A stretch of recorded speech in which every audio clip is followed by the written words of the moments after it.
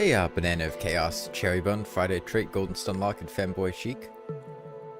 So, yesterday, if you missed it, we continued playing Fargos and got to post-mech. We did the 3 mech bosses, Queen Slime, and the Banished Baron. And now we have, I assume, going on to Plantera. We can do the Old One's army. We have the Super Star Shooter, so we should be able to destroy the Old One's army, I would think. I think the Old One's army had some new stuff, so I think that would be cool to check out. And then, yeah, there were the Old One's army enchantments, too, that we could see. Let me just search Red Riding. So, wait, no, not Red Riding. It would be, Huntress. Projectiles deal 3 extra flat damage. Landing a shot grants stacks. Granting additional flat damage per stack. Up to 10 stacks. Okay, so this seems like a Mega Shark. A Mega Shark enchantment. Where you could potentially get 33 extra flat damage if you've been landing shots consecutively and they build up quite fast. That would actually be a pretty huge damage increase on like a Mega Shark. It's almost double damage. Yeah, okay. That has a lot of potential. The Squire enchantment increases mount acceleration, speed, and jump height. Get double jump and fall damage immunity on mounts. Allows hooks without dismounting. Increases the effectiveness of healing sources. Huh. Hey, Draconian Soul. Okay, so it's a mount enchantment. If you miss once, all your damage is gone. That's not what it said. That's not what it said at all. It said missing once. Oh wait, no, subtracts 5 stacks. Yeah. I thought it said, yeah. But still, I mean, for a boss like Plantera, that's mostly well, I guess I'm going off of vanilla. So on vanilla, that would be extremely powerful on Plantera because it's very easy to hit Plantera. It's possible, I mean, on something like the Baron that we just fought, that would be fucking awful because hitting shots consecutively on his second phase is damn near impossible with a ranged weapon.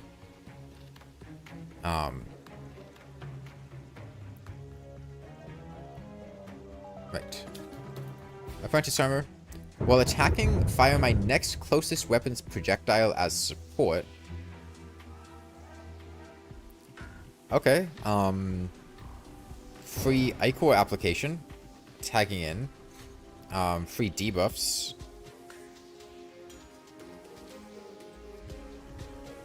Alright, it's an interesting enchantment. These are all very unique enchantments. I'm not... Yeah, this seems to me like it's just, oh, okay, well, you get to apply a debuff from like Ichor or Betsy's Wrath or something for free. That or you get 1/7 the DPS if you're adjacent weapon, which like it's probably good. It's just not the most exciting. And what's the last set? Monk? I think it's Monk. Allows a dash. You get invulnerability when dashing through an enemy. Dash cooldown is longer than normal dash it, and a 235 damage dash. Okay.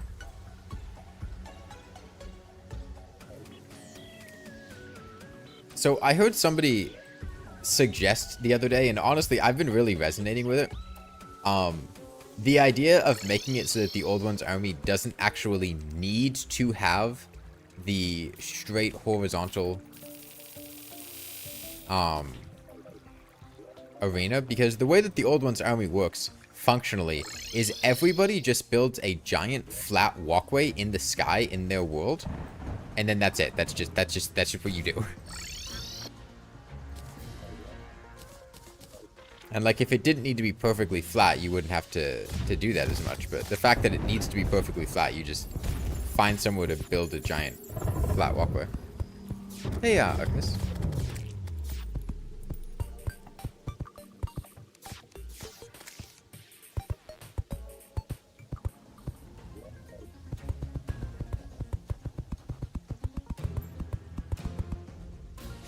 Lightning. yeah, no, if you missed it yesterday, Friday, yeah, so if I do this lightning strike, and I let... Okay. Apparently it tracks my cursor after I use it. I thought I was just going to use it where I pressed it. I'm going to have to sit here 12 seconds before I can actually finish what I was going to say. Yeah, if I use the lightning and lightning strike myself, I do 136 damage to myself, and that's after 58 defense. And, like, I don't... That's not... That's bad. I don't want to hit myself with 100 damage lightning strike in the middle of a fight if I try to use it on an enemy and I miss a little bit. Let's just kill myself with the button.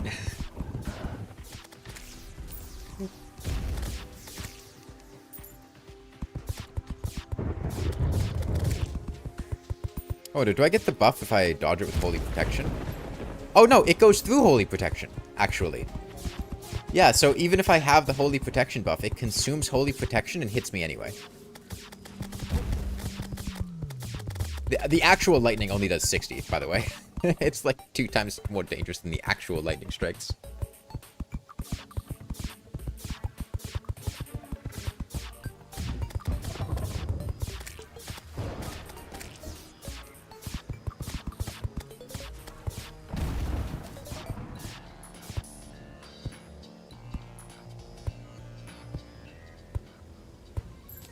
But yeah, but like since the old ones army enemies, like they go through blocks anyways, so you really don't need a perfectly flat area. I feel like the perfectly flat area is just how the game tries to force you to fight them in a way that will make the event easier.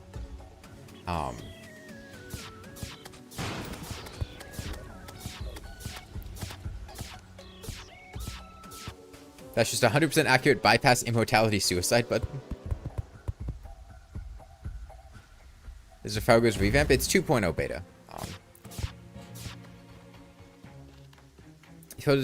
So the player can't easily make it so that enemies are unable to reach the crystal. That's the thing. You can't make it so that enemies are unable to reach the crystal. In fact, the worst thing you can do if you're trying to make the enemies unable to reach the crystal is change its elevation compared to where they are. Because they get a pretty foolproof, like, they go incorporeal and travel through blocks. And, like, it's really difficult to work around that.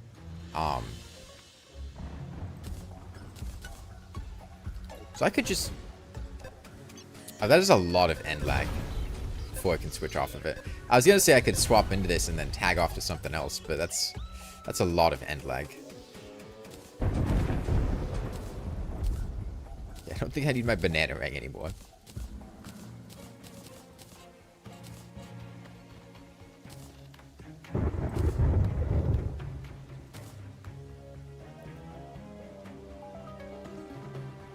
It would be cool if players could somehow fight more customized, or make more customized arenas. Yeah.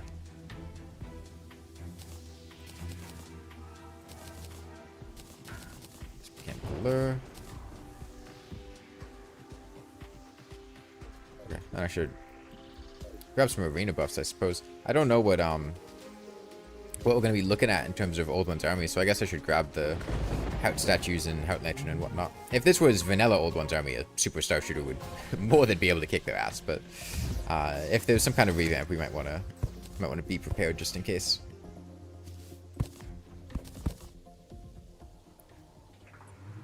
The lightning deals less damage the more it goes through before hitting you. Huh. Some enchantments from Old One's army are kind of broken. I mean, they definitely look quite strong. Don't get me wrong.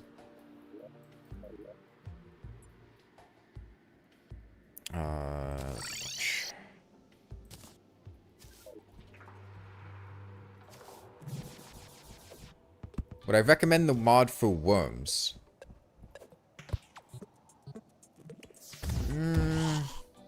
So from what I've seen so far, I don't think the mod is not safe for worms. However, I have not finished the mod yet, so I can't tell you if there's some kind of very powerful piercing weapon or accessory late in the game. But from everything I've seen so far, I think you're okay to play it.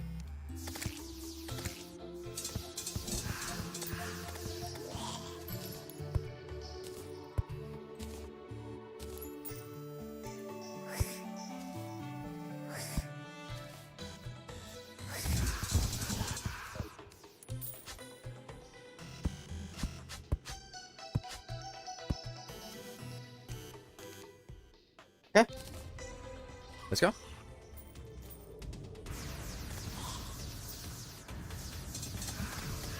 We have a super star shooter, so I expect this event will basically kill itself, but we'll see.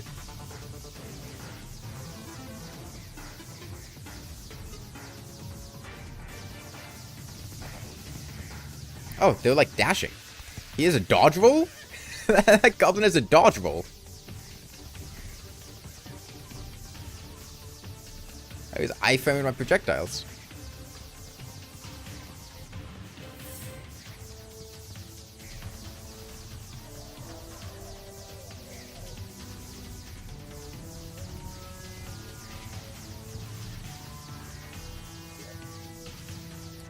Do you guys think I can...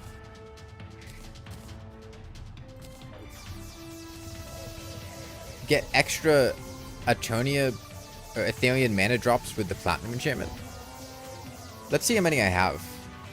We had like 3 Platinum enchantment triggers, so...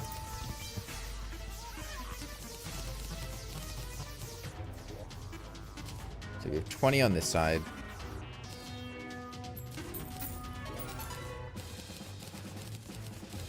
Nah, it's still just the regular amount. No, that one Deutschen dude.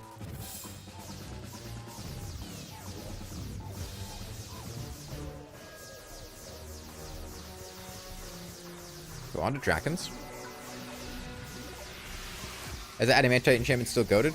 I think it was a 20% attack speed scaling. Okay, he's got like some kind of saw blade shield thing. Not 100% sure what that was.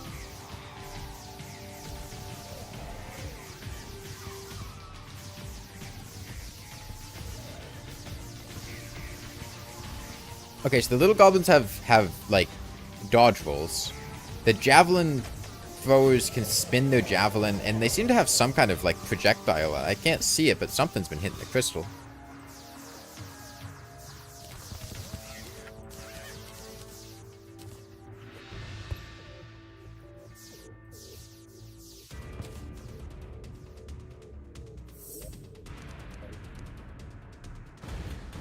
Get down a couple Nimbus rods.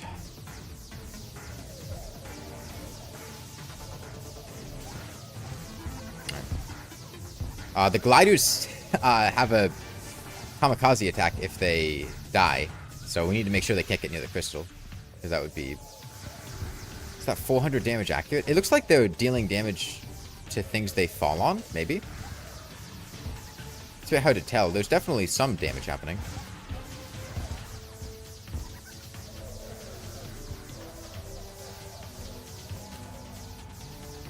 Something's giving them a speed buff. They're glowing pink.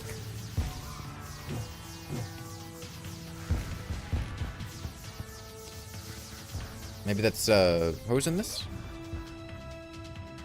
Maybe that's just something they have.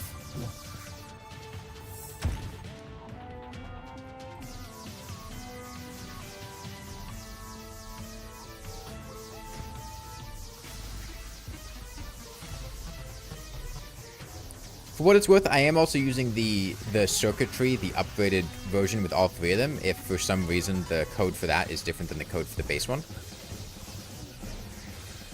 So we have Wither Beasts. In regular Terraria, I think they inflict a debuff that makes your weapons do half damage. I'm not sure what they're doing here. I'm not within range, so... Are they blocking my They're blocking my projectiles! Okay, that's quite an issue. Hang on.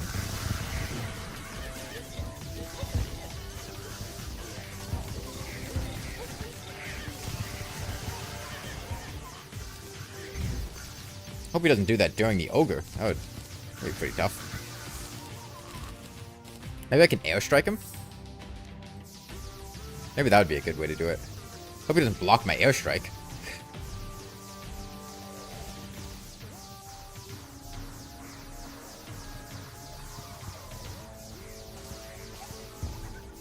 Yeah, I forget if there are Wither Beasts during...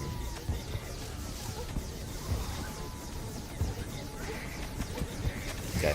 The projectile blocking is definitely getting annoying and causing issues. Okay, Drakens cause a speed boost to other enemies. Okay. We do seem to have forced I need to use multiple weapons here, because half these enemies block my projectiles and make it impossible to hit the guys behind me. So I think it's going to be very nearly... I think this event is going to force me to use the sentries more than normal, because I have to have some other way to deal damage to them there. However, we now have enough things to actually buy an on-tier sentry, so let's do that. So I think explosive trap probably is the line here, because, I mean, these guys reflect projectiles or block projectiles, so why the fuck would I have a ballista? So yeah, we get a ballista, and we do that again.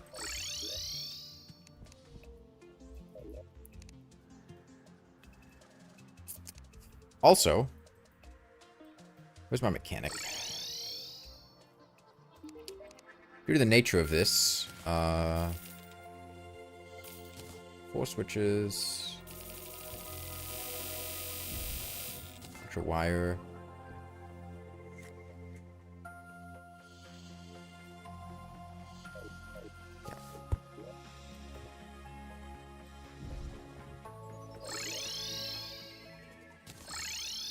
Because of how this works, I think it would be a good idea to set up 2 teleporters on either end of the old one's army so that I can teleport behind the enemies, reflecting my projectiles to get the wave clearing. In fact, I may be able to just do that.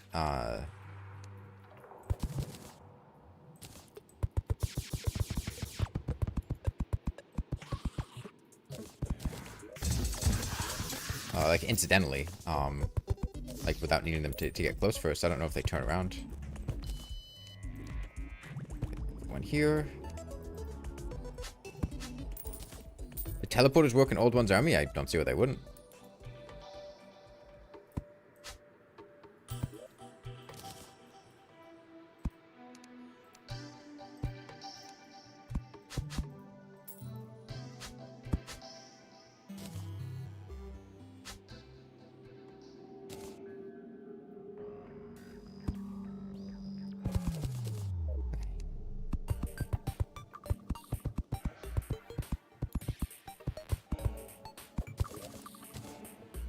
Here.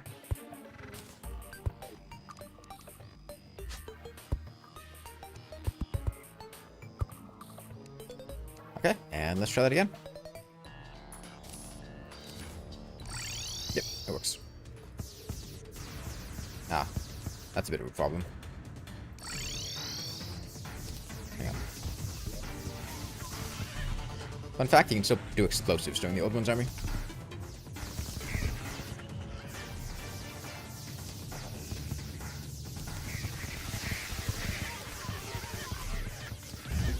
So I can't speak for other things, but I have had no problems using wiring in this mod during things.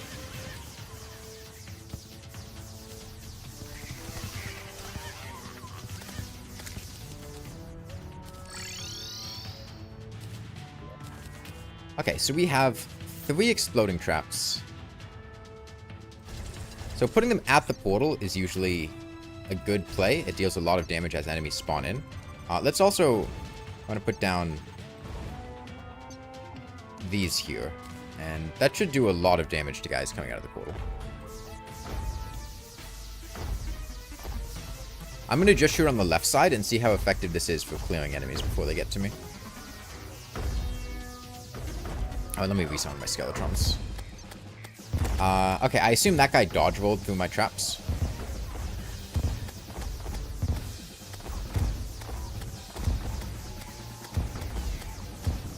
Thought all wiring was turned off. You meant in vanilla? No, vanilla doesn't turn off wiring.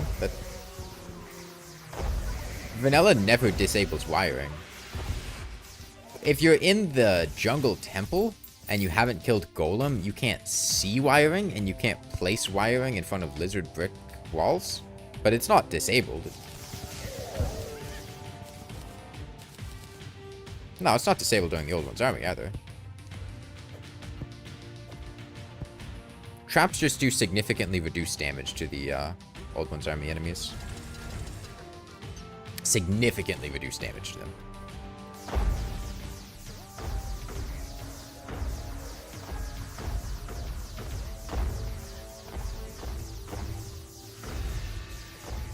Would Stormbow be good for Old One's army? No, Stormbow doesn't do good horizontal. You really want a weapon that just does good horizontal damage.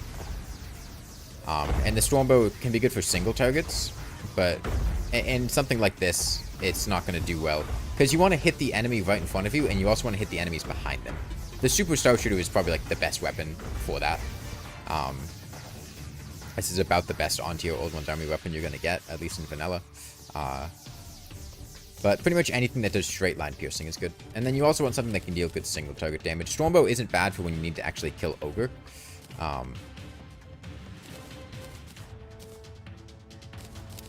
Okay, next up, I'm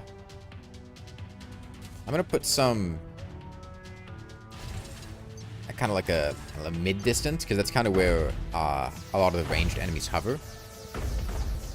Yeah, Space Gun's good in free hard mode. Imp Staff's good in free hard mode. The Star Shooter's amazing in free hard mode. The Hellwing Bow's maybe okay. You kind of have awkwardness with the inaccuracy, but the free hard mode one's not that hard anyways. Spiky Balls, I imagine, are really good in free hard mode for the Old One's army.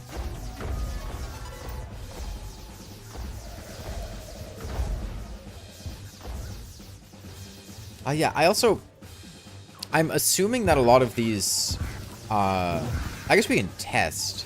I'm curious whether these enemies are immune to all attacks from the front or just ranged attacks from the front. Like if I had a melee weapon and I was attacking with a melee weapon, would I be able to get through the spinning javelin or whatever? It's hard for me to tell because they're not really getting through my defenses because they're dying to the exploding traps and stuff. Okay, we can try on this guy. It looks like he's only immune to projectiles. I think he was taking melee damage there. So I imagine if you had different class weapons, you might have an easier time there.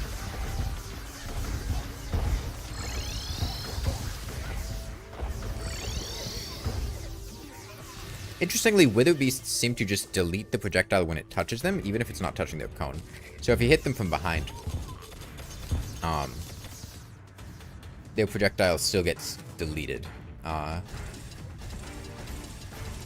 think that should be enough explosive traps to get the job done. Yeah, I've seen the... It's called a black hole potion now, but I've seen it.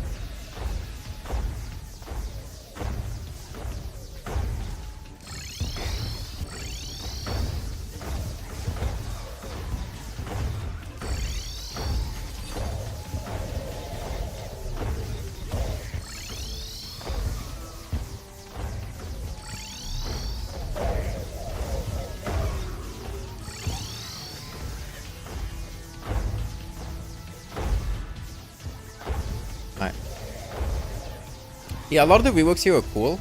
It definitely reduces your flexibility of options when dealing with the Old One's army. Hell was that?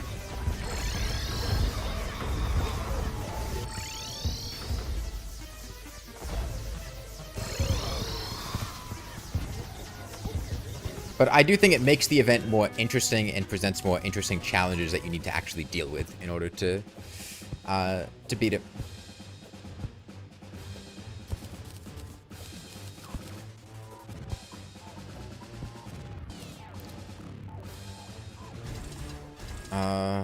We're missing one mana somewhere.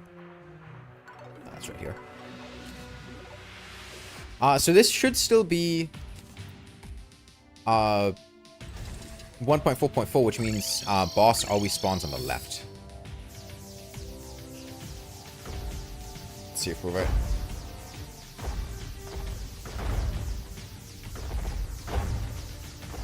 Oh, sorry, 1.4.5. You know what I mean.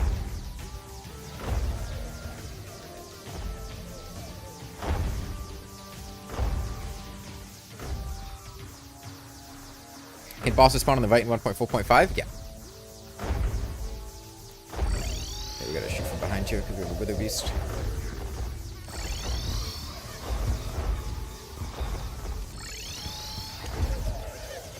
What is that? Why is there a giant nuke at the portal?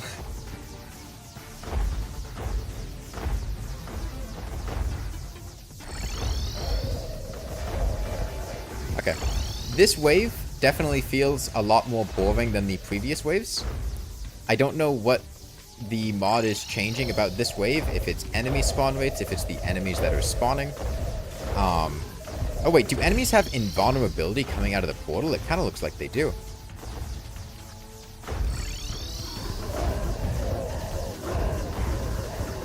Maybe only some of them?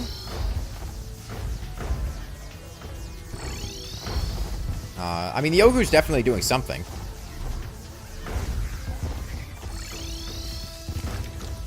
He's got new attacks, but I need to focus on defending the crystal, so I can't see what a lot of them are. He shoots a slime ball.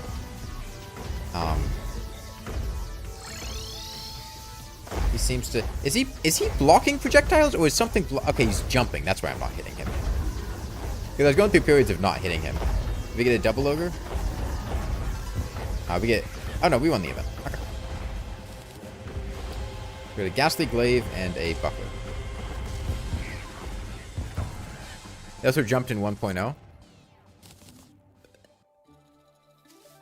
You assume it's a lighter wave that's spawning in new enemies? No, most of the enemies are the same. It took a really long time to progress to the point where the ogre spawned, so I was kind of just sitting there for like a minute, and nothing really happened.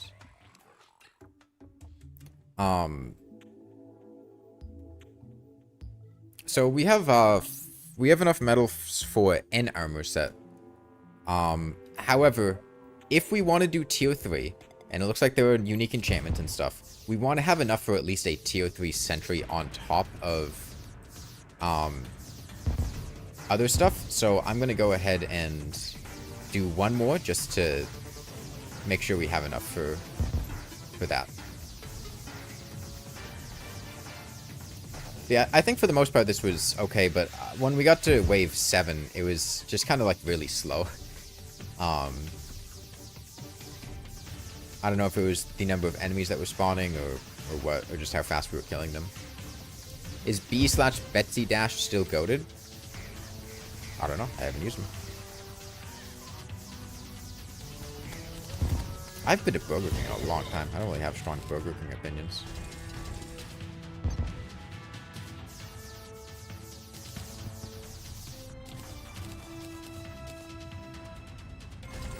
I don't know if B-Dash is unchanged because I don't know what B-Dash was like before. This is basically my first time playing Fargo, so. How was Queen Slime? Queen Slime was great, actually. I really like Queen Slime. Have I ever used golf cart? People keep telling you it's good, but you've never actually seen anybody use it. I don't like the golf cart. I don't like golfing. However, the reason the golf cart is good is because the golf cart gives you iframes when you connect with enemies, meaning that if you only connect with enemies for a short period of time, you can essentially pass straight through them without taking damage. Which looks like somebody is playing with God mode if they do it on like Plantera with the tendrils. You can straight up just pass through the tendrils without taking damage, which is ridiculous. But I don't like the golf cart. I will never golf.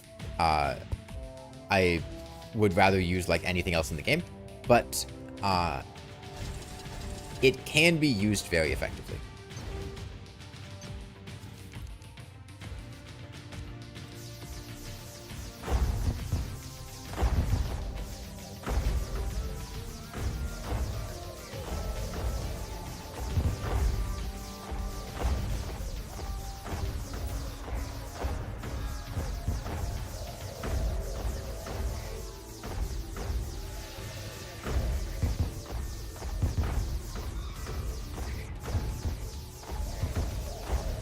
They say Old One's army is the weakest invasion, but the Frost Legion exists. Oh, don't worry. We did the Frost Legion like 5 times yesterday.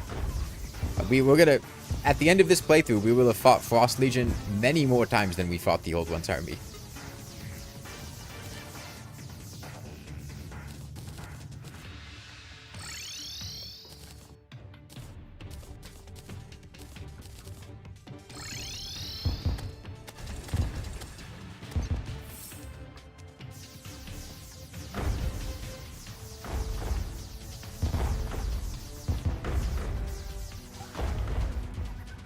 What's the flying turtle's name? Happy Turtle Time. Yeah, I don't regret getting the Super Sharpshooter at all. This thing's been awesome. What was my favorite and least favorite boss reworks so far? Favorite was probably Deerclops. I really like Deerclops. Yeah, Deerclops was a lot of fun. Least favorite, probably the twins. I didn't care for the twins.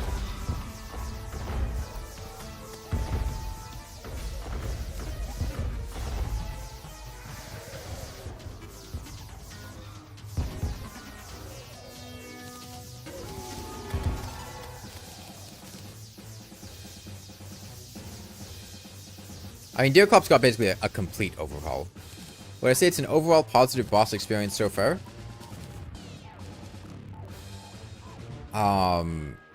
Just like taking into consideration every rework and stuff like that, is it overall a positive? Yeah. I mean, it depends on what kind of experience you want from Terraria. If you want an experience that's like regular Terraria, or like something that's relaxing, this is not the mod for you. It's much more intense and involved. You have to pay a lot more attention, lock in a lot more. You don't really get... One thing I've noticed with this mod is you don't get, like, any time to relax ever. There's no downtime. Like, you don't get to disperse between, oh, you get to do a boss fight, and then you have, like, a peaceful mining trip or something like that. Mining is stressful as fuck, because all the enemies are stressful as fuck.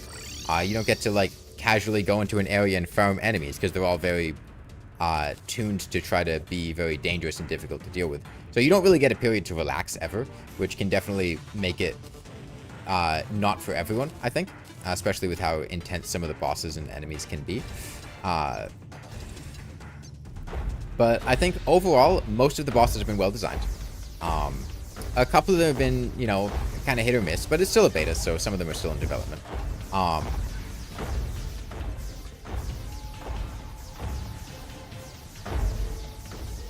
And it definitely seems like the kind of mod that wants you to replay it and refight bosses, rather than just play once.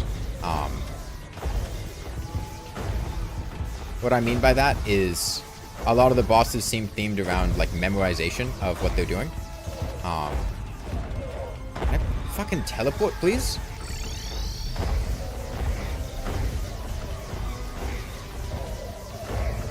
Oh, I had Smart Cursor off. I don't know how Smart Cursor got turned off. I guess that explains it.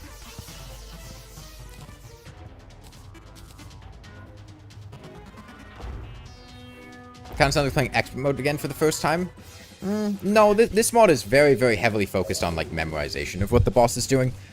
It's all attack pattern based, and not necessarily pattern in terms of the enemy is doing the same thing consistently, but pattern in terms of the boss does something, they have a short tell for what it is, and you need to do something very specific. And some bosses have very readable attacks. For instance, Skeletron Prime had great readability with what he was doing, and then some of the bosses had much less good readability, like the twins.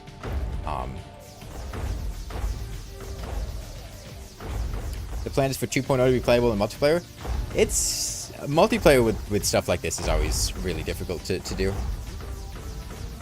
because all the fights are clearly designed around one person, and it's so easy for things to break with multiple people, especially if you throw in, like, you know, it's one thing for 2 or 3 people, it's another if you have, like, you know, 7 or 8 people.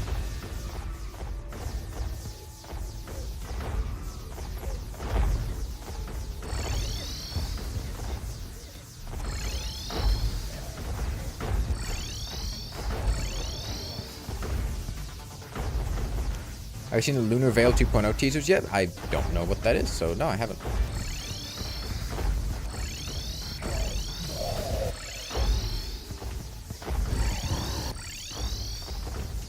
Did he? It's like, what is doing that? Something is just, like, undergoing nuclear fusion at the portal.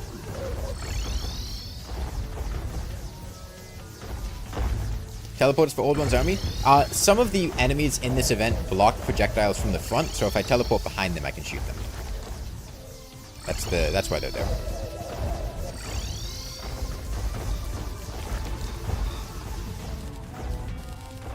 Okay, and a Tome of Infinite Wisdom. Okay, I need to turn this fucking thing off. It is pissing me off so much.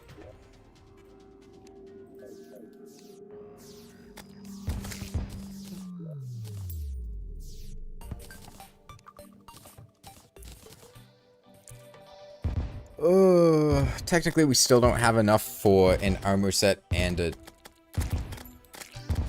tier 3 sentry. Because it's 105 is how many medals I need. Because it's 45 for an armor set and then 60 for a tier 3 sentry. So we need to get 2 more medals.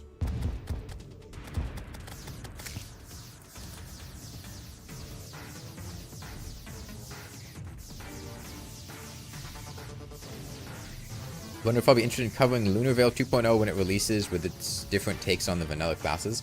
I don't know what Lunar Veil is, so I can't say I'm interested because I literally don't know what it is. I've never heard of that before. I don't really play modded Terraria much. I don't keep up with many Terraria mods.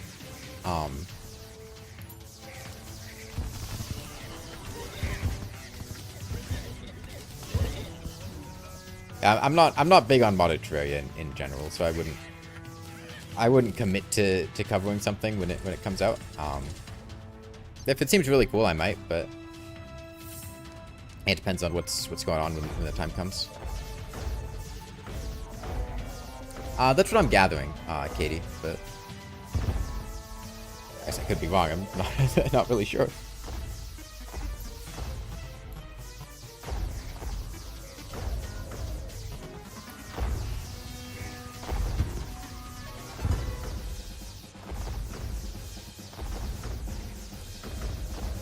Yeah, I think, at least soon, I imagine that whatever update Relogic has been cooking for a while is probably, hopefully, coming out sometime soon. So I hope that Vanilla is going to be getting some new stuff to play around with soon.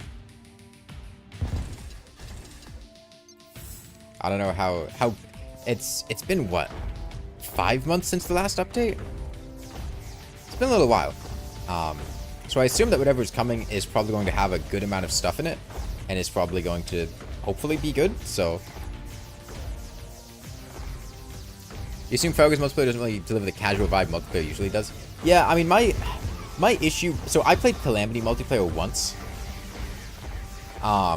and it really had this problem, and I don't know if Fargos would be any better, but Calamity multiplayer really had the boss rush problem, and it simultaneously had a boss rush problem and a difficulty problem, where the mod was a non-stop boss rush because, like, there isn't really that much to do between bosses in Calamity, and in multiplayer, you're so strong that you can just fight the next boss, and, like, people can respawn mid-fight.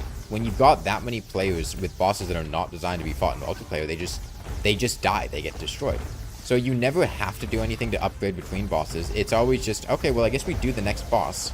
Well, I guess we do the next boss. And then you just kind of keep doing that. It gives you so many avenues for just, like, crafting or making alternative stuff, so you never have to farm anything, you never have to mine for anything. You just kind of get everything for free. Okay, we have enough metals now.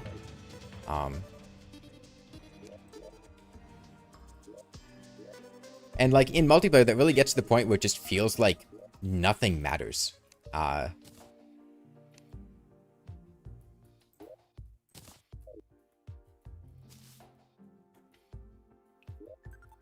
it doesn't make it, you know, fun. Okay, so we have enough for one armor set. So let's decide which of these enchantments we want to make. So I'm interested in the idea of the Red Riding enchantment with, like, a Mega Shark. I feel like that could be really good. The Apprentice I didn't care much for. The Squire enchantment just looks kind of generically good. But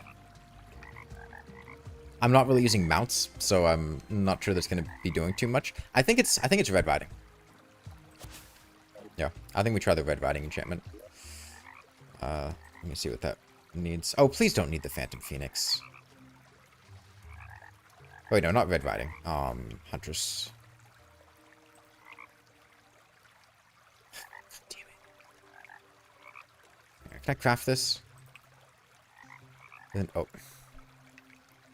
Couldn't use the Huntress Buckler. Right? This one actually has Huntress in the name. I got 2 of these.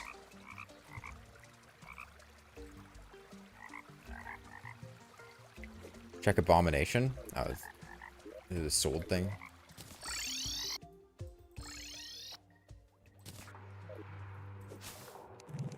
I don't think I have a Blood Rain bow or a marrow either.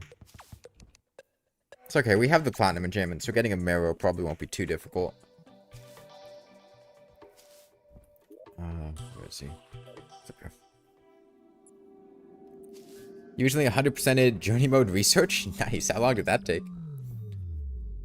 There's so many, like, furniture stuff to do now, I can't imagine that would be a... I imagine it's a lot of menuing.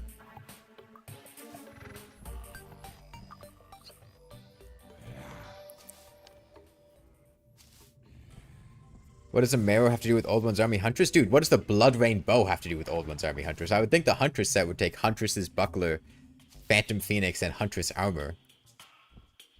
I guess that was on me. I guess I shouldn't have expected that.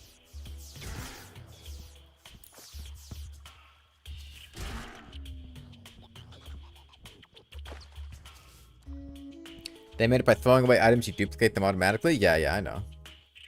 Yeah, I guess that would reduce the menuing, but you still have to do a lot of the crafting.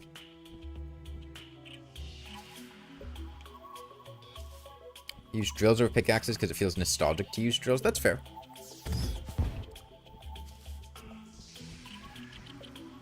You assume the Calamity DLC isn't under development anymore? Does that put the chance for other compatibility mods? Oh, that's Friday. A lot of world hopping for paintings, dungeon furniture, and dirtiest block. He happy? Yeah, he's happy. Oh, I can summon an ogre. That's not what I was expecting. Okay, so I guess I can just farm him for drops that way. Okay, well, I'm broke as shit. I guess I can sell... What are these a material for? Conjurist soul. Okay, I don't care. Is this enough? Okay, we can buy 1 battered club. I feel like he's not going to drop 14 gold worth of stuff, but we'll see. How did I get 4,000 stars? I sat in a meteor biome for a while until 4,000 stars dropped. This mod makes it so stars drop in a meteor biome regardless of time of day. Buddy? Can he not stand on platforms? Oh. Okay, well, I think we may have found a very effective anti-ogre technology here. He's too heavy to stand on platforms, he just sinks to the bottom of the ground. Ogre is too much of a fat fuck.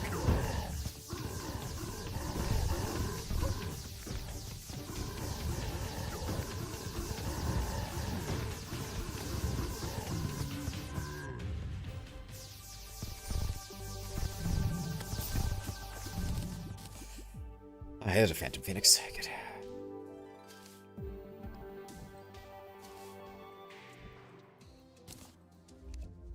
Okay, so it was Phantom Phoenix. Did we have a Blood Rainbow? We have a Blood Rainbow. That's good. We need a marrow. So I think I want to equip this Pungent Eyeball, which increases... Well, no, it increases rare enemy spawn rates, but a Skeleton Archer is not a rare enemy. So I think we just want our Platinum enchantment on.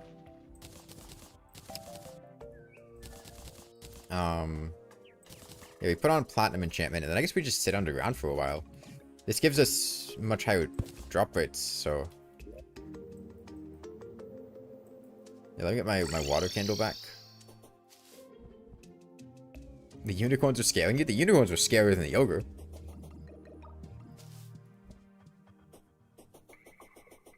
Alright, maybe I already got my water candle back.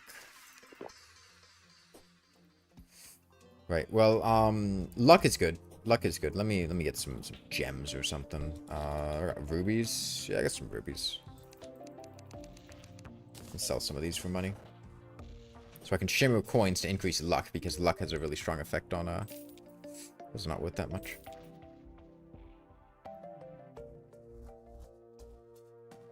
We can sell our Phoenix Blaster. Wait, it's a material for something? What's a material for? Nah, I can't sell my Phoenix Blaster. I need that. That's the problem with this mod. I can't sell anything. Everything's a material for something else.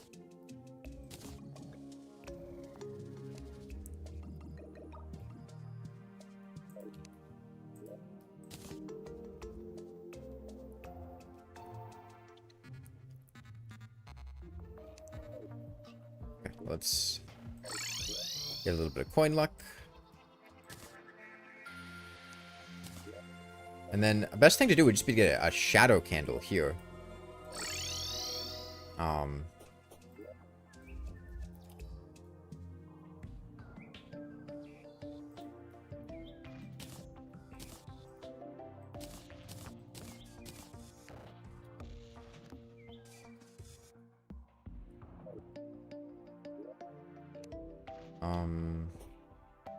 How do I craft a shadow candle again?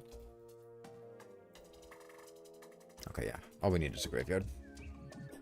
Shadow candle there should get us a marrow pretty quickly.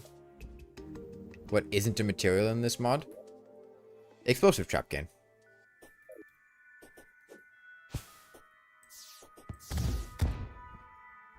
I died a bunch to Baron. Surely there's an extra graveyard over here. Gravestone over here that I didn't break.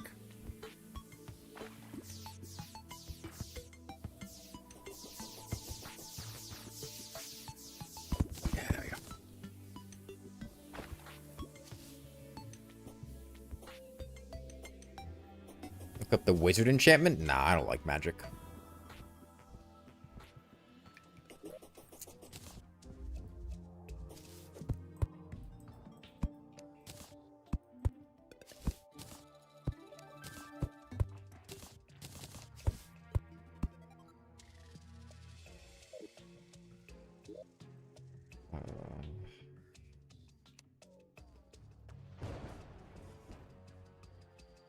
What? I don't have Crimtane? No, I have Crimtane. Do I not have torches? I guess I don't have torches.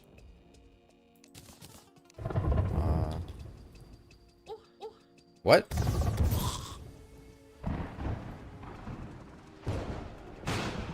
Workbench in a graveyard. What? Put a tombstone in the crafting set. So let me get this straight. I can't be sitting in a graveyard, but I have to put a graveyard in my magic storage to be counted as sitting in a graveyard?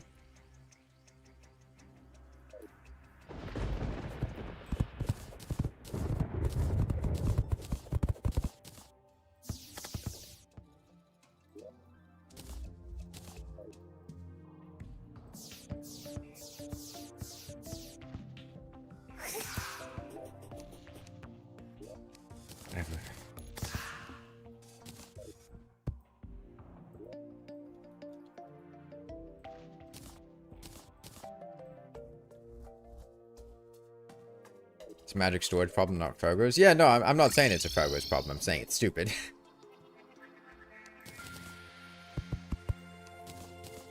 Okay, we get a shadow candle. Let's go get our when did dog skull. When did dog going? Can we get that? Get a luck bonus. We so I don't have a water candle. I'm not sure where my water candle went. It's probably sitting somewhere. What was the last thing I was farming? Yeah.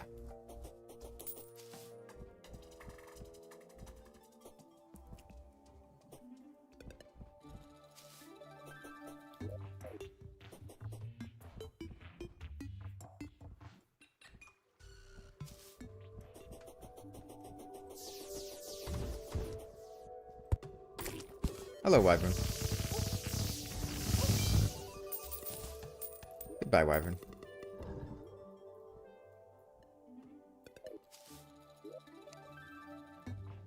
I was gonna say, why did that wyvern drop 66 souls of flight? But then I remembered I have the fucking platinum enchantment. Right. What did that do for me?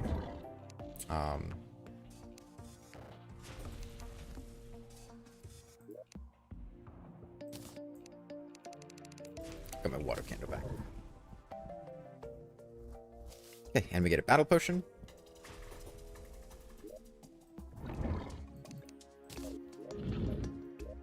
And we're going to come down here. I'm going to go ahead and swap the pungent eyeball on as well to increase rare enemy spawns, because why not?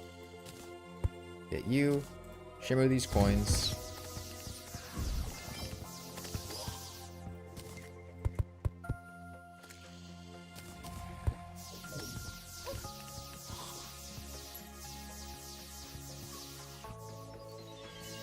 There's a mimic somewhere. The rune wizard. Oh, that was the mimic.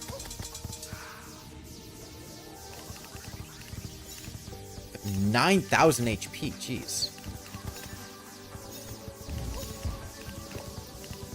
I still think he does, like, a ridiculous amount of contact damage.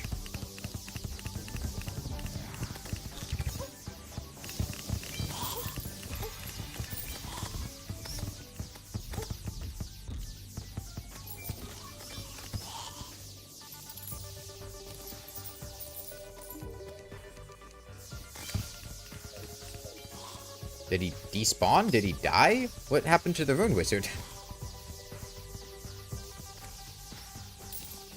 I guess the rune wizard decided he didn't want to play anymore. Alright.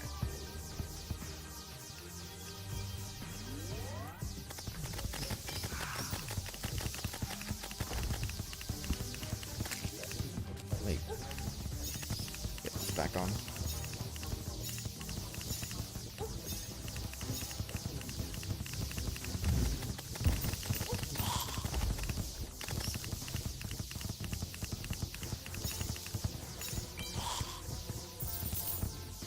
Okay, we got a bunch of rune wizard stuff. We got an arrow yet? Don't think so. You. Is it a full moon? No. Okay.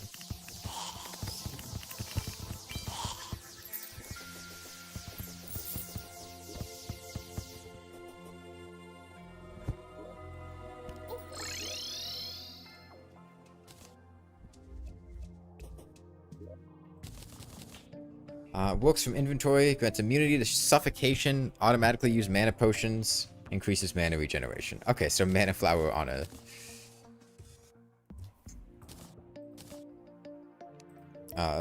item from inventory.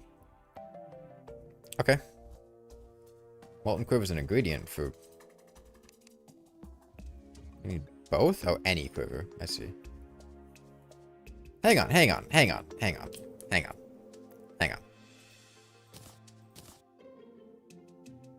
Okay, no, it is... Stalker's Quiver is allowed. Okay, I thought I didn't see this material at first. Okay, we got a Titan Glove.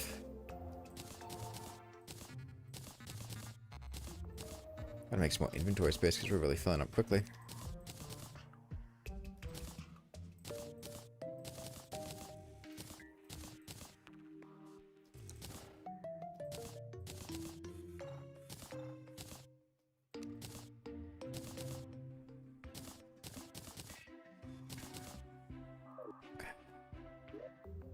Has Plantera happened yet? No, we just did tier 2 Old Ones Army. We're looking on getting the Red Riding.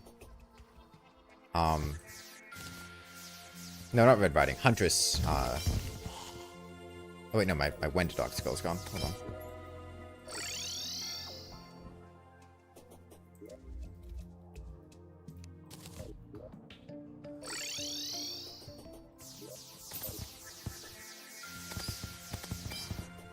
Okay, I need to... I know I keep coming back here. But this asshole will never stop showing up until I open him. So let's just get a golden key and get this over with.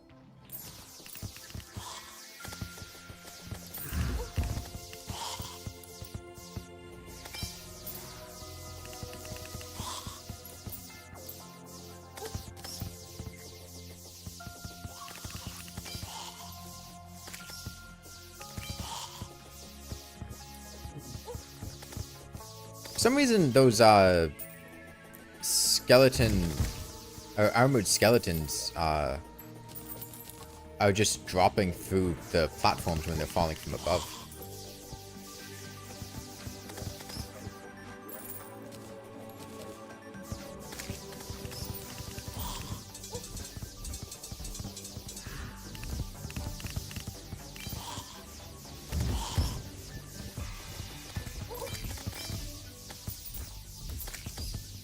I mean, it's a good way to solve our money problems.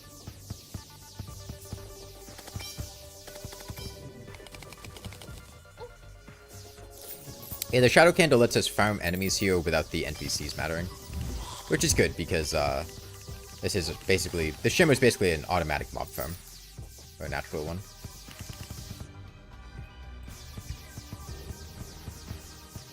Come on. Wait, that's not hitting him? How is that not hitting him?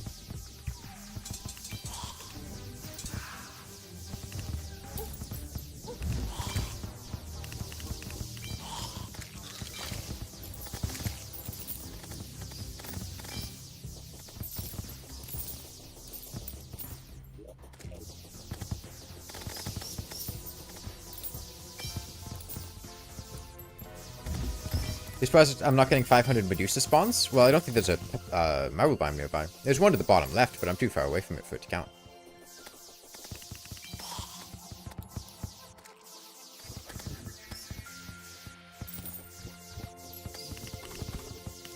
Oh, there's our first rock golem.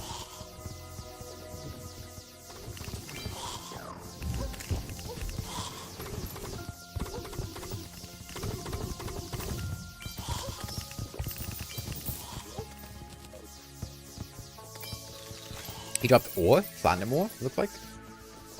What's that meteor on the left? That's my meteorite enchantment.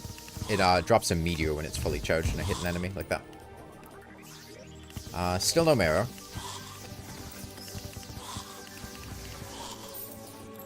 And plenty of quivers.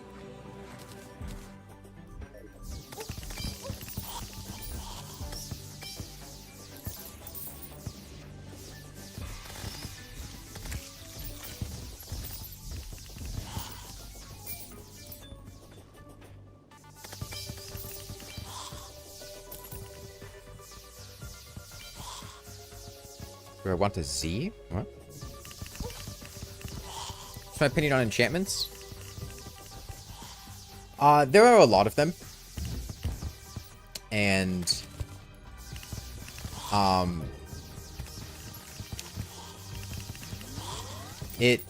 There's a marrow.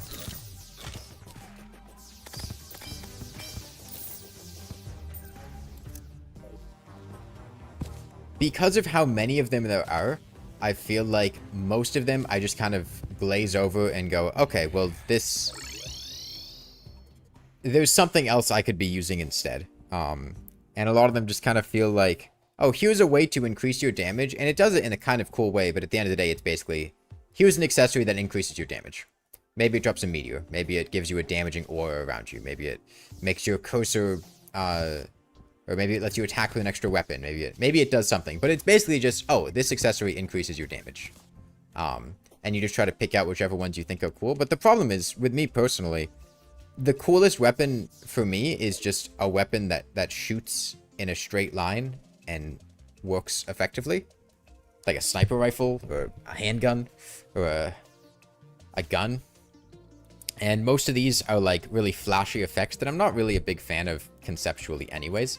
However, the Huntress enchantment, which seems to just be, if you hit your enemy, you deal more damage, that seems pretty cool.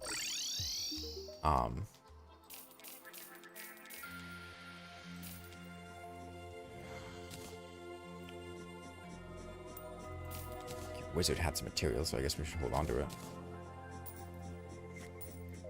The shadow candle's still here. Let's get rid of that.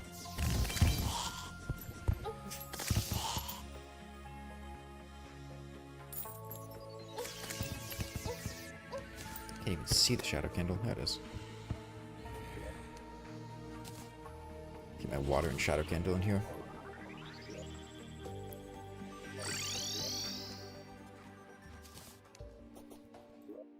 Okay, so yes, we should be able...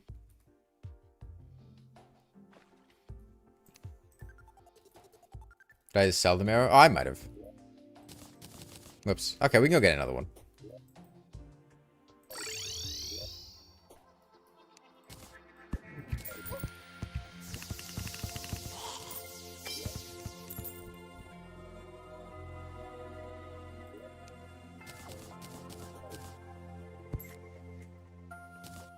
The slime in the chest didn't show up after I got the key? What do you mean? Yes, he did. Oh, you mean like it took forever for him to show up? Yeah, yeah, he did.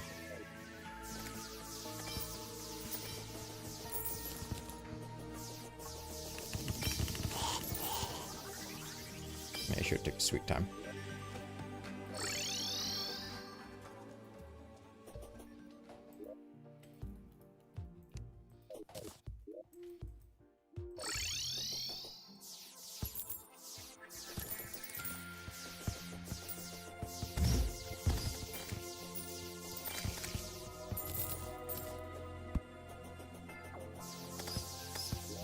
Okay, let's just say we're getting more money because we're poor and we need to, like, reforge stuff. So. What? What dealt damage to me there? There was literally nothing there.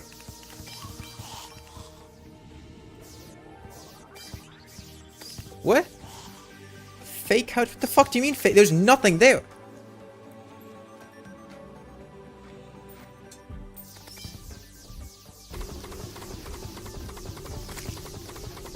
But there wasn't anything there.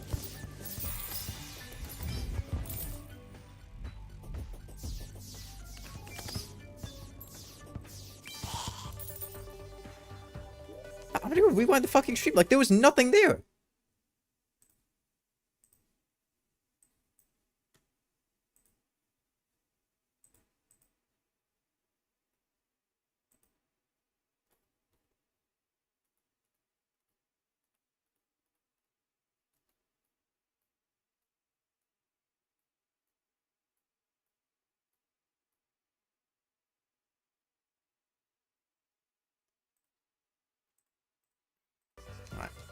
That's stupid. I vaguely remember that from the first time I played Fargos.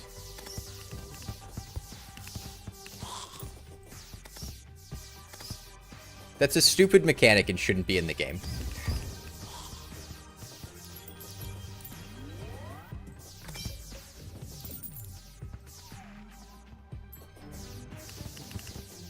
I've played before, briefly. Like...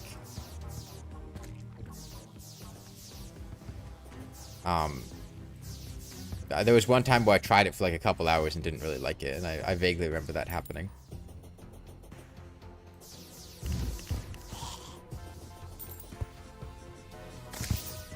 There are accessories that make me immune. I don't care if the accessories, but that's fucking extortion. That's racketeering. That's threatening me with something and telling me that the only solution is the one that you're gonna sell me. But you're causing the problem. That's fucking mafia tactics. You're trying to browbeat me into submission.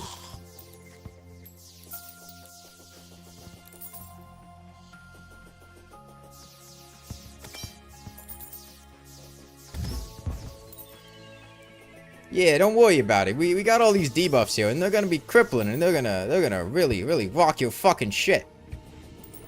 And you're gonna feel incredibly annoyed, and it's gonna be miserable. But guess what?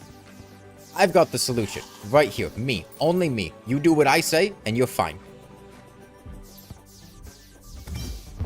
And if not, go fuck yourself.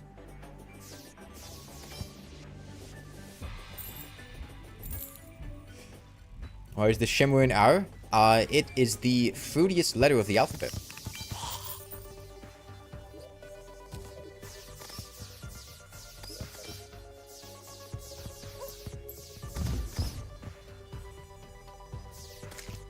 Mod that adds 10,000 accessories, but half of them are just solving the solutions that the mod itself causes. We're solving problems that the mod itself causes.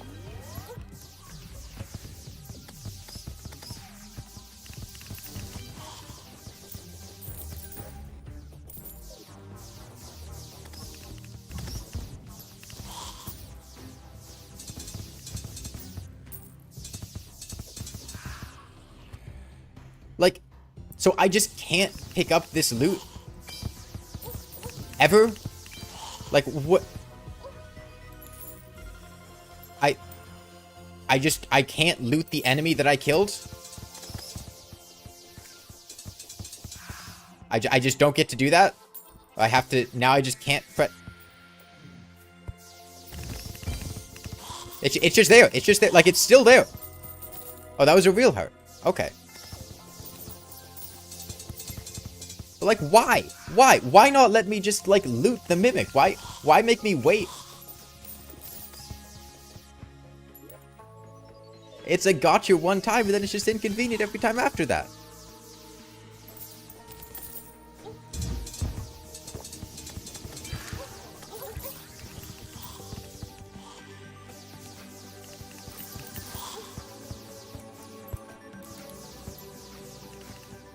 I just picked up 10 platinum. No, I didn't. What? Why do I have... I just got, like, 9 platinum or something. I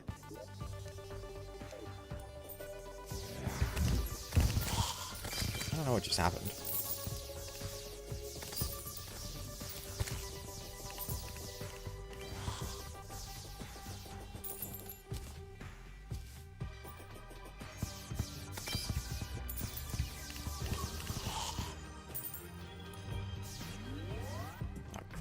Now there's an invisible rock golem.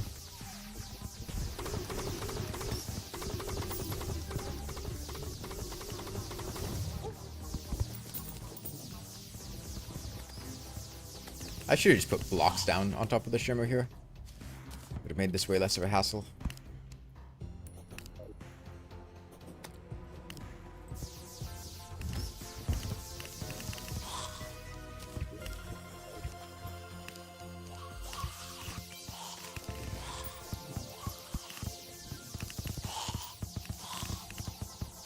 Well, our money problem should be solved for a while, at least.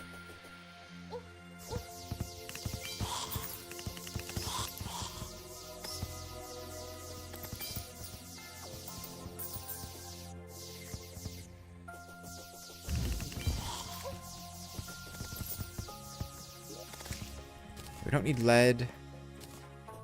Armored skeleton banner.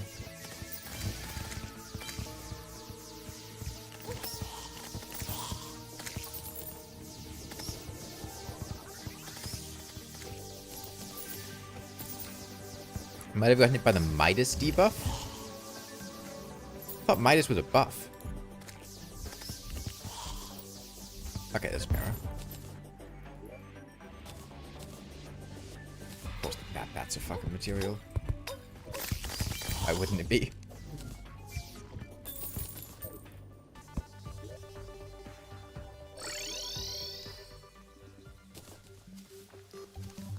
Okay. So this time, we actually put the marrow in here, and then we can craft the... I need to buy the Huntress armor set.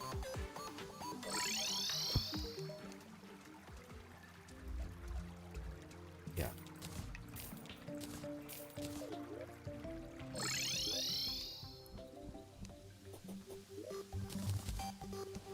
And now, we can craft the Huntress enchantment.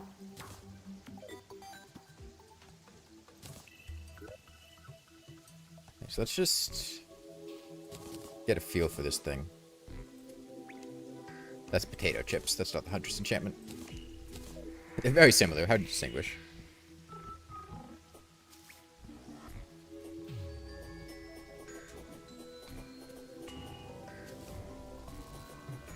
Okay. So, hitting an enemy. Does this count? Target time doesn't count. Okay, so those are my stacks there. Do these count? No, these count. If I miss, I lose all my stacks. Only the main projectile is counted. The crystal alternative ones don't.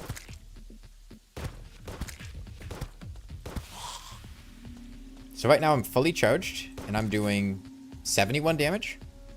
Over 36. If we had a Mega Shark, we would be having something similar. Yeah, I think that would be really strong with a Mega Shark.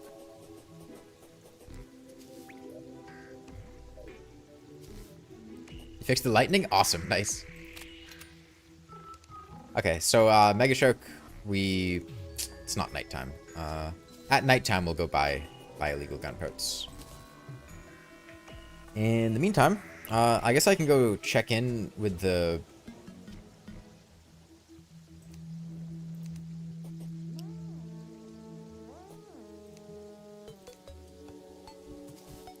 NPCs that live here.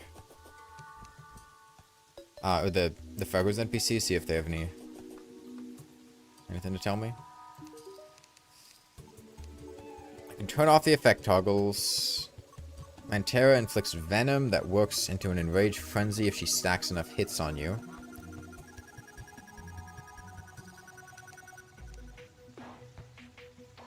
What is this supposed to mean? What is the takeaway from this? If you ask me, Plantera is fat, why don't you help her slim down? Am I supposed to, like, prescribe Plantera Ozempic? Is a Plantera weight loss arc? What is the takeaway from this? Feed her carrots? I have carrots. Carrots are healthy. Am I supposed to help her change her diet? Fitness arc? Plantera fitness arc? We're supposed to go to the gym together? What is that? How is this helping me?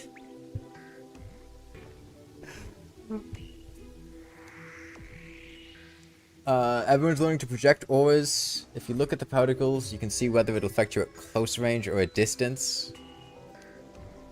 Some cacti have teeth. Yeah, I noticed that like 5 minutes into the game, but thanks. I've noticed. Yeah, is that a threat? Are you threatening me right now? Okay, so all that we're talking about is Plantera, so I assume Plantera is my go-to. Okay.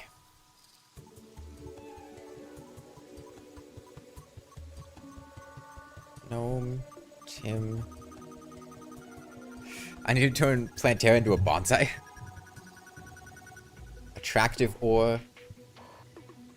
I don't like the word attractive and minor in the same sentence.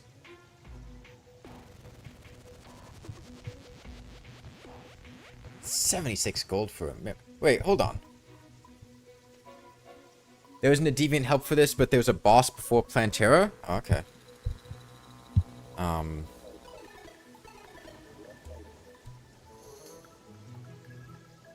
Bro.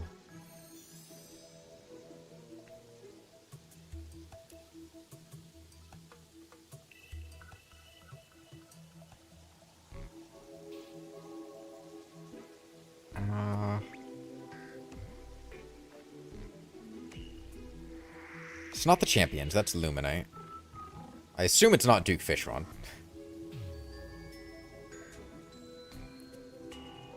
Summons a...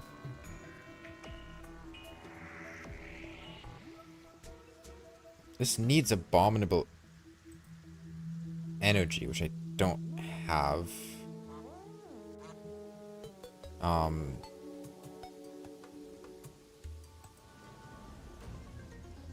Terra. Crystalline Effigy.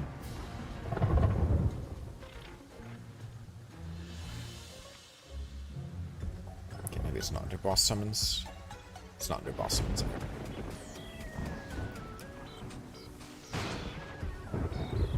While in the hollow during the day, hold out to break, angering the Pixie's masters. Oh, is this like pre-mech? Okay.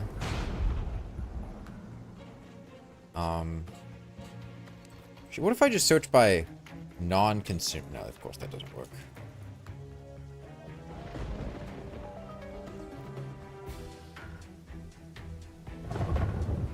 Okay. So I should have all this stuff on hand. Wait, no, I don't. Do I have Souls of Light? I don't think I have Souls. I don't think I've gotten a single Soul of Light the entire. Yeah, no, I don't have Souls of Light. I need to get Souls of Light. Um,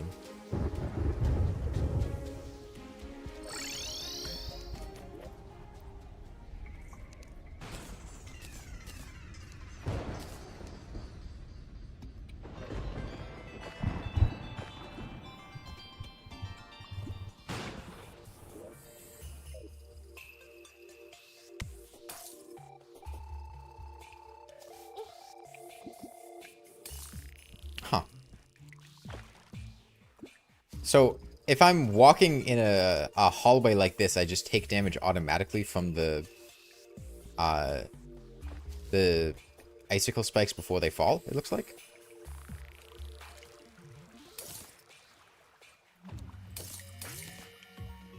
A rainbow slime down here.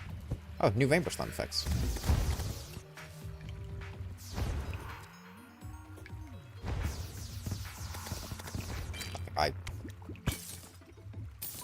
I'm not even gonna bother trying to fight it, man. There's a lost girl.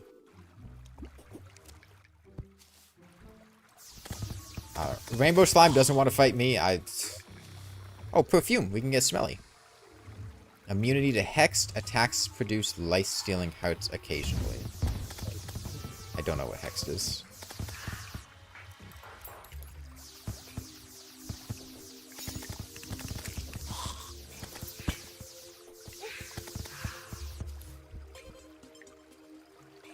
Deltarune? I have not... Seriously? That projectile lasts that long?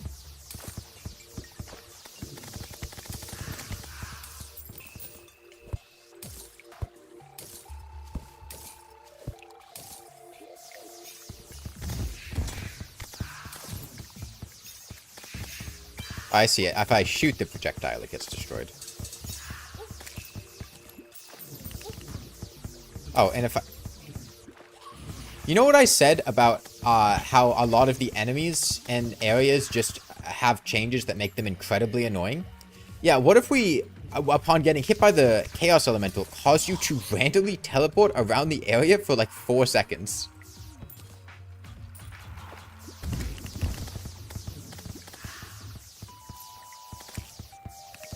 It's not really a problem, because we're fine, but it's just a minor inconvenience.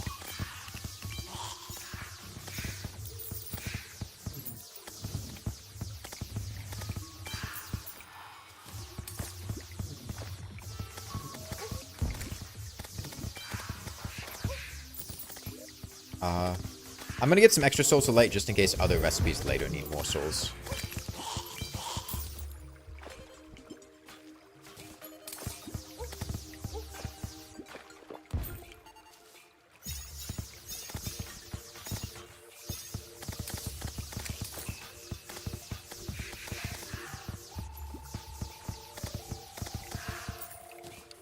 We are on Eternity mode, Conga.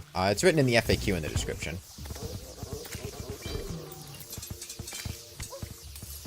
Oh. Okay, what did... Increased damage, dodge doesn't work.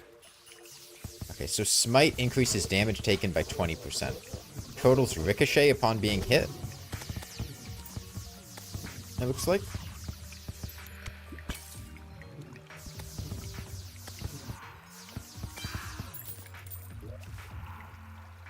Okay, should be enough souls.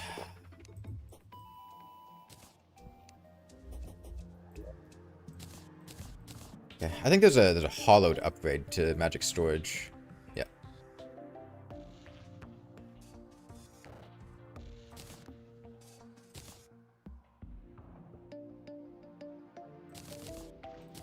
We can just refight the twins if we need more hollowed bars for anything. Okay.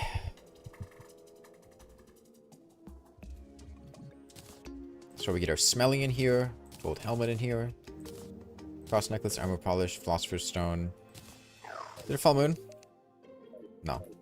That's right. One of these days, the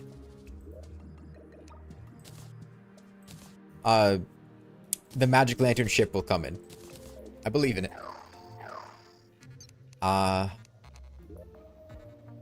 Okay. It's almost nighttime. I wanted to get Mega Shark, which needs shark fins. So we want to go to the ocean and kill some sharks. So let's get another Wendigo skull. And battle potion.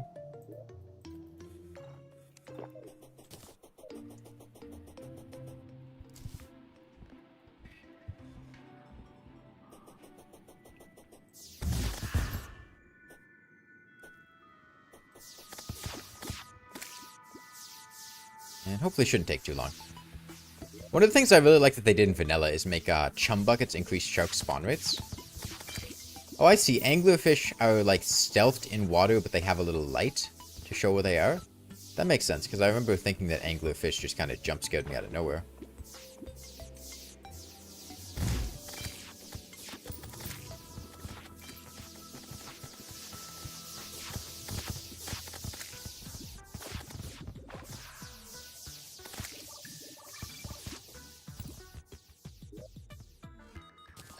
Let me go to this one, that way we don't have enemies spawning above us.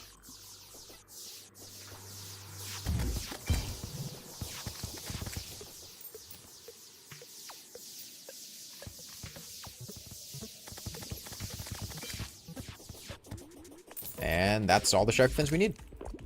Okay. That's good. My arms dealer's down here.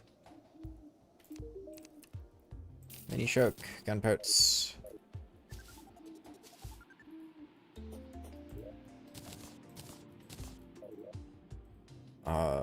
Mega Shark. Alright, so, in theory, this should be really strong with this Huntress enchantment. I don't know how it'll play out in practice, but... in theory. You had complaints about there being 900 Ankh accessories? Oh yeah, this mod has a lot of, like... combine a bunch of accessories into one. Do you guys think we get on rail here? I believe. Come on. Come on. Come on. Come on. Come on. Fuck. Okay, we're flat broke now, but we got godly. That's something.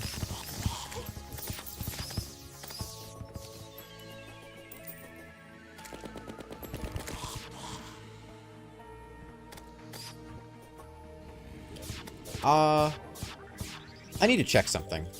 Very important thing to check.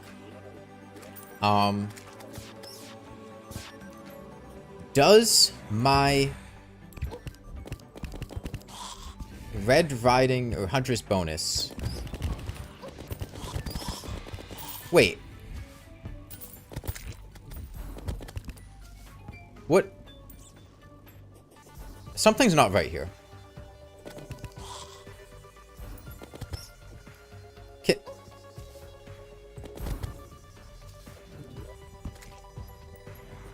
I'm not gaining enough stacks. I should be gaining more stacks.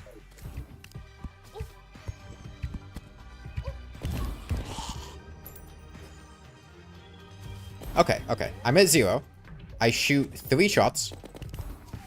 Hold on. I shoot 3 shots, I gain 1 stack.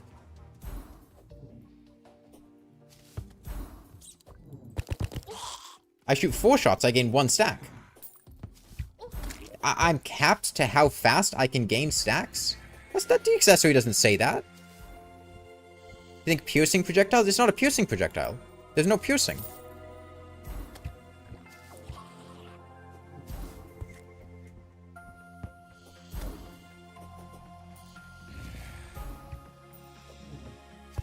It has a cooldown. Well, that seems like kind of bullshit. If I, like... If I don't need to hit 1 shot, I need to hit, like, 5 shots.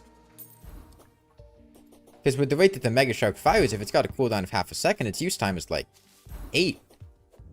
Right? So I'd be looking at, you know, needing to hit a lot more shots.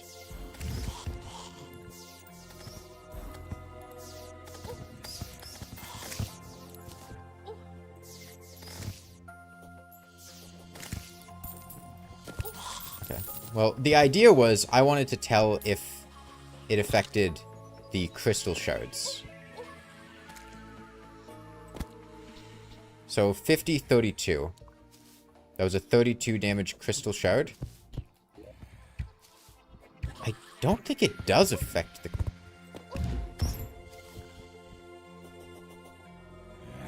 It's really hard to tell. It was a 41 damage crystal shard. But that was with a banner.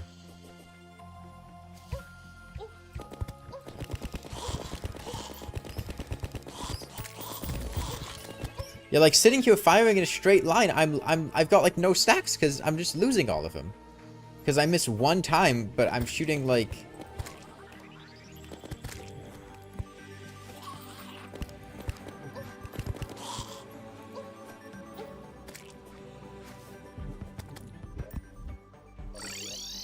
You get the cooldown, otherwise shotguns would instantly fill the meter. Wouldn't it be OP? I mean, yeah, you see an enchantment like this and you're like, okay, yeah, shotgun. Also, if one shotgun projectile missed, the meter would get drained, so it wouldn't really be that OP. You need to hit every single shotgun shot for it to really do anything. Because they wouldn't affect each other, right? They would affect the next shots.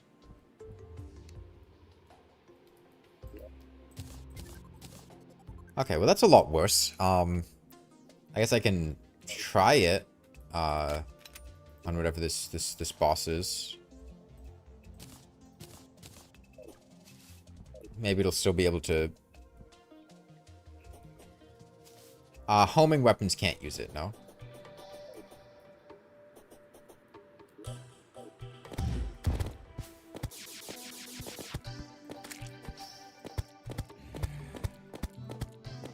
Like, even if I'm sitting there, like, tap attacking like this, I've barely got any stacks.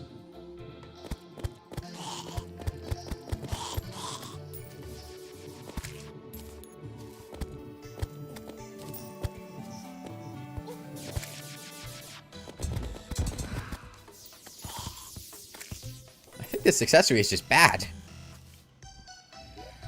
Hang on. Oh wait, it needs to be during the day. Okay.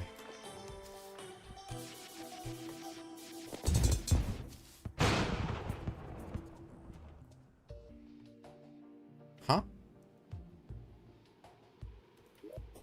What?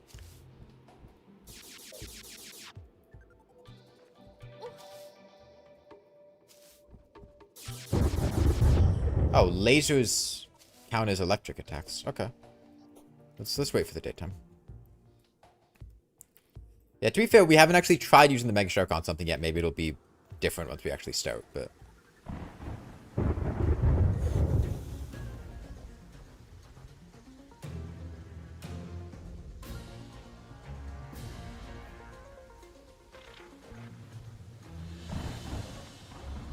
I mean, clearly there's some kind of logic to tell whether or not a projectile has hit an enemy. Otherwise, a piercing shot would count as missed as soon as it expired.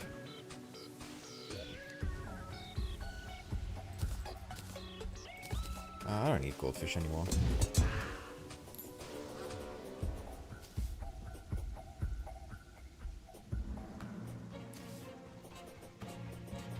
I wonder, do target dummies count as missed shots or neutral? They count as missed shots, so I can't even check my DPS on one.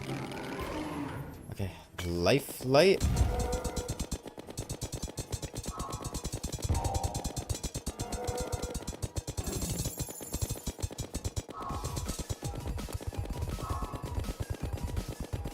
I mean, if the enemy is stationary, I can build up stacks, I guess.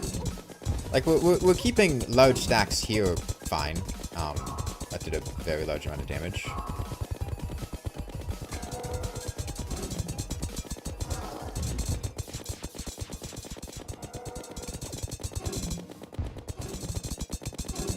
I do have one small problem with this enemy. Which the Empress of Light kind of has a similar thing going on, where the color scheme being used is the same as the color scheme for the hollow background. So like you've got all these rainbow projectiles that are actually dangerous, and then you have all these rainbow projectiles, or rainbows in the background, and it's a little hard to distinguish them.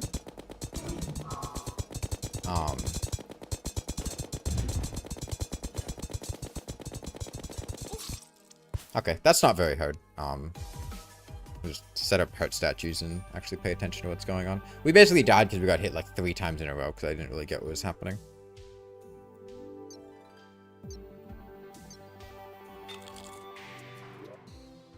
Yeah, I don't know if this is actually like good.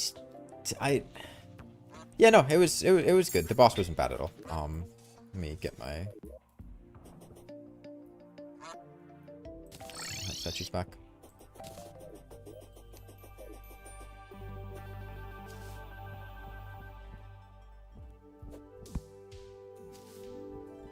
I mean, Aether Monolith is an option. That does...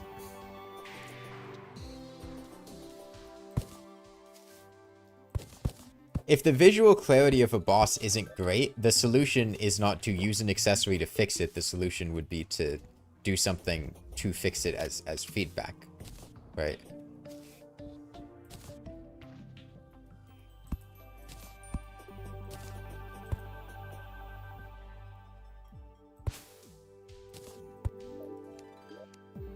Yeah, because I mean, I could just sit here and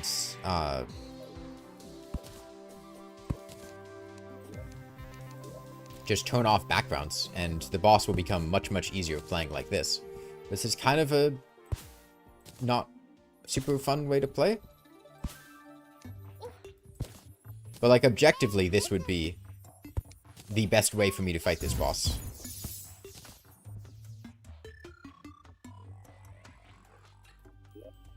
Let me compare this with just using my superstar shooter.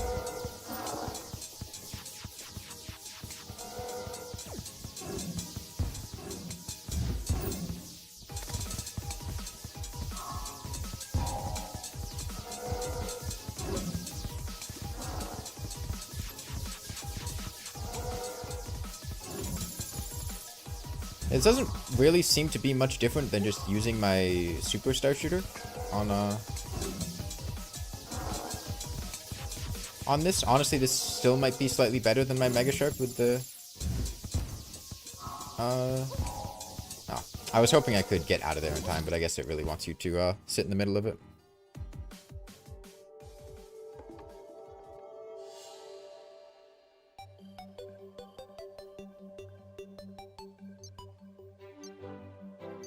Cryogen and Brimstone Elemental have that problem times 10. That doesn't make it good. Like, just because something else in something else is bad doesn't mean that it's something that shouldn't be strived to be fixed. This is on Eternity mode. Okay, and let's compare that to Huntress again. A DPS meter would be cool too. Although I guess I didn't have my Ranger emblem on that time.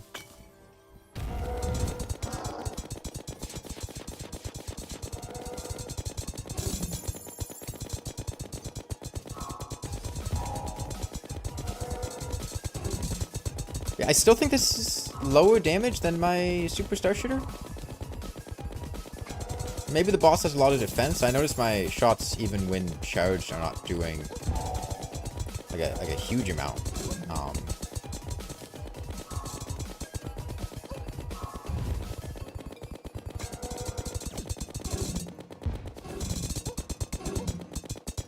Yeah, that attack right there keeps catching me with like multiple dashes back to back.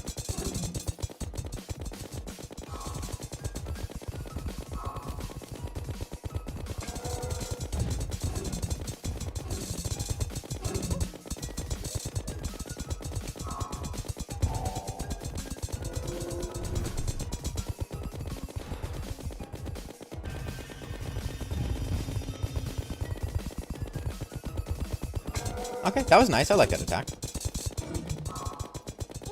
The speed of the laser was enough that I could actually, like, go around it. I thought that meteorite was a projectile from the boss that I had to dodge.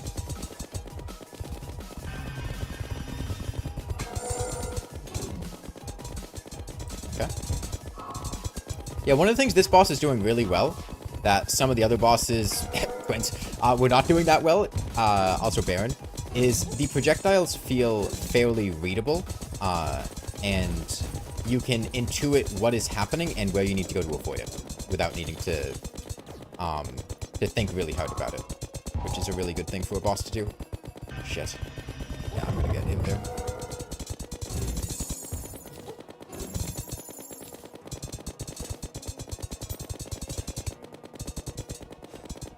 And readability is something that's hard to, like, explain. It just kind of happens. Is that laser getting faster? I swear it's getting faster.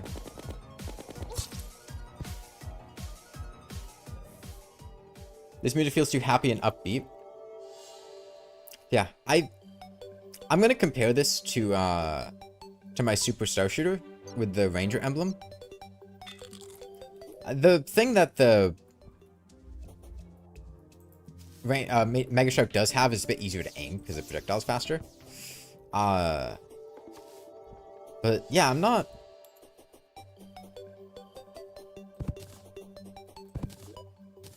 not feeling it being as strong as I would have thought it might have been.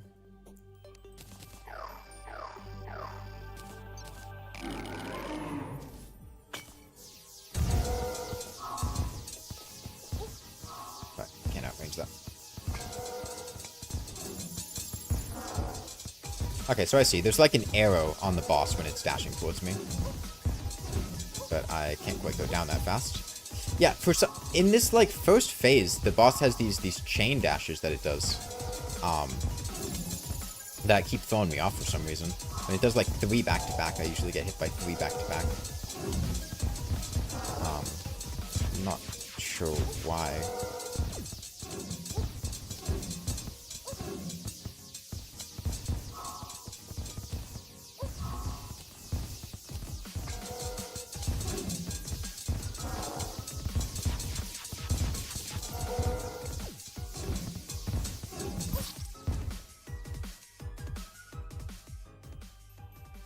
Banished Baron was so bad because he would just do shit and randomly run into you for no reason. The music is really jarring. It does kind of feel like, I was saying a post on the Calamity subreddit or something, of what Calamity mod was going to be like when DM Dokuro pulls out his music. And it's just like a Devourer of Gods or Yaron or something with just like this really jarring, upbeat, happy stock music.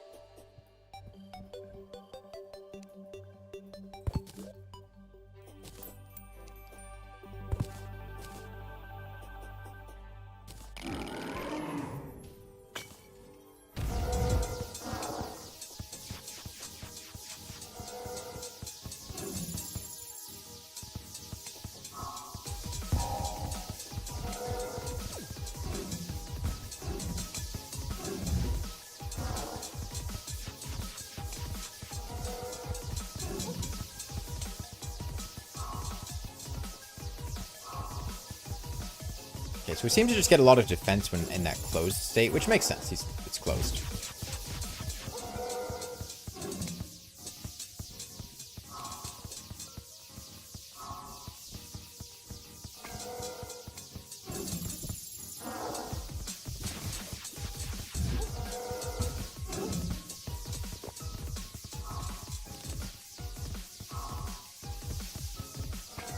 Yeah, this is the amount of... This is still like the amount of damage that the, I think the Mega Shark I was ultimately doing better on because I had to think less when aiming.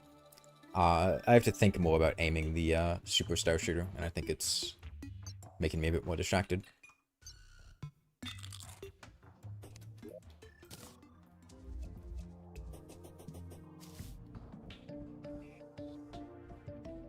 Oh, I have the Lightning Strike too that we could use.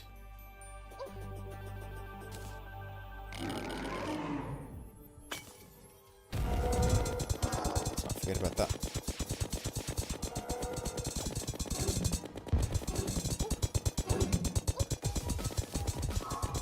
Like, every time it does that attack, it really throws me off. Did that hit it? I feel like I can never tell when the Lightning Strike hits the boss.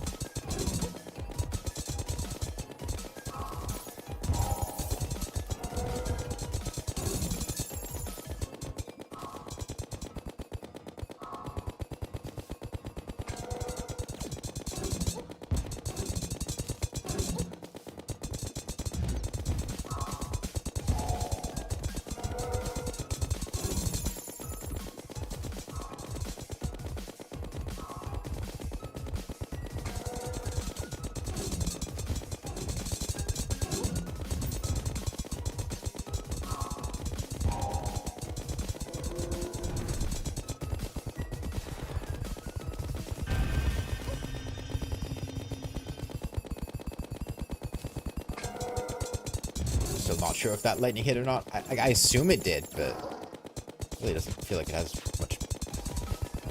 Here's how I'm gonna die here.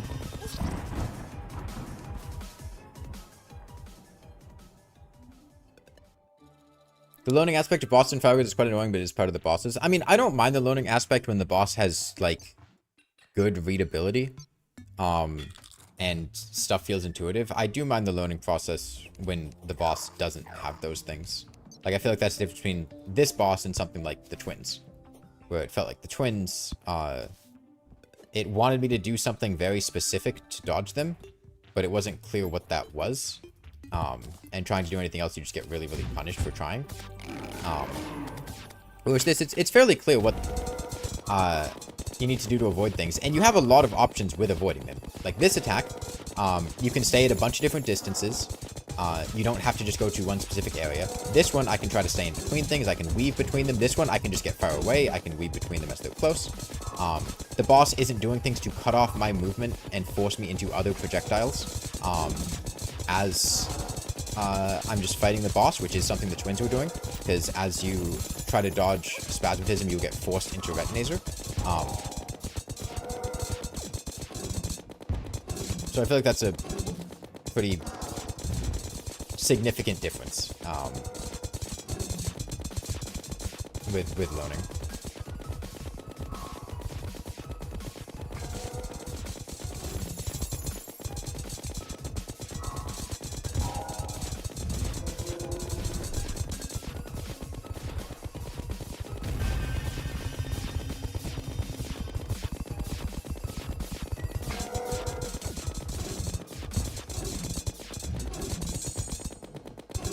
I feel like if the lightning just blew up at my cursor instead of, like, blowing up on the ground and following my cursor down, it would be... Like, did that hit? I have no idea. I have no idea if that hit or not.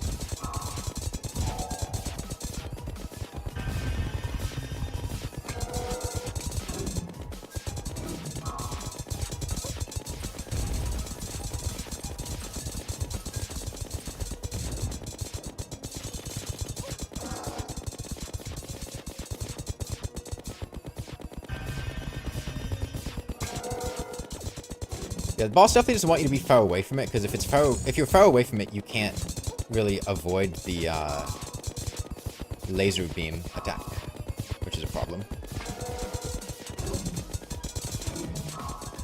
Oh, okay, new attack. Roll that.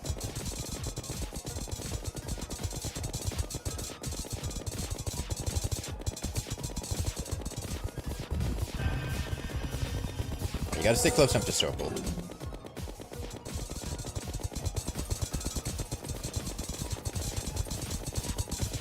Okay. We're gonna get a desperation phase. I feel like with bosses like this, you always get a desperation phase, but we'll see. Nope. Okay, that was fun.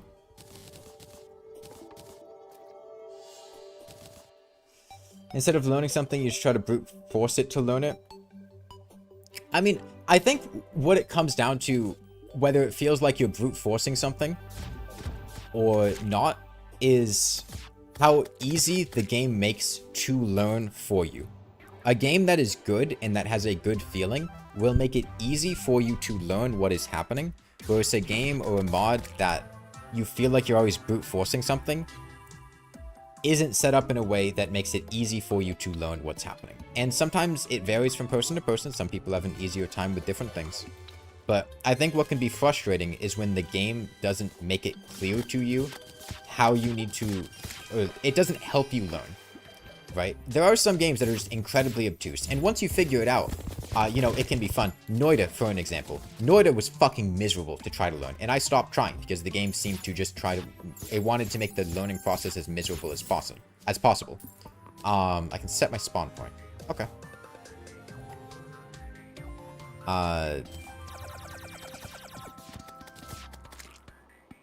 Discount Mega Shark?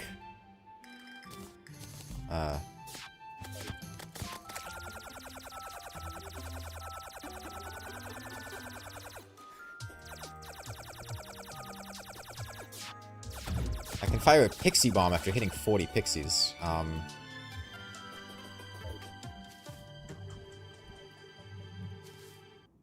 Yeah, and I think this boss was really great. I could tell what it was doing as soon as I turned off the background and also stopped using planter box. It's the combination of the planter boxes and the rainbow background that made it really difficult here. I think if it was just the rainbow background and not all the rainbow stuff from the planter boxes, it wouldn't have felt as compounded. But the two of them together, plus the rainbow attacks that the boss was doing, felt like it was difficult to tell what the boss was doing. But as soon as I turned the background off, I could go, okay, yeah, I can see what the boss is doing, I can tell where I need to go, and it became a lot more understandable. So I could see something like what Deerclops does when you get him to like a 2/3 HP where the background changes. I could see like a slight retuning of how the projectiles look. There's options. Some boss fight styles, specifically position-based bosses, are harder to learn from. You think avoiding those styles just for that sake is a shame. Like Great Prince Ode or Absolute Radiance.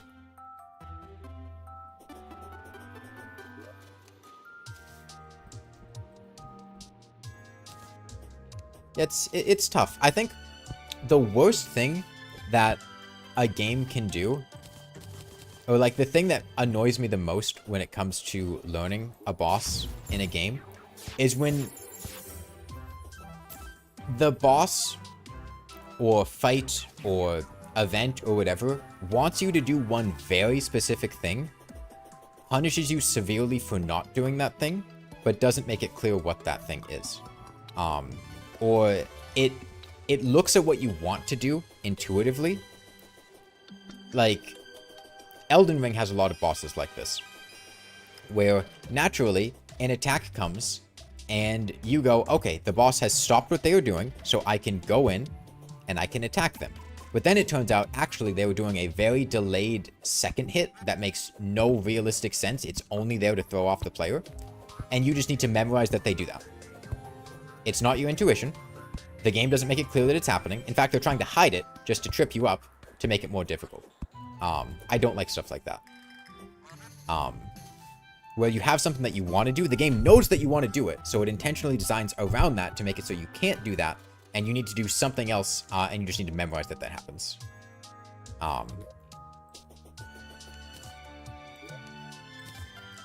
I've never been a fan of stuff like that. We've got the triangle relic. Yeah, that's one of the reasons that I find Elden Ring to feel like a chore sometimes to play. And I find it kind of exhausting to think about replaying. Because once you do know the bosses, they can be really fun, but it's just that learning process and the relearning process is just so much of the game being really overtuned, knowing what you want to do and trying to stop you from doing it to make it more difficult. And I feel like so far the only bosses where it's felt like that has kind of happened are the twins. And I don't even know if it was intentional with the twins, but like with the twins, Spasmatism, dashing, dashing, dashing, dashing, dashing, dashing, dashing, dashing. And what I want to do with Spasmatism, and what I love doing with Spasmatism in regular Terraria, is you make tight turns around Spasmatism. Spasmatism dashes here, you go up here towards Spasmatism. And then he comes back here, you go down and to the left. And that's my intuition. That's what I want to do with Spasmatism. That gives you the best turning radius, because the closer you are to the enemy, the easier it is to go around them. But the problem is, if you do that, Retinazer will be point blank, and all of his shots will just immediately hit you. And if you have enough mobility, maybe that wouldn't be the case. But it felt like every time I tried to fight the twins like that, I would just get shoved inside of Retinazer. And I would just get immediately shot by the Ichor projectiles, or I would just get hit by his contact damage. And that made it so that I couldn't, like, juke Spasmatism side to side right around him. Instead, I just had to kite him across the world. Right, so instead of going, he dashes here, I go here. It's, he dashes here, I go here. He dashes here, I go here. And then I just do, like, this zigzag for, like, a long horizontal period. Which worked fine. But it felt like it wasn't how I wanted to fight the boss, or it wasn't that enjoyable. I used to use B-dash for the twins. I can see that being good. Elden Ring is exhausting to replay for many reasons. Oh yeah, no. I think the main, like, mental hurdle every time I think about Elden Ring is just, man, I don't want to spend 5 hours running around Lanedale picking up my seeds and like flask shards and stuff like that just to get my healing items and stuff up to a baseline.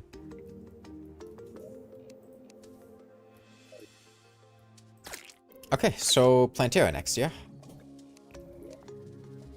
You guys think it's a full moon? Nah, it's not a full moon. Let's look to the moon. What do you guys recommend as an alternative? I mean, there is no alternative to Calamity mod. Like, there's no... There is no mod in Terraria that is like Calamity mod. It was very, very expansive, and the things that Calamity mod did, there is not another mod that is a perfect one-to-one match. There are other large content mods. This is one of them. But this is not like Calamity mod. The two mods are very different.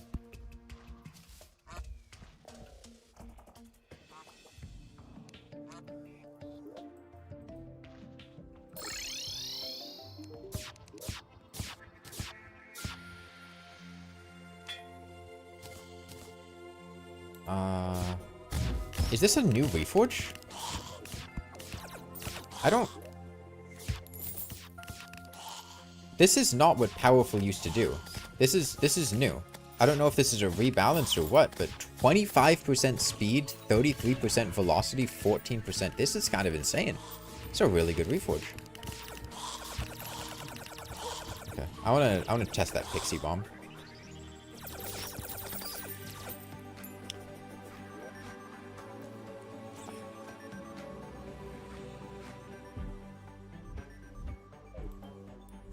You can still play Calamity? Yeah, you can. You can also still go back and watch movies with Kevin Spacey and the Cosby Show and whatnot, but it feels weird sometimes. You know?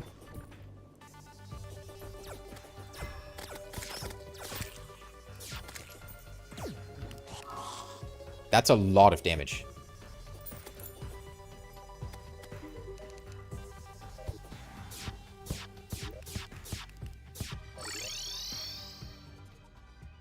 .5% speed probably the original is 4.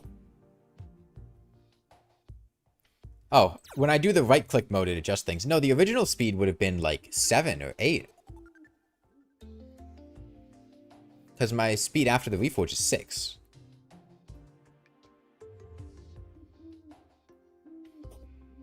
So my original speed would have been 8. There's an improved dummy item.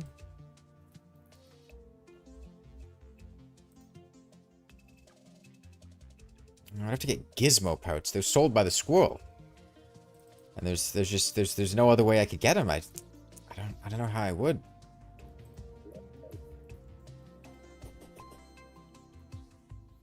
Okay, so I have an idea. If there's that super dummy, I need chains.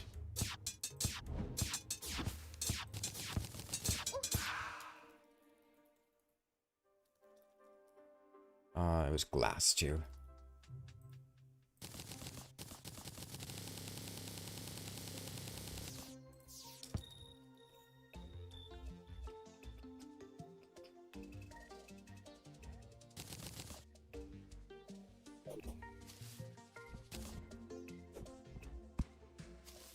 Okay. So this allows it to activate on hit effects, is what it said, yeah?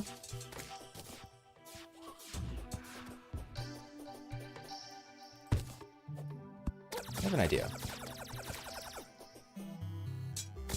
They're removing stuff from Calamity, that's why you don't want to play it. Might as well just leave it there if the asset's going to be removed. I don't know what the Calamity situation is currently going to be.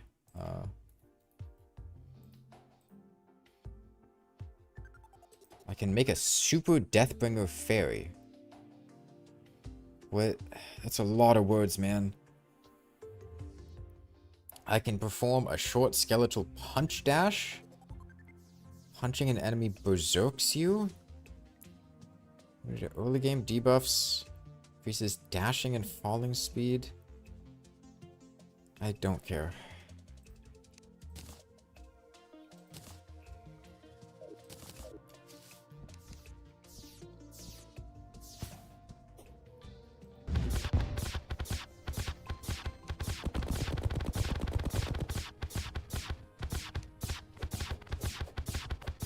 Wait,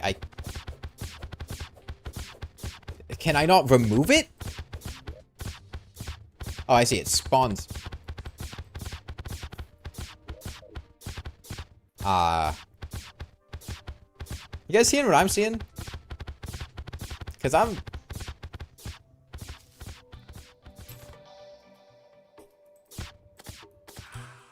I can just spawn a bunch of things in a line that cause my projectiles to trigger my Huntress set bonus, then all I have to do is line my arena with this as I'm playing, and then I can just, all of my shots will never miss, they'll hit a target. So I mean, that's a solution for never losing stacks. And Plantera, we could totally easily do that, just line the walls with those, and then my shots never miss, and we have permanent. They disable during boss fights? No.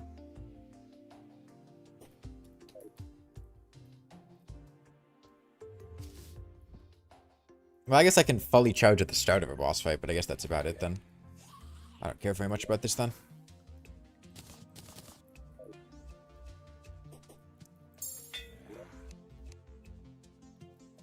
Okay, yeah, I guess we go ahead and make a place for Plantera. Mining potion, and do I even need my chisel? Just 30%, 25%, 10%.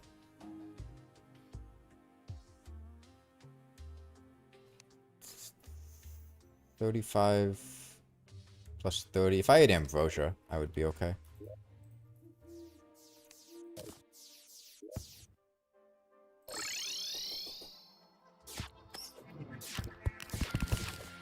Ambrosia then. What is Fargo 2.0? It's the, like, next update of Fargo's, the 2.0 update. It's currently in beta. It's, I think available on the Fargo's Patreon, but for the most part, it is a preview of what will be coming.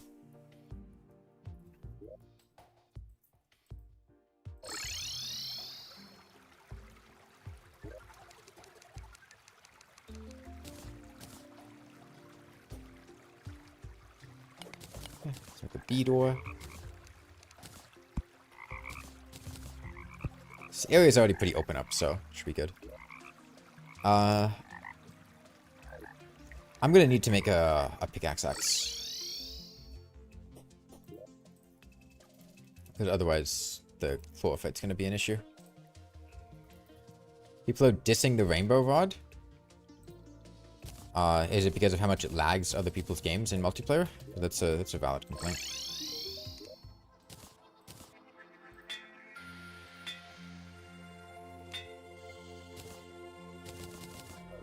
We'll just work with this for now.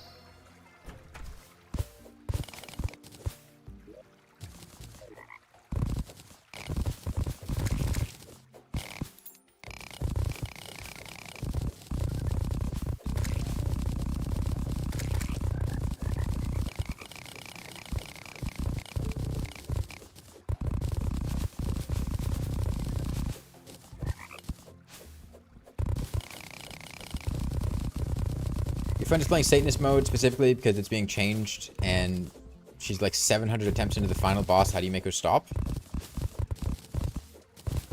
I think your friend needs to find Jesus. Take her to a church. Get her out of that Satanist pipeline.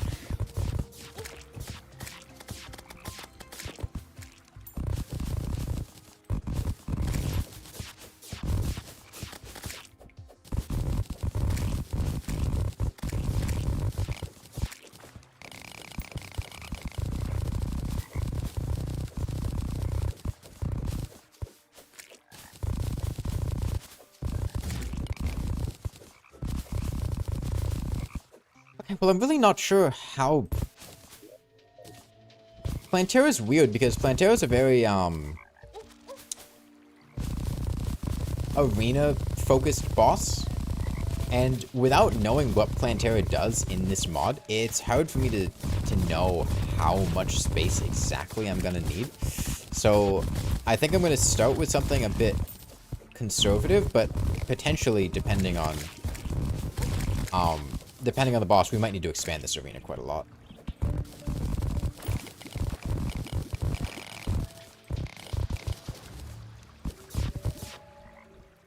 We've got a bulb right here though, so that's good. This feels like it's too small. Let's set our arena wall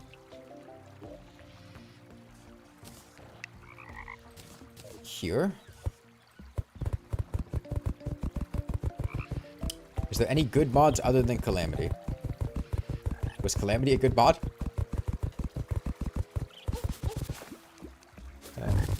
I don't know. I'm not a huge modded Terraria person, as I've said a couple of times, so...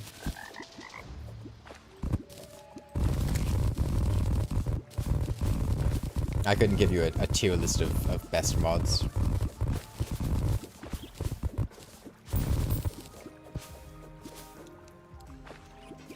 The Calamity isn't even top 5 for you. I mean, Calamity was a fun experience, but you know, it's not the type of thing that I really liked that much, so.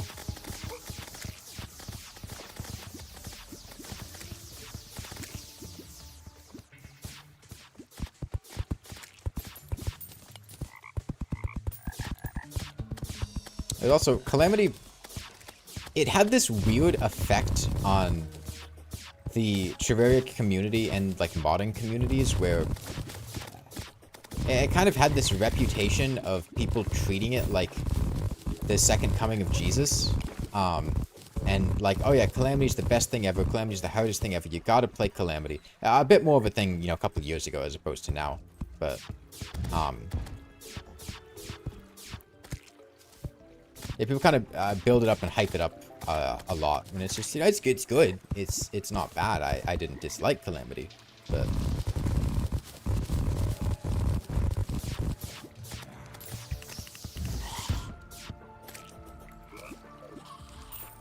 It attracted... I think one thing to take away from Calamity, I think I mentioned this in my Toxicity and Terraria video, but I think Calamity, possibly because of who was in charge of it, possibly just because of lack of moderation, possibly just because of the nature of the mod, attracted a lot of the worst kinds of people. People that were really elitist and toxic and just assholes. It's why the mod had a reputation for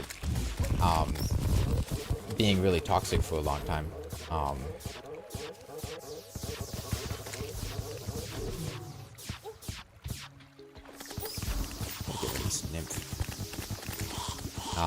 And I think it's very important with stuff like that, that community moderators, or just the community as a whole, nips it in the bud, and doesn't tolerate people like that.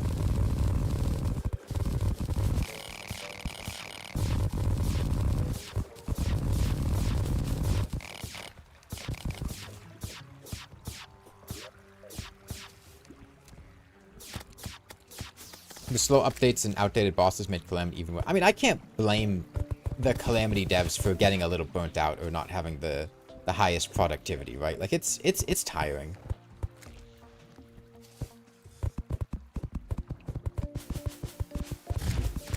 And mod development is not easy, and especially over a span of, like, you know, 7-8 years. Yeah, Calamity's a really old mod. I can't blame people who are, all of them except for the lead developer, working pretty much on a volunteer basis, you know, being a little exhausted.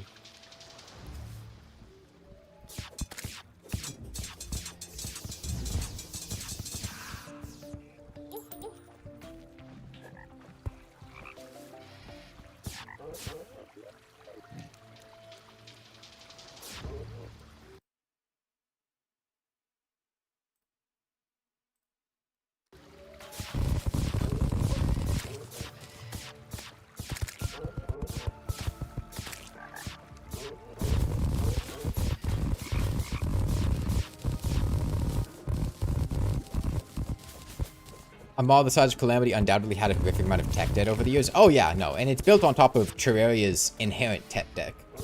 Like Terraria itself is running on, is suffering for a lot of coding mistakes that the developers made early on in its development, and stuff that at this point is just really spaghetti and hard to fix.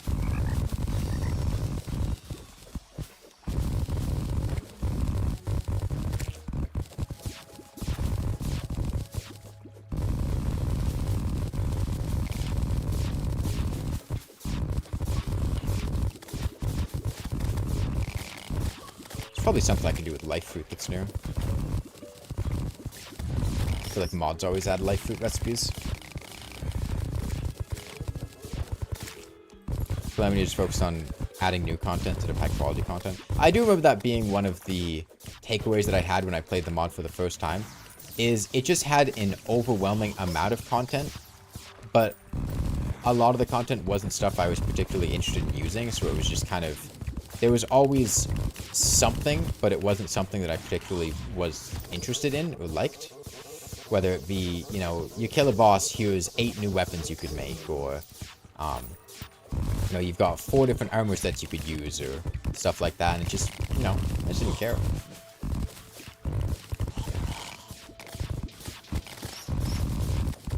But again, this is not to say that Calamity was this terrible, awful, overrated, horrible thing.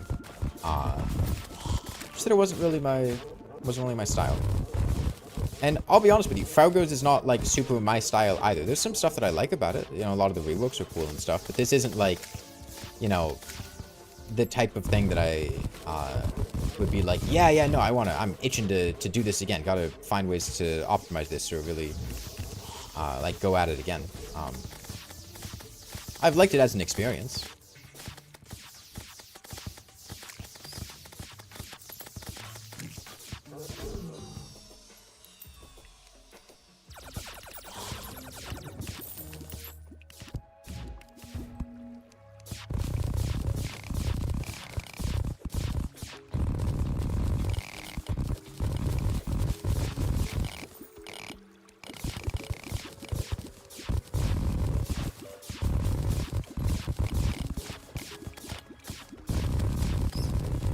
I just think it looks sick. Yeah, it's really cool. It's like a... Well, it's very my style because it's a gun that shoots pixies, but pixies are basically bullets.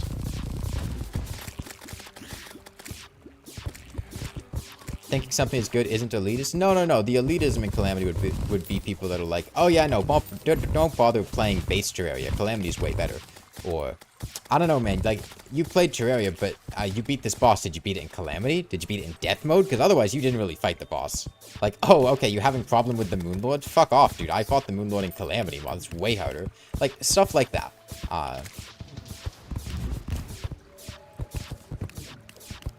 Like, that is the elitism part. That is the part that would be toxic and annoying to deal with.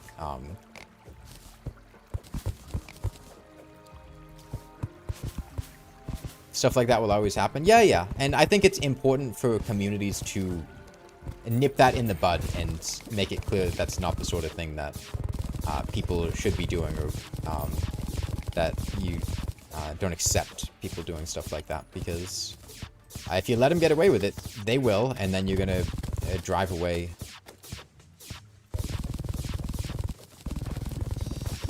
casual players.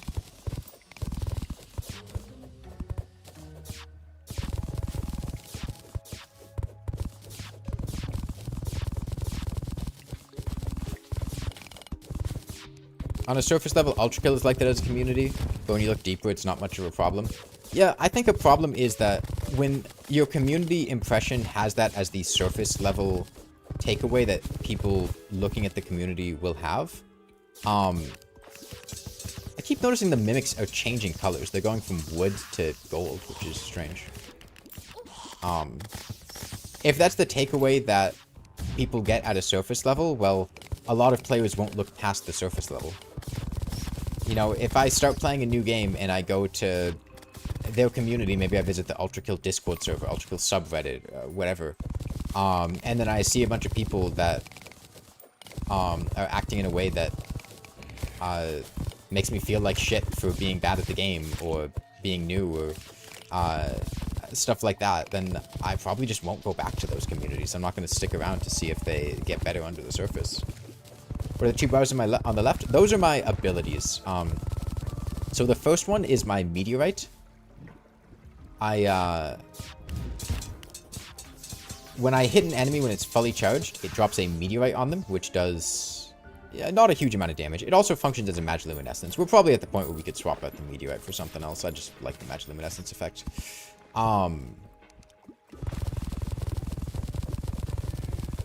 We try to upgrade our wings. We could get butterfly dust, presumably. The second one is my Huntress enchantment, which basically increases my damage if my aim is good. So as the bar fills up, as I hit targets, my damage goes up. If I miss, my damage goes down.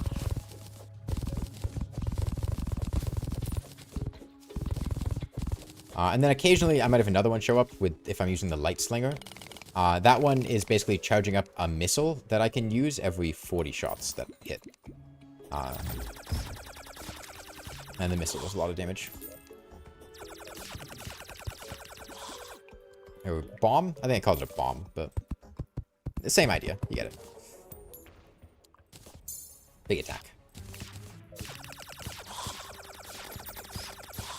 But if I swap off the weapon, it removes the ability to do that, which is why, yeah. So, next enemy I see, that Mimic. I'm gonna shoot this big bomb at it.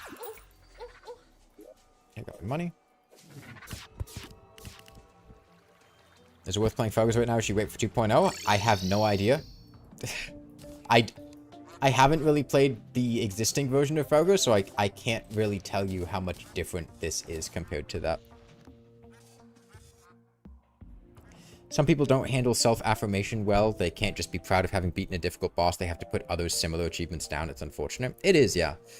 I guess it's a good takeaway message is you never have to put somebody down to enjoy something. Just bring yourself up. Be hyped for what you did, not because you did it better than somebody else. If you're comparing yourself to somebody else, you're just going to grow up to be an embittered person that can't feel joy unless somebody else is unhappy. So, Death Fruit. Left click to decrease the amount of life crystals or life fruit by 1. If both are 0, decrease base maximum health by 20. Right click to reverse one use of the latter effect, otherwise remove. So this lets me lower my HP if I want to. For some reason.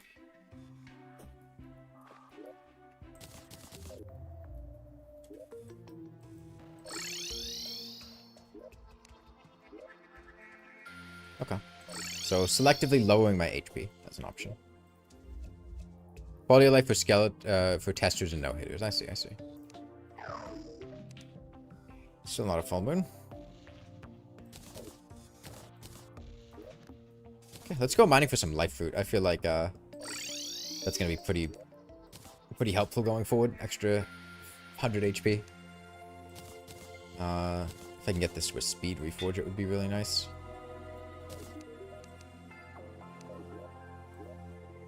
I see my problem.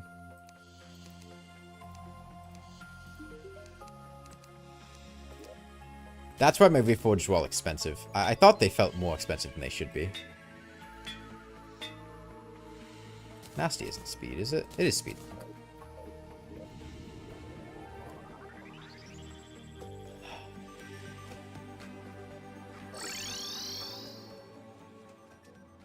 Having a high amount of deaths means you push through the failure. It's more impressive than if you did it with an average amount of deaths in a way. Yeah, no, I think... So if I'm watching somebody play a game... Like, let's say I'm watching somebody's first playthrough of Dark Souls. Right? If I'm watching somebody's first playthrough of Dark Souls, I will be much more entertained and much more invested and much more impressed if that player is having a really fucking hard time and they are dying constantly, as opposed to somebody who is like going around and first or second trying all the bosses.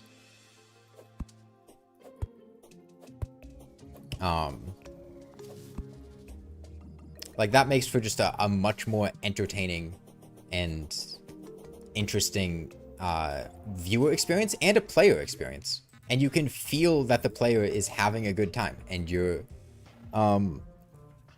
invested in them improving and their determination, you know?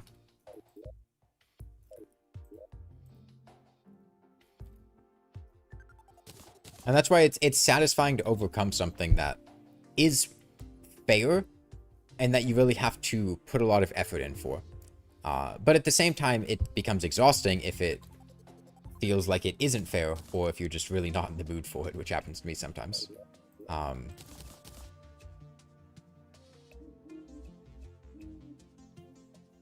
Okay. So we have our mining speed capped. Let's go tear up the jungle and get a bunch of life fruit. We also need to find the temple. We still haven't done that. Let's get chlorophyte too while we're doing this.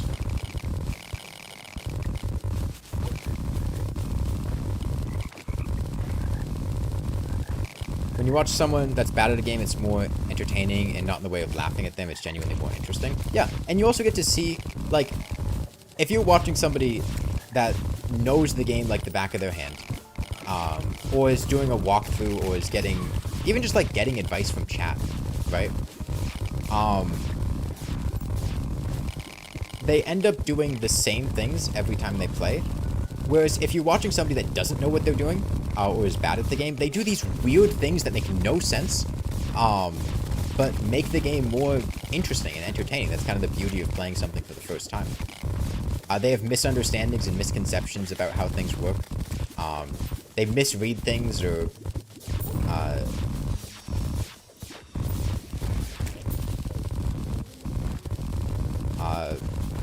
if something happens and they miss out on something really important for a long period of time.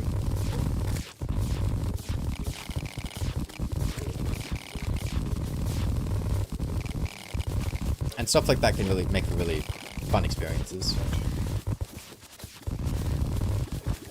Because at the end of the day, you realize, as a viewer, a part of it is you realize that stuff like that you don't really need to do. You just kind of work into doing it because you're used to it, or because it's, you know, the most effective way to do it. But it's totally possible to just do it without that.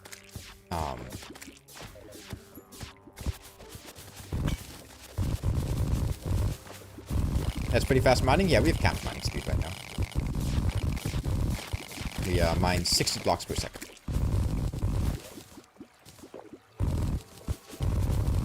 And we're looking for life fruit here, chlorophyte, and we also just need to find the jungle temple, because we still haven't actually done that. Watching puzzle games is especially fun because of how everyone solves things differently. Yeah. I know that was one of the things that I had a lot of fun with in Celeste, is doing like the hunts for the, what are they, crystal hearts or whatever they are? And all the different random puzzles and things.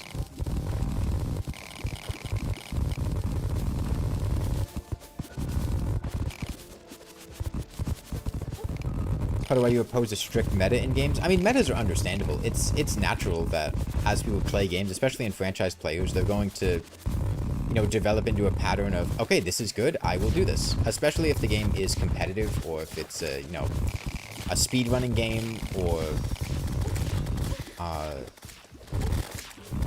any sort of game where players are competing with other ones. Then a meta is always going to emerge, and players are going to stick to it because you want to do better than other players. That's the point. Right? Competitive game metas are really important. But, you know, in a game like, you know, single-player Souls-like Sekiro, whatever, metas are kind of silly because, you know, there are plenty of things that are perfectly fine. It's why I mention this a lot, but the word viable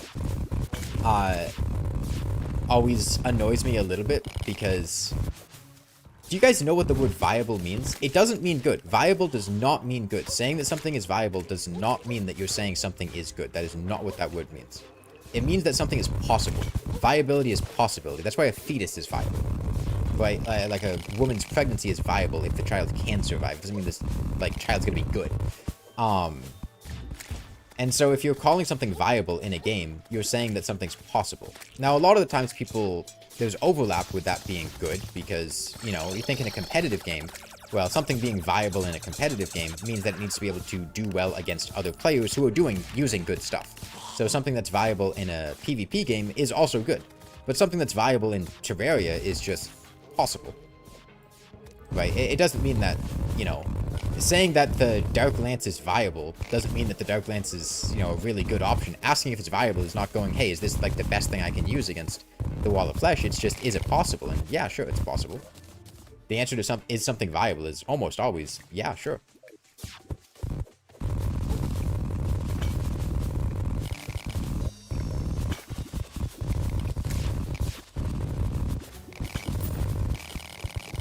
You stop playing PvP games for the meta reason? I just don't like PvP games. I don't like PvP in general in a lot of stuff.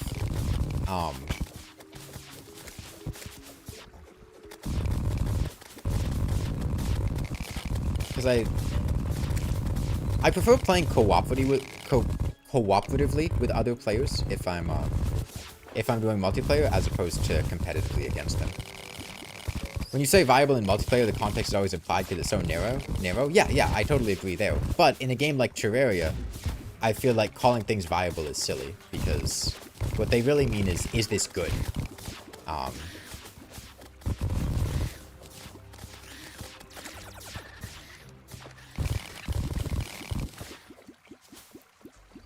think meta gets a bad rap because elitists have soured the flavor. Yeah, there's nothing wrong with having a meta. It's just a lot of the times the problem that people have with the concept of meta stuff is because you have what I will affectionately refer to as the meta slaves. That is the people who not only play with the meta items or gear or whatever, but also kind of impose this hegemony of you have to use the meta items, and they'll go into community spaces and be like, hey, you have to be using this, don't use that, that's a bad item, you should be using this instead. Why are you doing that? Do this instead, blah blah blah. And stuff like that as a player can kind of rub people the wrong way. So I think it's understandable when faced with stuff like that to get a little tired. There's a life fruit somewhere around here. I must have gone past it a couple times. Bottom right?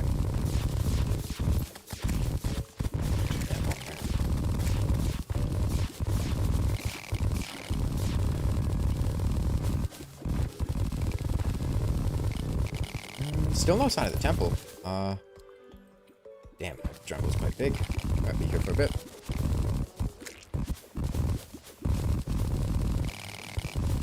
Personally, you intentionally switch to stuff that isn't meta because it's fun to make bad choices. Yeah, no, that's totally fair.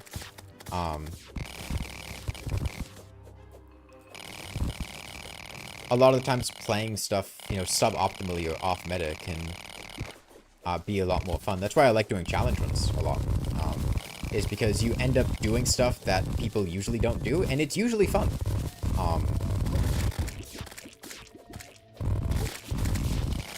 Yeah.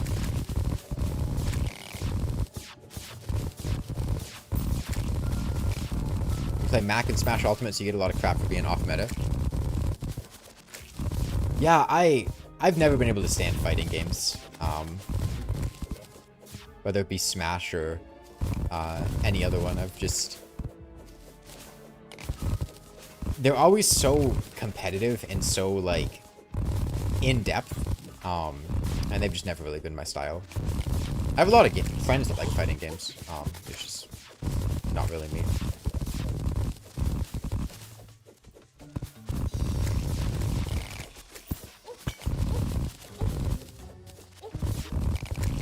Okay, we need 3 more. And then we just need to find the temple.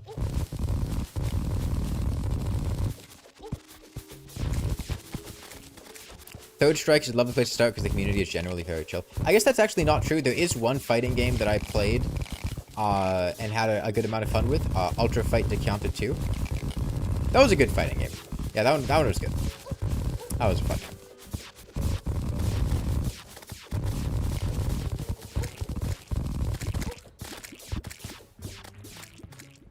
This is a huge honey lake there, damn.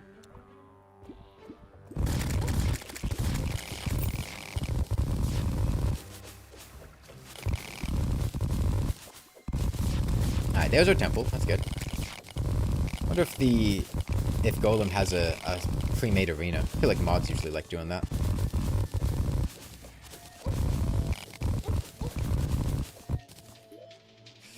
Ultra Fight to Counter 2 mention, oh my goodness. Yeah, no, my friends that like fighting games were like, hey, you gotta try out Ultra Fight to Counter 2. So we sat in a VC in Discord and played it. Story mode and the, like, fight mode. Ultra Fight to Counter 2's story mode is fucking fantastic.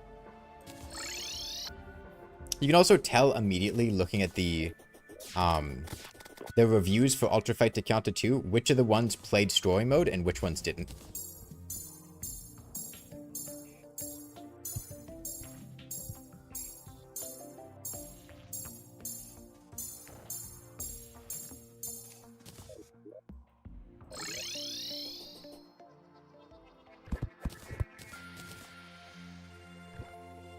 Do you think Vanilla should give Golem more fixed arena or keep the current janky generation? I think a fixed arena for Golem.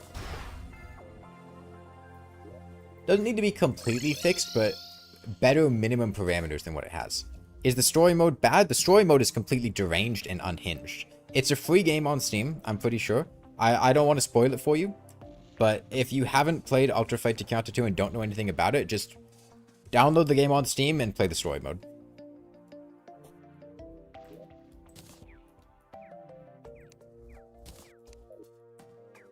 It's like 20 minutes. It's very short.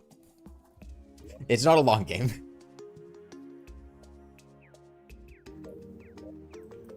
Okay, so Plantera. Let's make a couple of layers of platforms. Let's move our heart statues down there.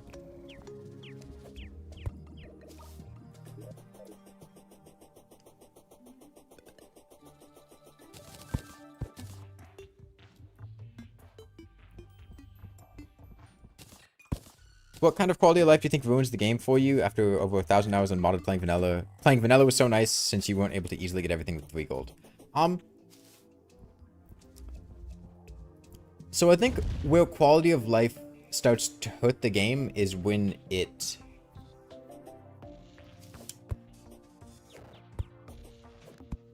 makes the character more powerful by giving them things that they normally would not have for long periods. For instance, infinite potion buffs are really strong. Like, I don't particularly like having the unlimited potion buffs, but it feels like, you know, not taking advantage of them when the game gives me the option to would just, you know, why wouldn't I do that? But just having permanent +8 defense, +8 regen, plus 10% endurance, 20% damage, 20% HP, like that's quite a lot.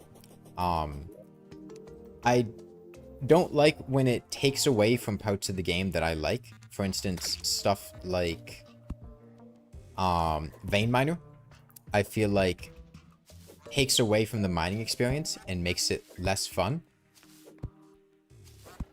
Because it basically just kind of makes mining, it makes mining unfun. You take away the sound design, you take away the choices and thinking about stuff, and you just click on a vein and instantly get it.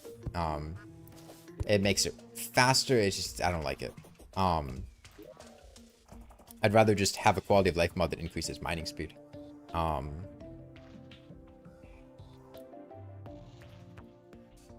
out of grand design.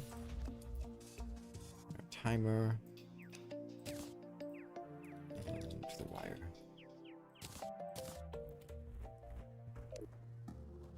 Like quality of life that it moves tedium, like you hate hammering platforms to make them easier to fall through. That's fair, yeah.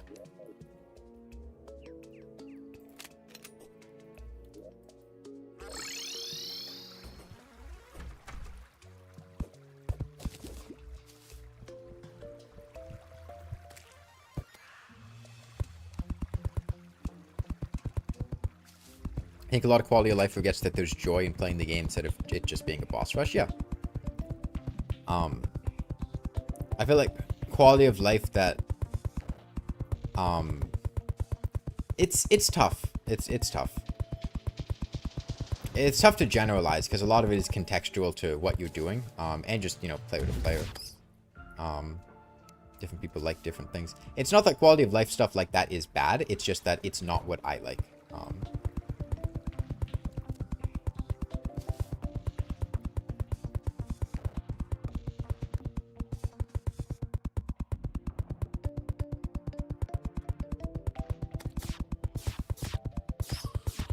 Only powerful quality life mod you use is discount code because you don't want to swap to a code every time you want to buy something. I don't bother with the discount code because money isn't real.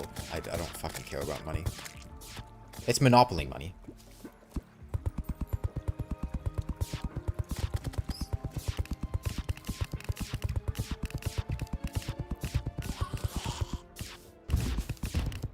We have Vein Miner in vanilla. It's bombs and dynamite. It's not quite the same.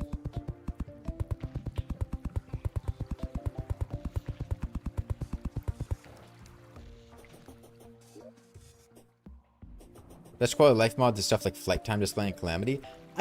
So not everybody is going to understand what I'm about to say. And I'd even go so far as to say that I think many people may disagree with what I'm going to say. But I am really sensitive to the vibe of a game and the atmosphere of a game. And I really like when games are more immersive and tell the player less information and do not have a bunch of stuff on screen. This is why I really don't like seeing screenshots from the Binding of Isaac Rebirth after the update that added like all the stuff on screen to look at, right? Like I think that's a thing. I haven't played Rebirth in a while, but every time I see Rebirth now, it's just like there's tons of information on screen at all times. It's why stuff like seeing the exact speed that this is moving at, stuff like getting flashbanged with giant descriptions, kind of clutters things and changes the vibe of the game. It's why I really like Rainworld. Rainworld has a really nice vibe, and it's why I don't like things like the breath meter display or things like that. Like, a lack of information can go a long way with players getting immersed in the game and getting into the atmosphere. And I feel like more UI takes the player out of the atmosphere.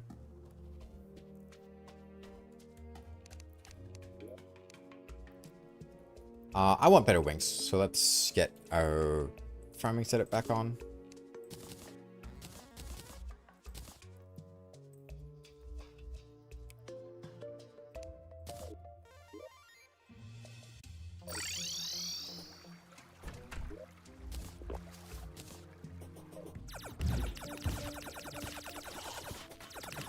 And we want the pungent eyeball because I think. Oh, I guess parrots give squeaky toy?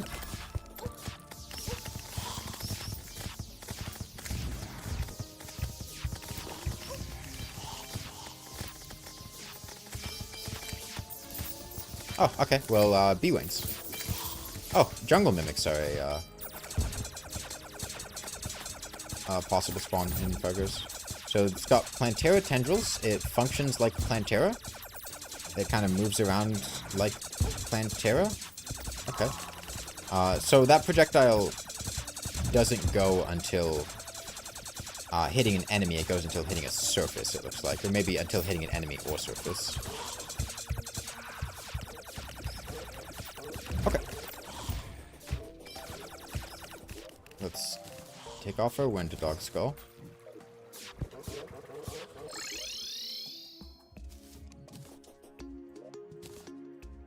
Make bee wings. UI can be made immersive at a large scale as long as the narrative design is strong enough. That's true. You don't like that there are some things that are totally hidden, like luck in Terraria? Luck's a dumb stat in every game that it's in. Luck is never... I don't think there is... I cannot think of a single game in which luck has been a stat that I liked.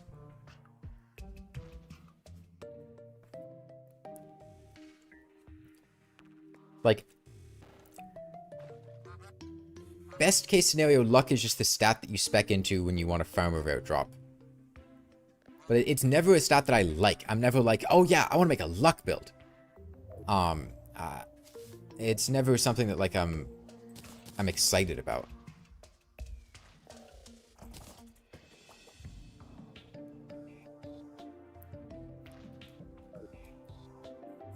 Let me make another heart lantern for this arena.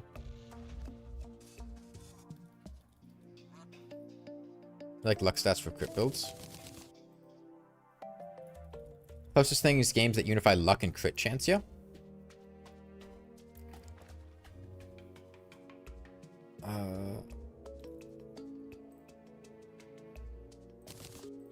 couple of these. Luck is a vestigial stat from when the main game nodes played. When the main game nodes played was D&D.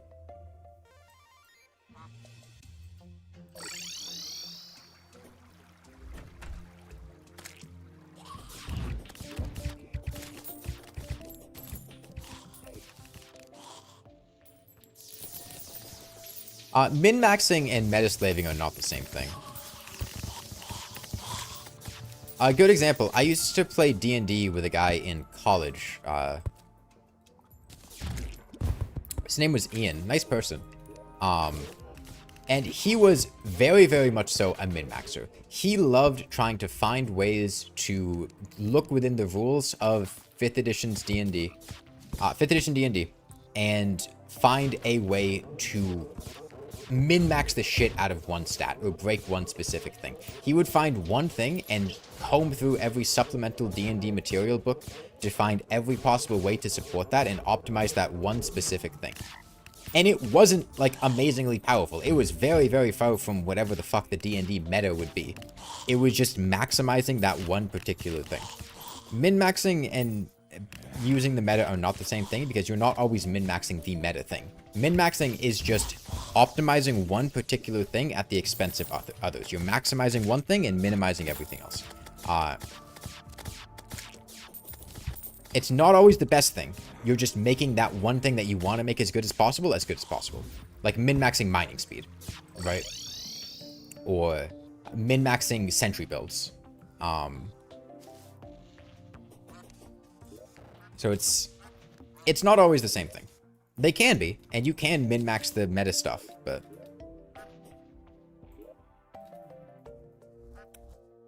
Alright, time for our daily full moon check. Not a full moon.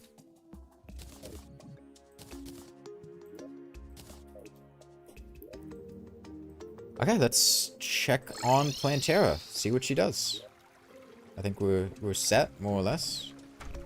My heart statue's down.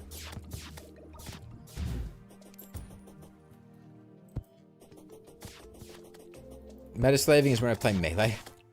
Another good example is you can min-max the hell out of a defense build in Terraria. And you can get like 140, 150 defense, make yourself nigh unkillable, vampire knives, heart statues, whatever. But that's not the meta. And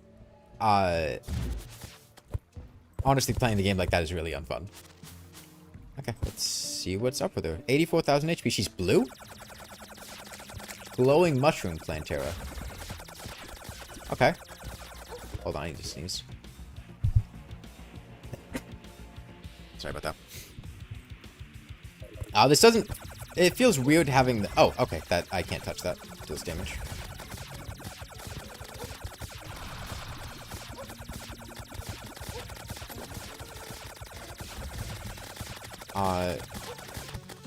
It feels weird having her be blue. Jesse, why are you blue?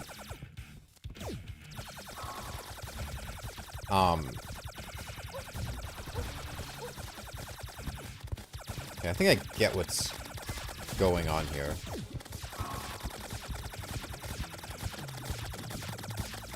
The fight's a lot slower paced. It's trying to get me to weave within a small area, and kind of restrict where I'm able to move.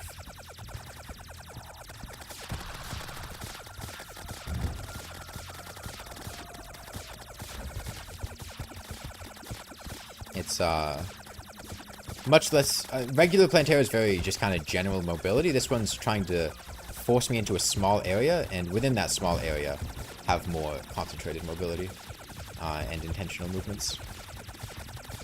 So figuring that out, I think I have a better sense of stuff now.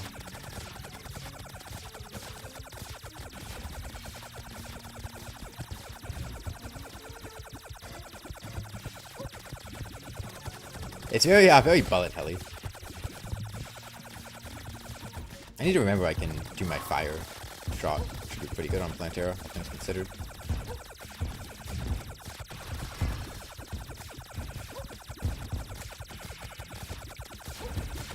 We're about to hit phase 2.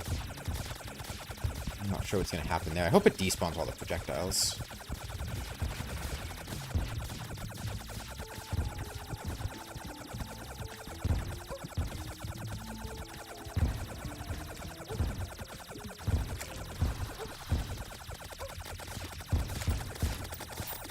Man, it really feels like I'm doing very little damage. I don't know if it's my aim, if it's this weapon, if I'm having a hard time telling where she is, but I feel like I'm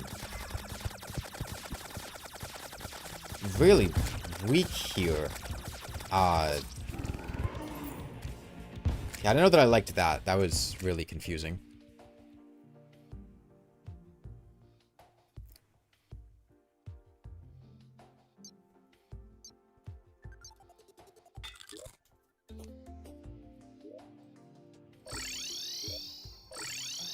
Okay. Well, phase 1 Plantera, I could tell what was going on. Phase 2, we kind of just died, but we'll see how it goes. Let me put this money away. Might be the Reforge? No, we have a good Reforge. This is a really good Reforge.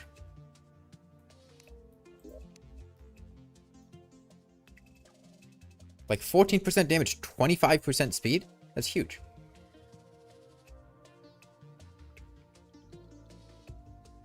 Let me try the Mega Shark. Maybe it... No.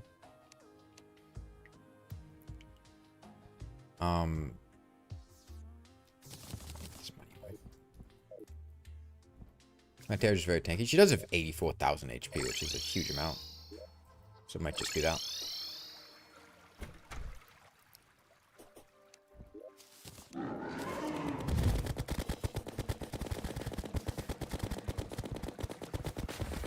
I think it's also easier for me to get feedback on whether my shots are hitting with the Mega Shark, because the hit sound is much easier to figure out.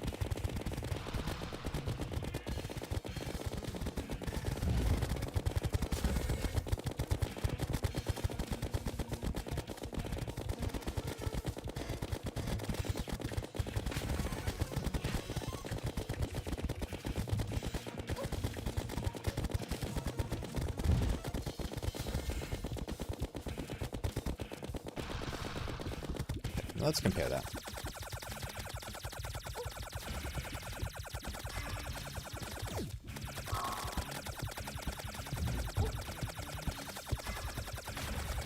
Yeah, I feel like the Mega Shark was just doing way more damage.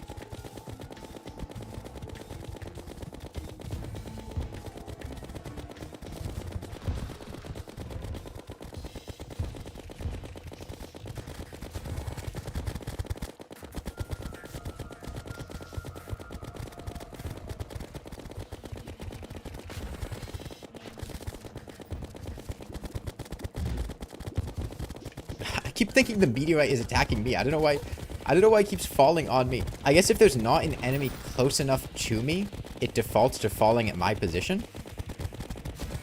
Because I can understand the meteorite being predictive, but Plantera was not moving towards me there. It should not have fallen on me. I guess she was too far away. It was outside of the range where it's allowed to fall.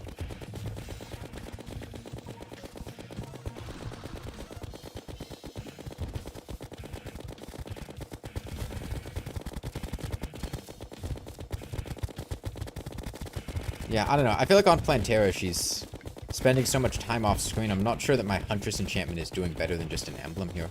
Because I'm looking at the side of the screen, and sometimes I get it up to a decent charge, but I feel like most of the time I don't really have it charged.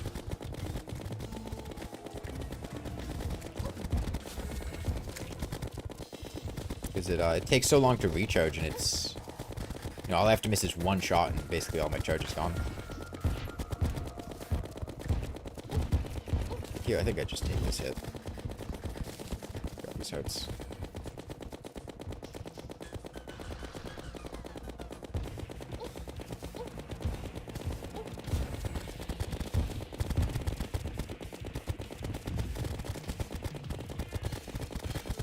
Phase 2.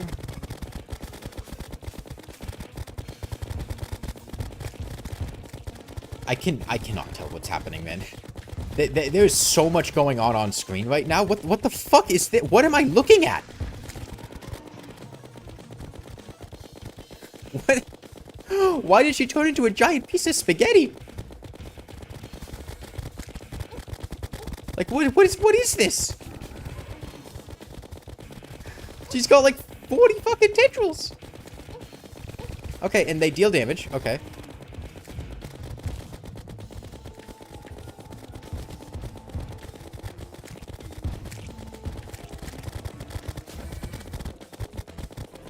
Okay, so the hooks don't deal damage.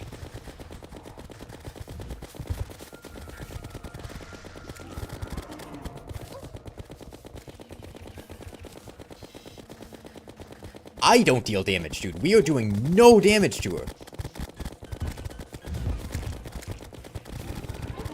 Maybe my shots are getting blocked by stuff. Maybe I swapped to Super Star Shooter. Maybe that's my problem.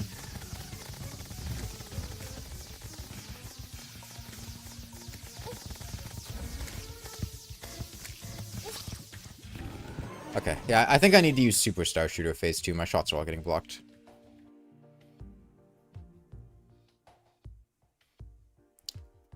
It's kind of funny, Huntress enchantment sounds like something you use with a sniper rifle or a slow weapon mechanically, but the bonus is flat, so it works best with rapid fire weapons. Yeah, it's in a really awkward spot where the bonus is flat, so you want to use it with a rapid fire weapon, but the bonus builds up so slowly, and missing once causes it to fail, so you don't really want to use it with a rapid fire weapon, because then it never really builds up, unless the target just isn't really moving much. I'm gonna try just an emblem. I honestly think the emblem will just be better.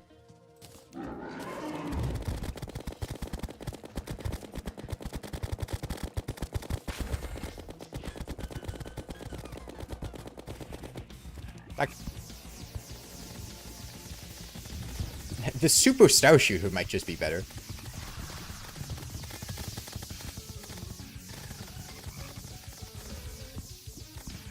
Maybe in her second phase. She doesn't have as much blocking stuff right now. She's got a bit of a shield, but not too much. Huntress looks nerfed in 2.0. You don't see armor penetration. The way Huntress works right now in 2.0 is it gives you 3 extra damage. And then you can get extra stacks by hitting an enemy. Every half second, you can get another stack, and that stack gives you another 3 damage, up to 30, so I think 33 max, or maybe up to 30 max. I forget if it does one at base or not. And then, losing a shot loses 5 stacks, and that is all that it does. So it has no armor penetration. I don't know if that effect is changed from what it used to be, but that is what the item does.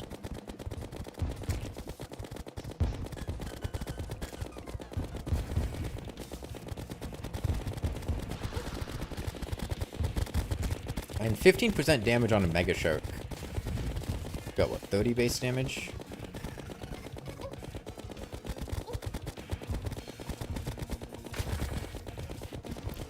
Losing a shot loses 5 stacks, like missing anything? Yes. So any one of these shots that I'm firing, if a single one of them misses, I lose half of my stacks. And it takes me minimum 3 seconds to build back up 5 stacks.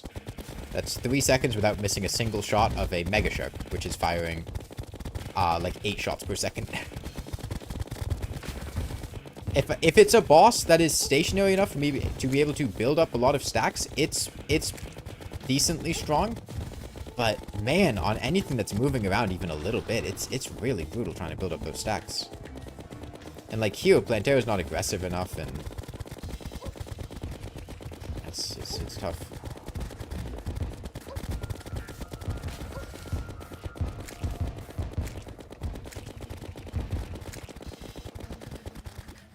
Swap the Super Star Shooter.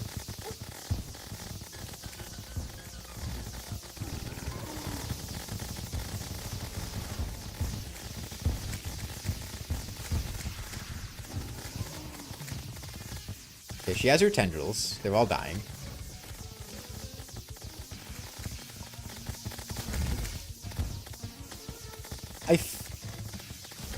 So I'm dodging her perfectly fine. However, There's so much going on screen, man. It's... I know somebody said Toho boss earlier, but damn.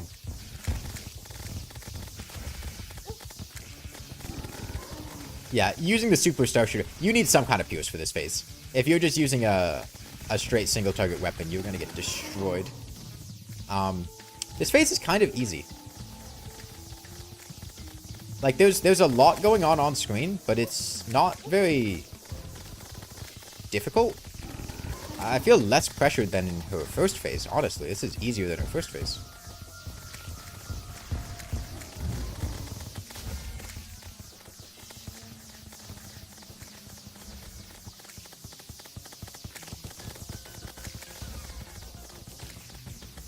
Yeah, this is... I see what's going on there. She kind of telegraphs where she's going to fire out the things.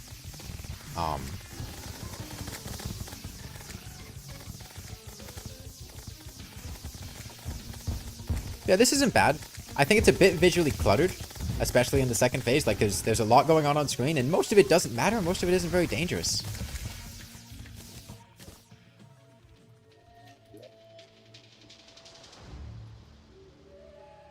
You'd love to play this? You want Terraria Toho? That's the only way for you to like hard mode, personally. Well, I don't think all the bosses have been like this.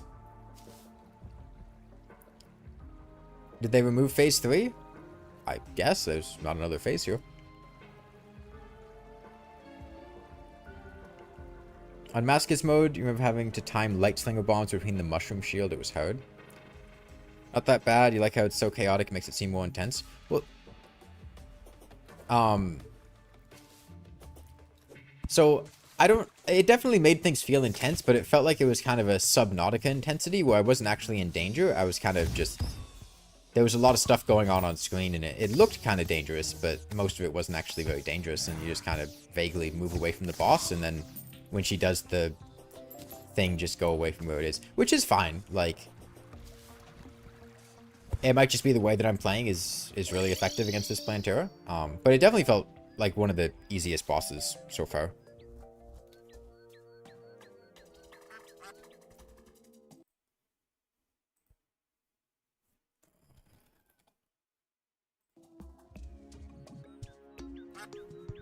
Damage good enough for these kind of bosses. Yeah, we probably would have killed her the first time if I realized that my weapons were doing no damage.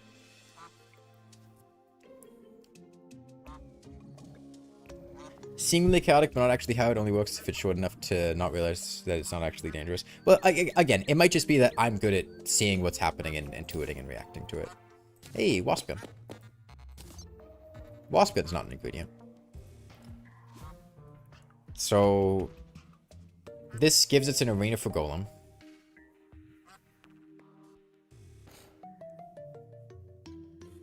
The Dicer? It's a yo-yo?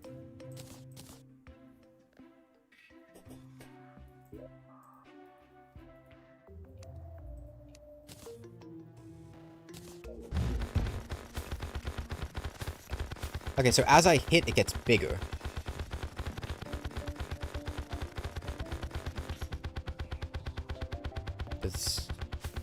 Okay, and you have to hit the middle in order for the pedal shield to grow.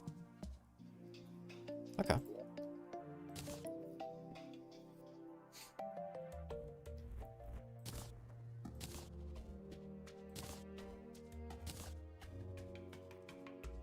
Instantly cures myself of all debuffs. Curses enemies, taking 500% more damage from debuffs. Immunity to acid venom and ivy venom. Increases life regeneration based on how much light I receive?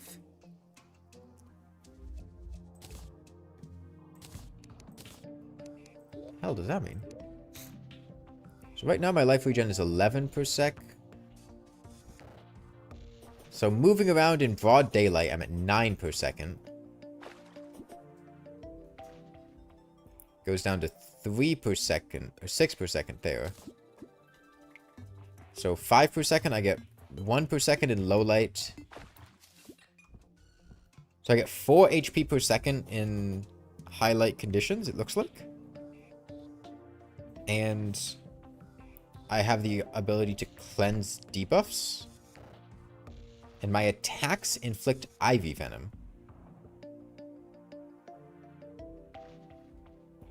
That seems like it could be strong if... So did... Let me...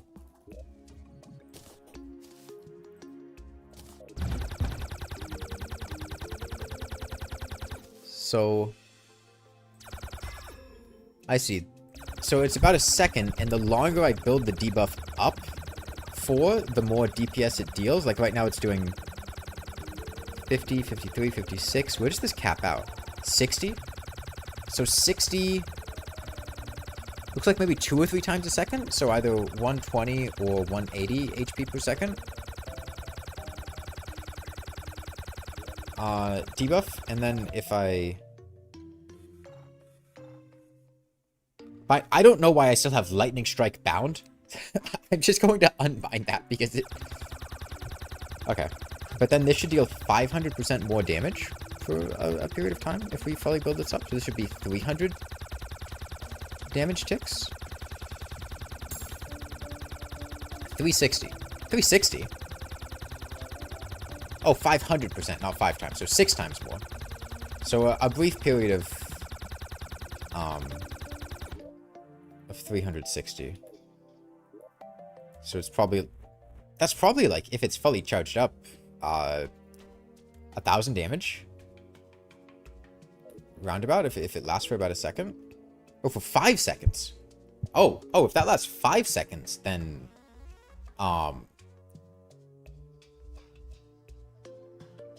fully charged up, 360, let's say it hits twice per second, 720, that's like 3,000 damage.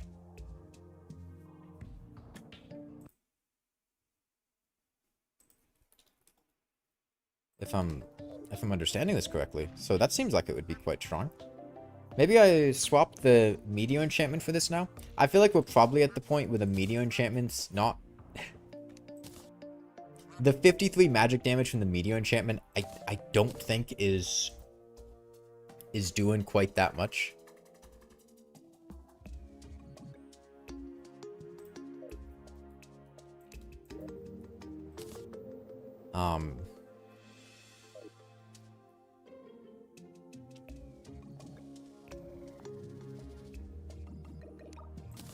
Okay. And then armor set. So let me look at...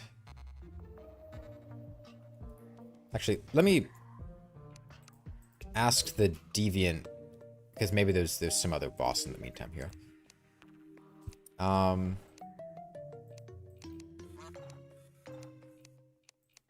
The temple. Underworld has gotten a lot hotter. You hear an obsidian skull as a... I assume that's just some outdated tip. Okay, so it seems like temple is my next stop. Plantera gave me the thing. It seemed like go to temple.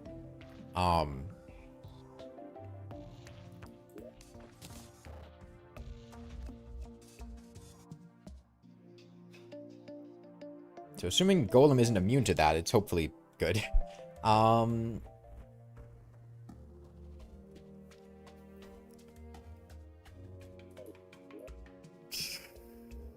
I wanted armor, right. We're still working on hollowed armor. It's a bit outdated.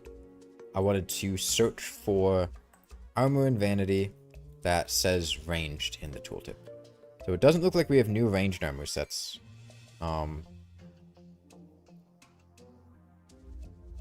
There might be another classless armor set like Nekomi.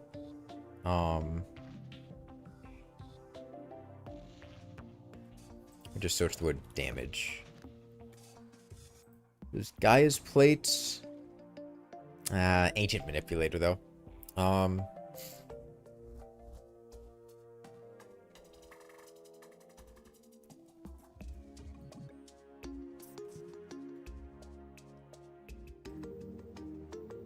Okay, so there's a few of these, like, Ancient Manipulator tier armor sets, but I think in the meantime, we're just working on Shermite.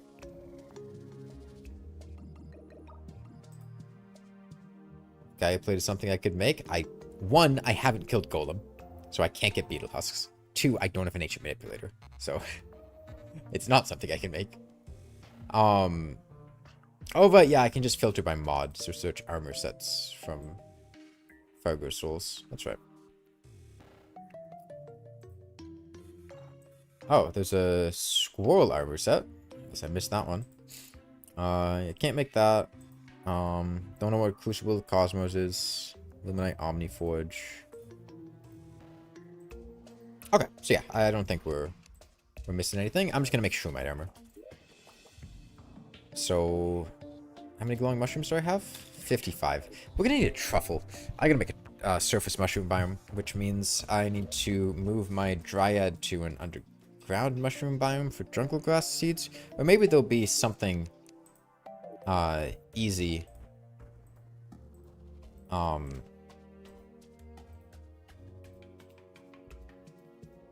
To make a glowing mushroom biome.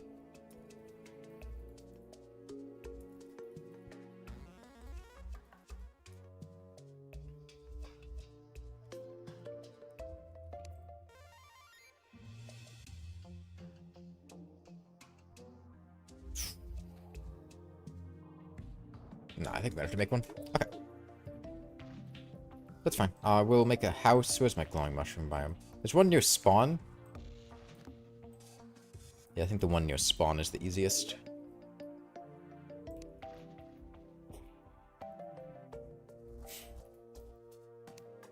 You started using dark blue solution and contaminating part of your jungle surface for truffle?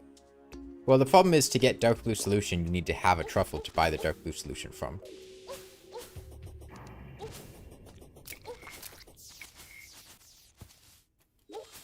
That works for getting mushrooms to make shroomite, but that doesn't work for getting the truffle in the first place.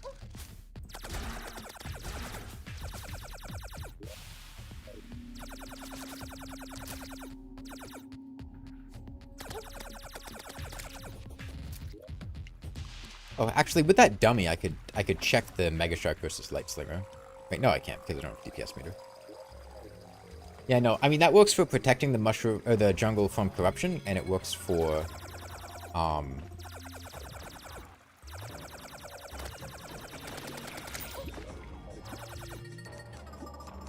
like getting glowing mushrooms, but it doesn't let you get the truffle.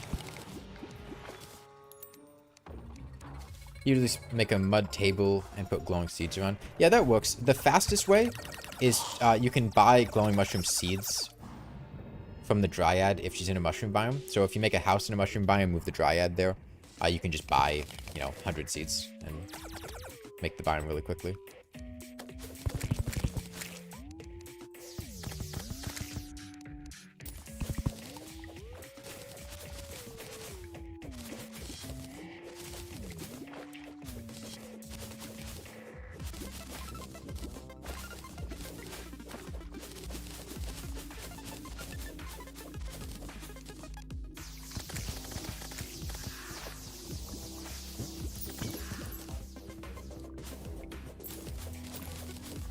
I didn't retrieve my respawn thing from Plantera's arena. Wait, did the respawn thing even work?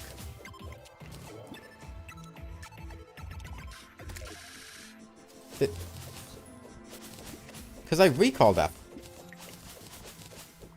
I guess maybe I set my spawn at the bed again afterwards and undid it that way.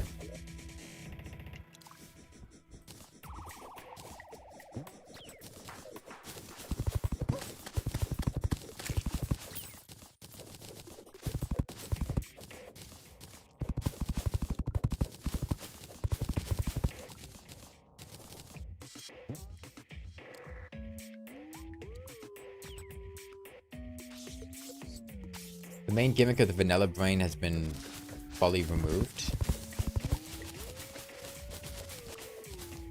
I mean, mods change stuff. I don't think it's inherently bad. Yeah, BugNet is hard counter to bunny.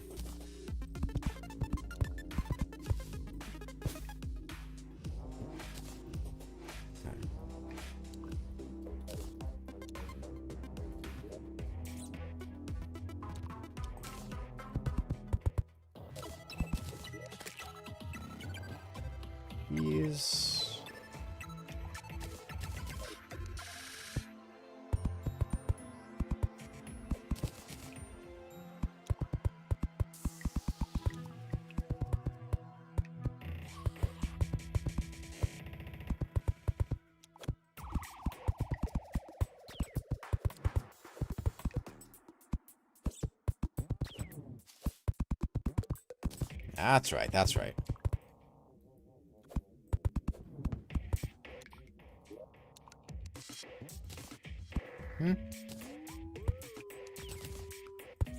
Everything's coming together.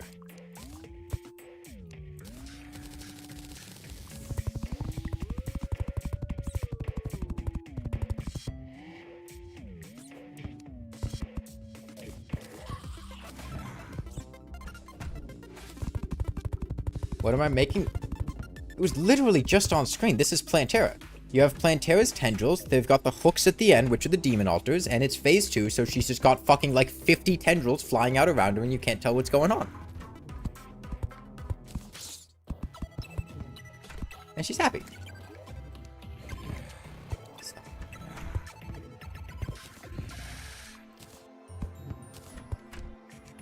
And she's happy.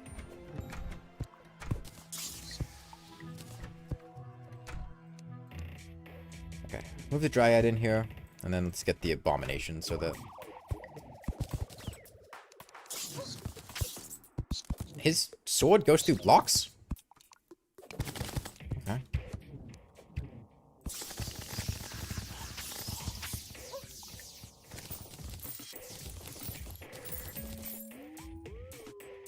Okay, and we'll,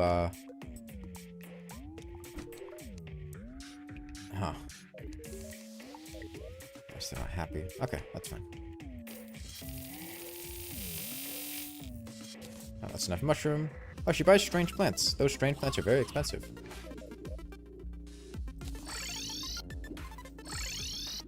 It goes through one block thick walls like the razor pine? Yeah, it seems like it.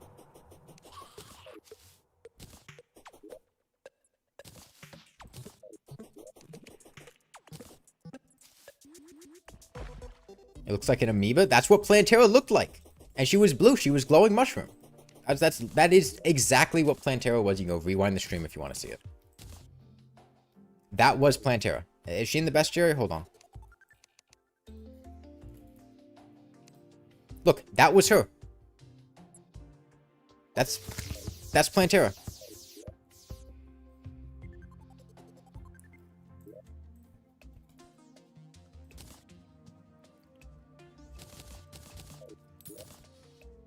Okay, we'll make a little mushroom biome. I guess we can do it at the right ocean.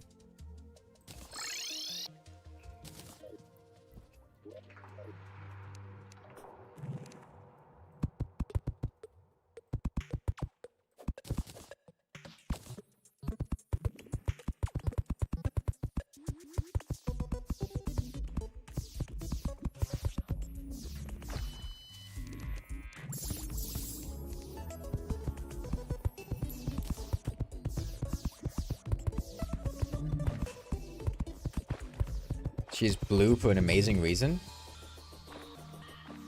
Is that what the deviant was talking about? Like she put on weight and she became blue?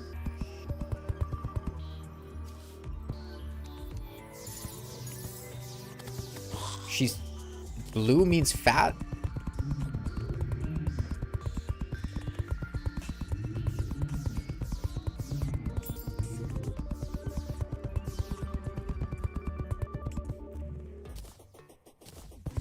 She's blueberry like Cloudy with a Chance of Meatballs.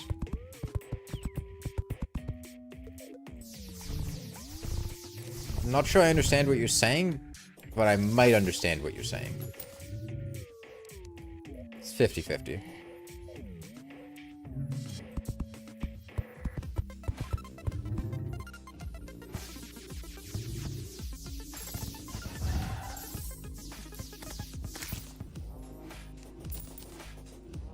Oh, megaphone. What am I building here?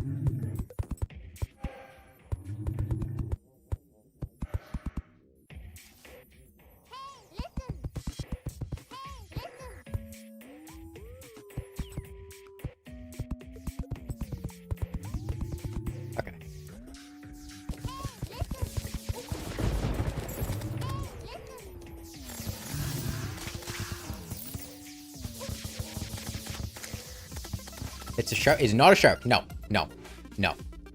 No, you have the completely wrong element. This is not of the sea. No.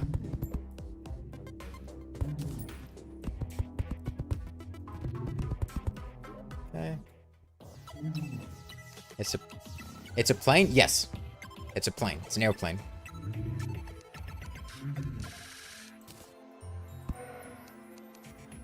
And we need to make the captain's cabin. And then we've got our first class seats. They've got a lot of leg room. And then we go back to let's call that business. And then we've got all the peasants in coach back here.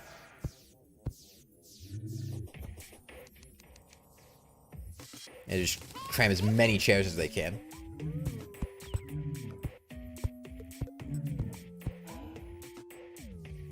Okay, and then they've got the little spot in the back of the plane that's got the food. That's where they go for, like, drink service. And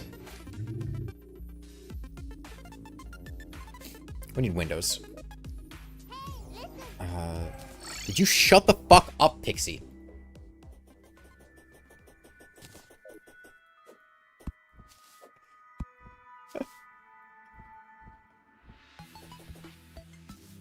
Them Spirit Airlines. That's true. This is still in 1.4.4, so canonically, Spirit Airlines is still in business in this version of Terraria.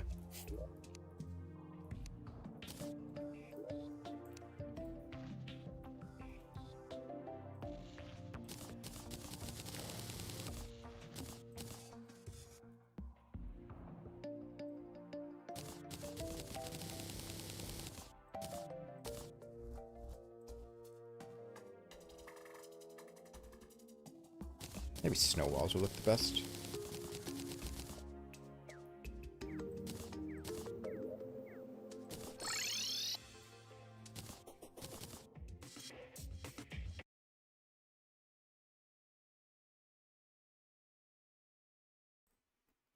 Was the lack of a bathroom intentional? They don't need bathrooms. They've got a window. They can just open a window.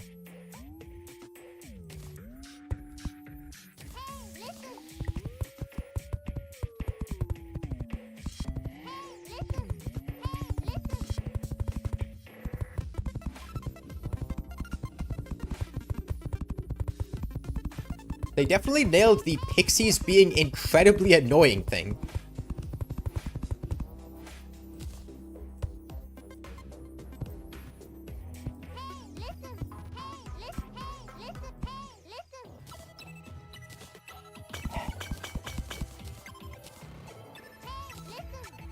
This is getting annoying? Yeah, remember the thing where I said all of the enemies were designed in a way that made them annoying? This one really, like, it nails the annoying part.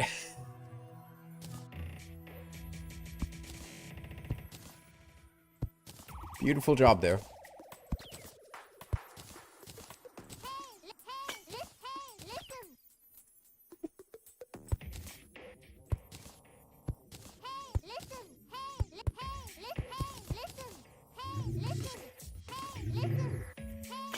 I tried listening. What the fuck do they want to say? Use your words. Tell me what you want, please.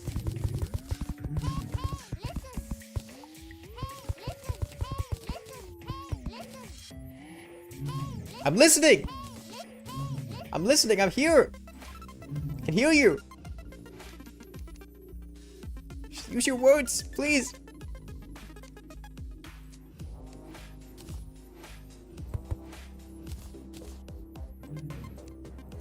Okay.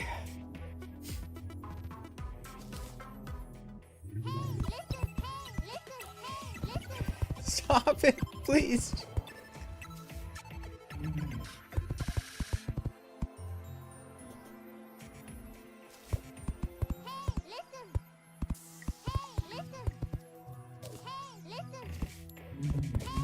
A chair is placed backwards? That's business class. I'll give him racing stripes on the wings.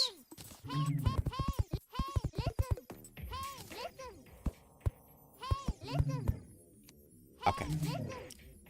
I am going to need you 5 pixies to shut the fuck up.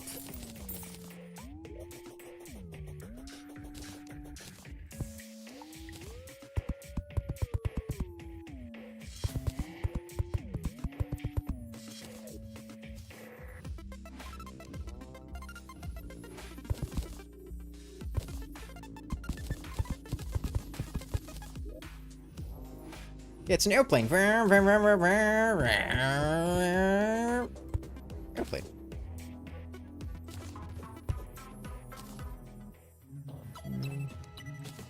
I don't think the racing stripe quite fits here.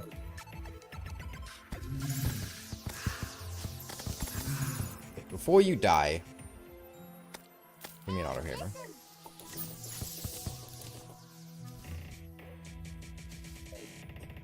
The wings are on backwards. Gravity works different in Terraria. It's like Australia. They fly in the other direction because of the rotation of the Earth.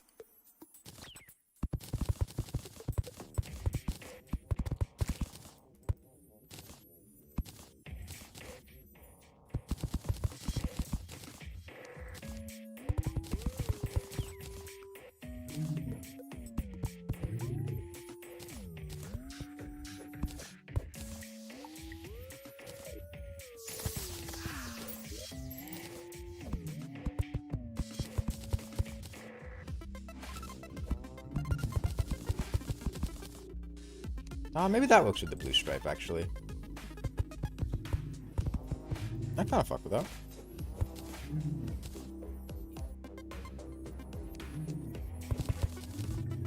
Okay. Plane complete.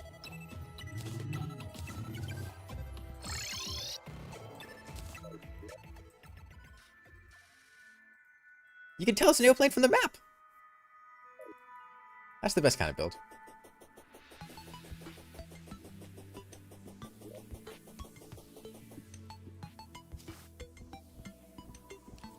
Okay, so right, the whole point of that was to get the auto hammer so we could make, Shermite bows. Let me actually... Oh, let's do a pirate invasion, actually. We haven't done pirates. I don't know if there's something new with pirates, so let's figure it out. Let's just do it at spawn. You'll build this in Kerbal Space Program and it will fail and everyone will die. I remember when Kerbal Space Program was, really popular back when... Oh man, I think I remember the people in my middle school really liking Kerbal Space Program.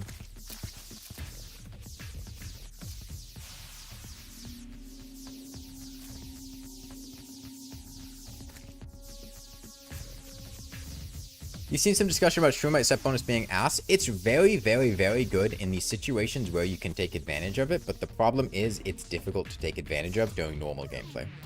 It's really good for certain events like the Old One's Army. It will destroy the Old One's Army. It's like a 60% damage bonus when you activate it.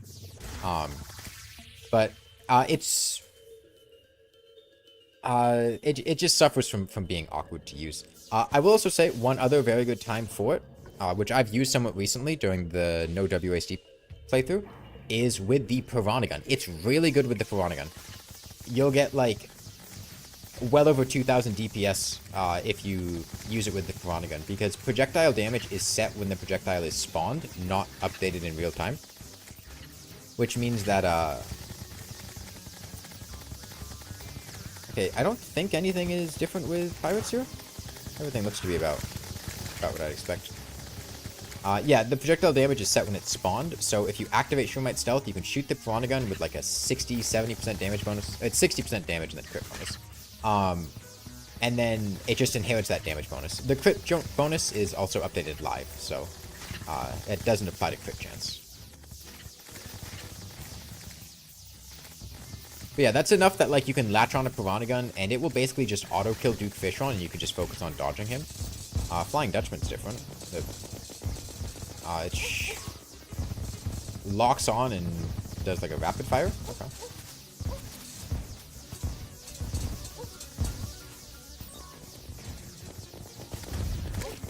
I don't know if I beam out anymore. Oh, well, he's gonna despawn if I don't kill him now. Probably too far away. I'm gonna die. Thank you. Interesting. He is the first boss I've seen so far where killing him did not unlock the item to summon him.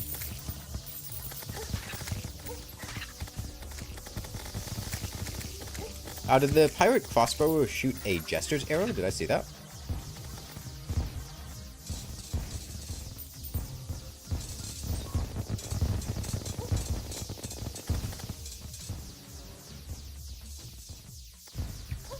She does, yeah.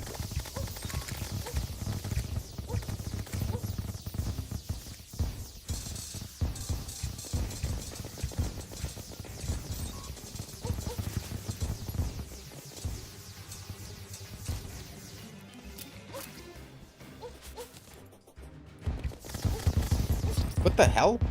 Oh, the pirate captain just shoots like 20 cannonballs at once, I guess? I didn't see that one coming. Okay. Alright.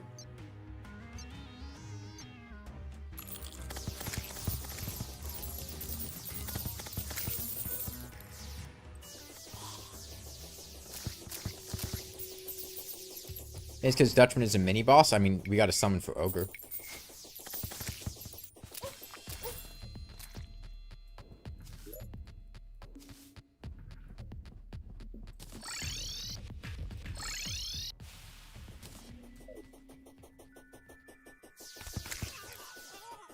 We gotta summon for the Goblin Warlock, right? Or something that makes it spawn more often during, That mummy had a spider inside of it. Okay.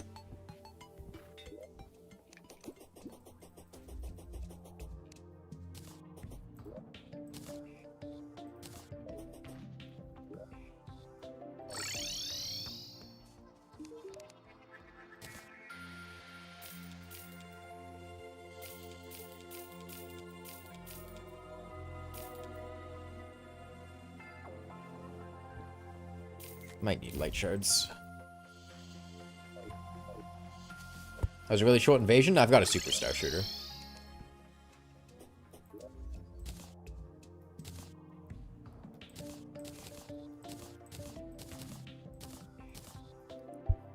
Okay, so we need,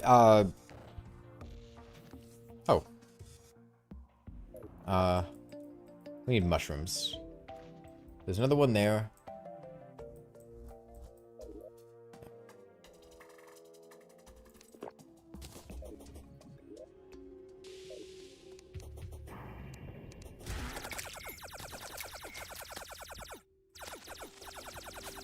Superstar Shooter can be a weapon for all of hard mode. Yeah, it's really quite good. What's for the R-shaped base? Oh, that's a letter of the alphabet. Yeah. Pretty good one. Like Superstar Shooter as a post-Moonlord upgrade. It's not a material for anything. It doesn't have an upgrade. If it does, it's not in this mod. Or this version of the mod, at least.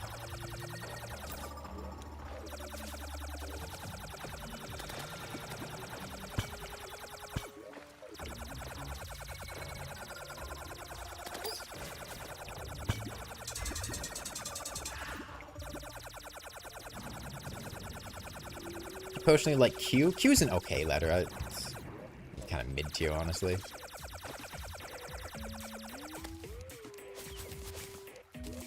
Let's summon these Skeletron Primes just to deal with random guys.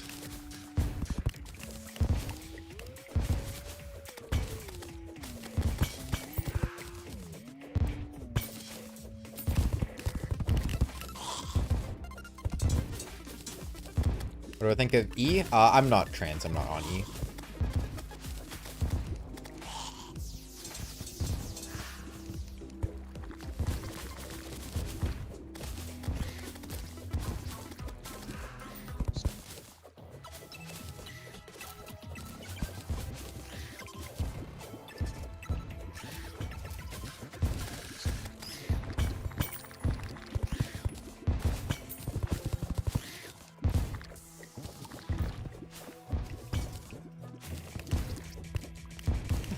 Pi is an overrated letter.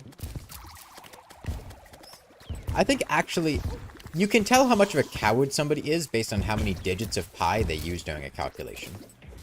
Like, real gamers just use 3 or 3.1, Okay, some of the real nerds out there might do 3.14. If you're going 3.1415 and you're writing in your code as a stand-in for pi, I'm sorry, you're too far gone. Anything more than 3.1 is just too much.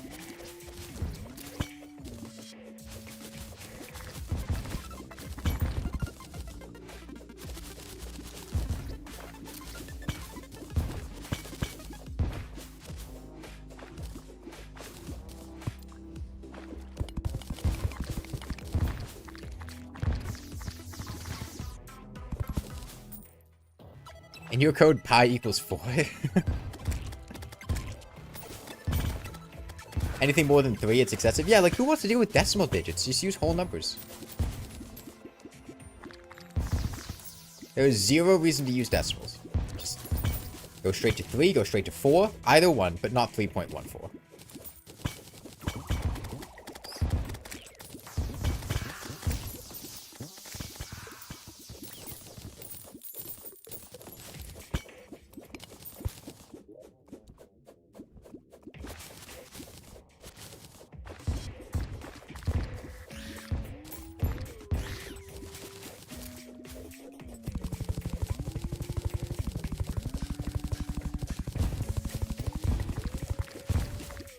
Is it a mimic? No, that's just a dead man's chest.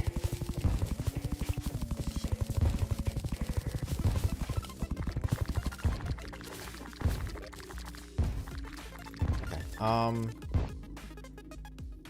think we need a couple more mushrooms, like 800.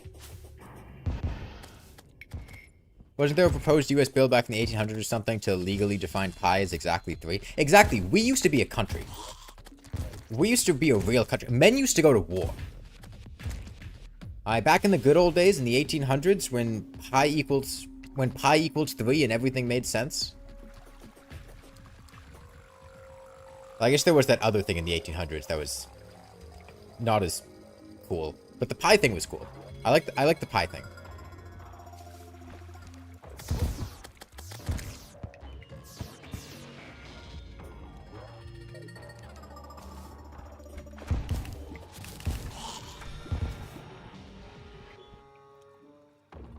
Can you eat it? I haven't had a pie in a while. I gotta be honest. I'm not a huge fan of a lot of pies. I don't like a key lime pie. I'm not really a fan of a pumpkin pie. I do fuck with an apple pie.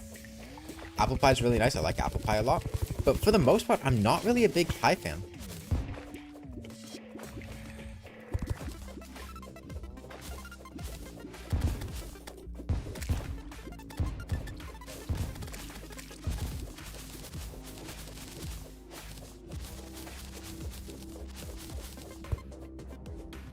Shepherd's pie? I don't like shepherd's pie, but I do fuck with chicken pot pie. I love chicken pot pie. I did a cooking stream where I made a chicken pot pie.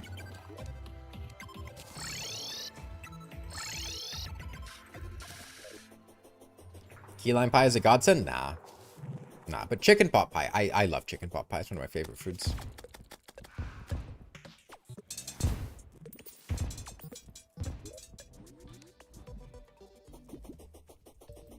Unsub, you don't... I don't like pumpkin pie. I don't like pumpkin pie. It's not...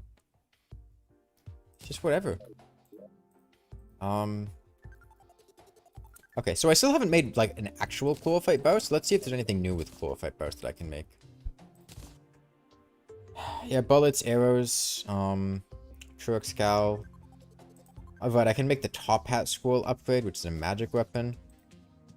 I can make the pure heart, which combines, okay, we could make this. Grants immunity to negative biome effects and various impure debuffs. What the fuck does that mean? Okay. Increases my flight time by 30%, movement speed by 10%, max life, and rare enemy spawn rate. I don't think I want an accessory that increases rare enemy spawn rate, because the rare enemy spawns are, like, genuinely really difficult.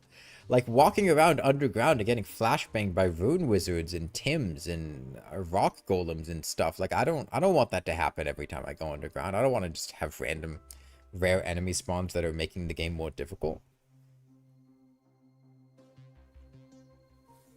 I can toggle it? My cursor inflicts sublimation Dealing damage over time and reducing defense. Man, of all the details on this accessory, I feel like the most important one that I want to know is how much damage does sublimation do? How much defense does sublimation reduce? I guess... Yeah, I guess debuffs don't really say how strong they are. Flying emits crystal spikes. Sublimation strength builds up faster. Did one of these do sublimation? No, that's a new effect.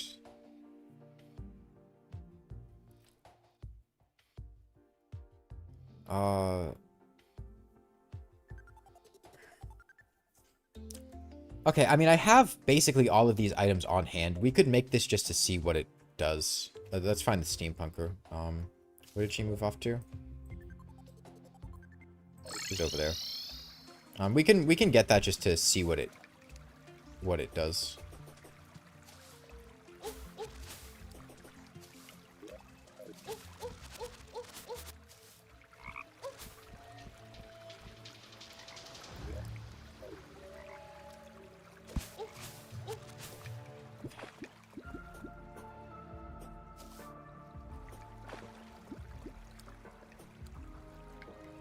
Tell the Fargo the Antichrist mentioned. I was really curious if the Rune Wizard contact damage was still like 600, or I don't know if we have master scaling or what with Eternity mode. Still ridiculously high, or if they changed that. But I didn't want to test it out because, you know, Rune Wizards.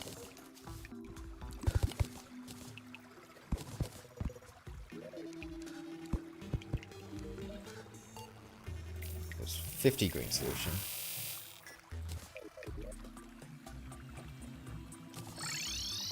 Let's set my spawn back here. The flavor text at the bottom is a line from Deltarune.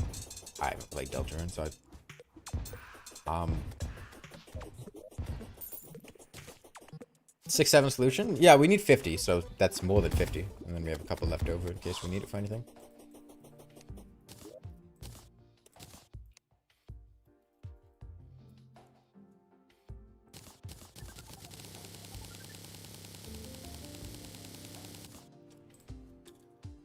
It was called the Pure Heart.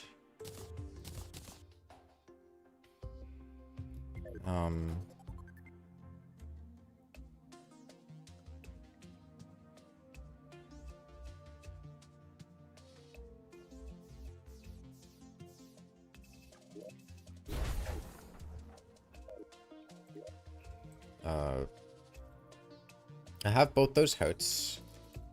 I have the Angelic Wings. I have the Forfeit. I have the Solution. Low on Deviating Energy? Oh, I guess. Let me get the... Actually, wait. I think I might have the Deviant Summon. We could just fight Deviant again. Yeah.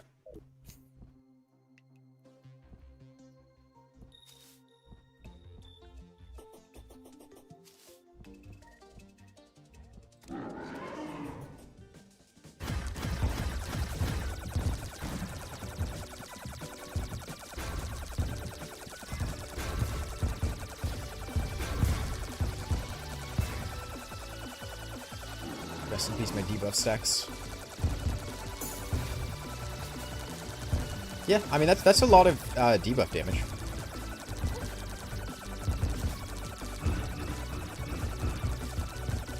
I noticed the Plantera.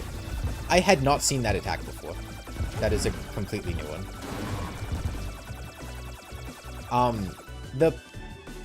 The magical bulb doesn't seem to have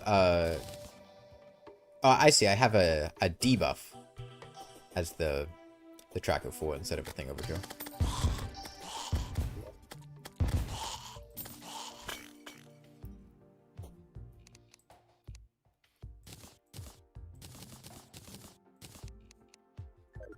Okay. Now I can make the Pure Heart.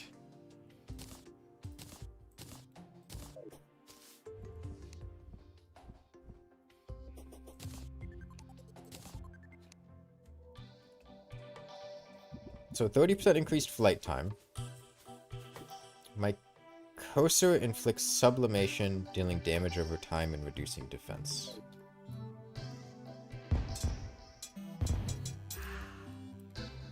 Four, 5, 6, 7, 8, 9, 10, 11, 12, 13, 14, 15, 16. So max out at 16 seems to be hitting maybe 2 times a second, 30 DPS. It's not huge. Every 60 seconds, I gain a creeper shield that blocks a projectile and emits mini eaters when hit. Flying emits crystal spikes. Okay, so this is just like random bullshit go, the accessory. Just cram a bunch of different effects. I don't even think a lot of these effects were in the basic accessories that they came from. But, okay.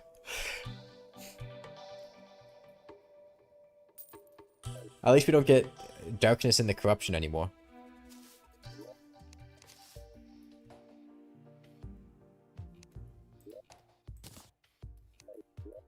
They would. There was a creeper shield on the.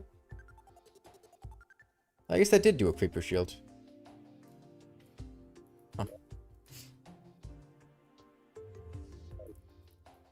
No, it's not a combination of all the accessory abilities. It's an improvement over a lot of the accessory abilities. Because sublimation didn't deal damage over time. It just reduced defense, or the basic outrun.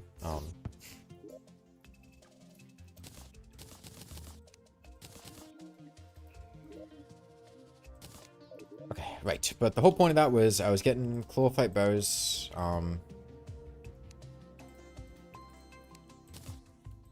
Was there anything else here? Crimson's the entire world. Why would...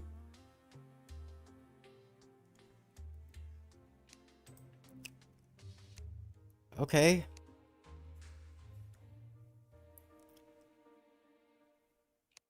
So I'm not going to do that. Let's check Shermite.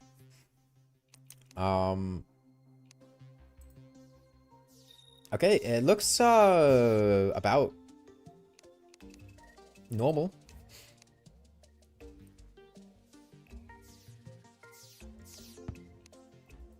Okay, so let's make some Shermite.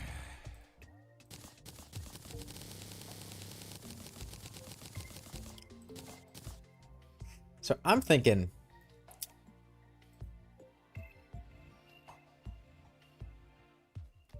I'd have to move these down here. Okay. So I want to see if the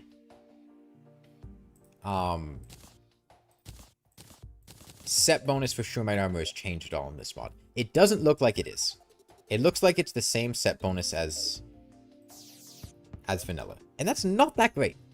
So I'm thinking we might just slap on an adamantite ranger head and just forego the set bonus, because this really doesn't seem like the kind of mod that's going to let me sit still for any amount of time to take advantage of that set bonus. Oh, we also have this Shermite enchantment. Let's see what that does. Piercing projectiles spawn a cloud of mushrooms. Mushrooms heal 50 HP and consuming them grants mushroom power. Mushroom power grants 12% damage and critical strike chance.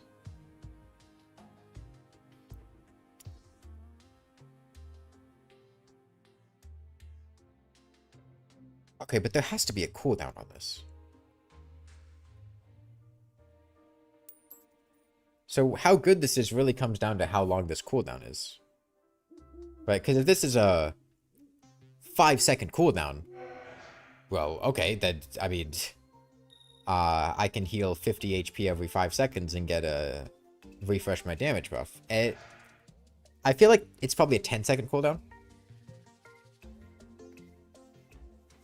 That would be my guess. What does this take? Mushroom spear, pulse bow, tack shotgun. Okay, well, we can't really make it anyways. 15-second cooldown? Okay.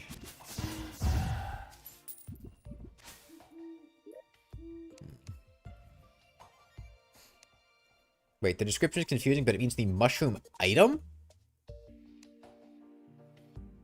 What?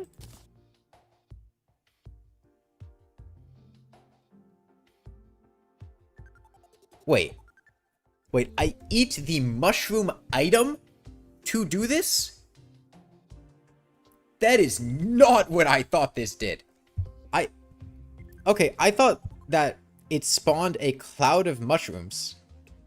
And then I go and I touch those mushrooms.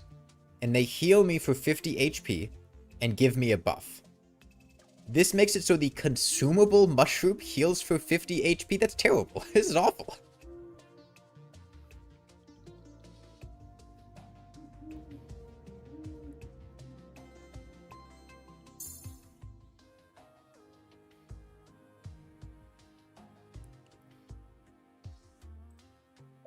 Okay, never mind then.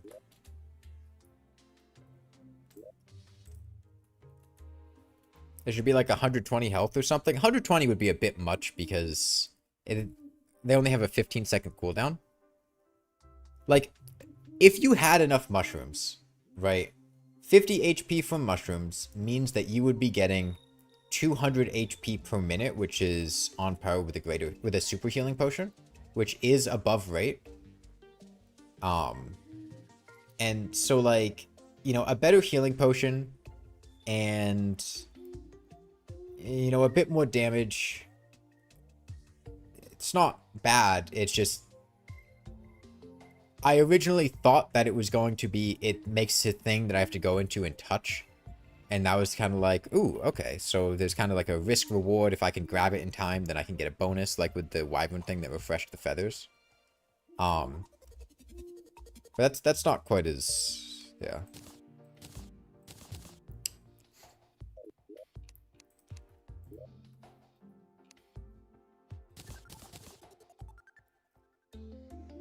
There's a post-Plantera accessory that makes mushrooms on par with normal healing potions. It makes them on par with super healing potions, not normal healing potions. Mushrooms give 30 seconds of sickness? I'll just hurt myself right now and we'll figure it out. I thought they only gave 15. If it's 30 seconds, that's, like, absolutely terrible, but...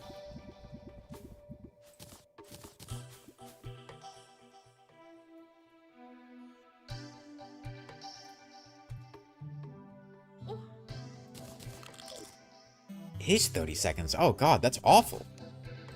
Yeah, no, that's terrible. And I can't even get the... Like, I can't even have the permanent 24% damage effect because I'd always have 10 seconds of downtime. So, even as a damage accessory, I'm only really getting... It's only active 2/3 of the time. 2/3 of 24% is 18. That's barely damage-wise better than an emblem. It requires having a large stockpile of mushrooms. I need to be using them off cooldown. I need to have HP to heal, otherwise I can't use them with quick buff. That's not good.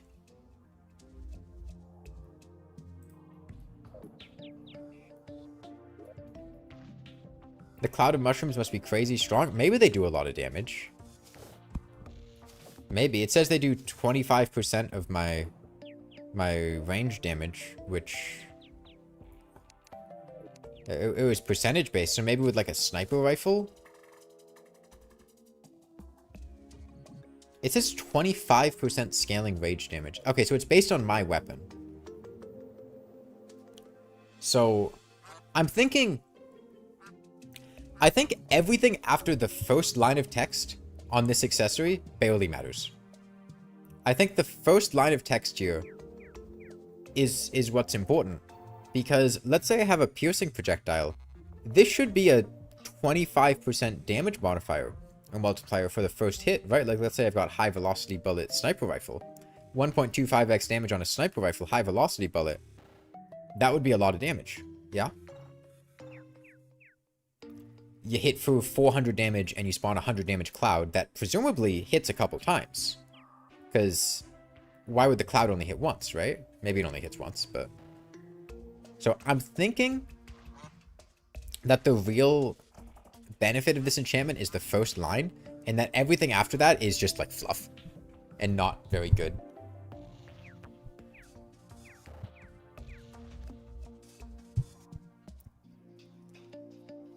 But the problem is, I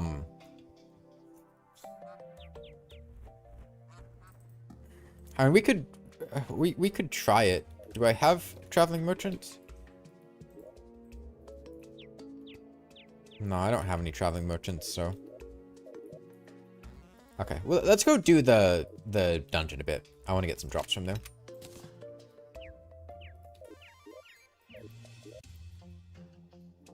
So I want... I feel like the spawn rate increases in the dungeon are going to be too much. Okay, I've got money. I'll just throw in a platinum coin.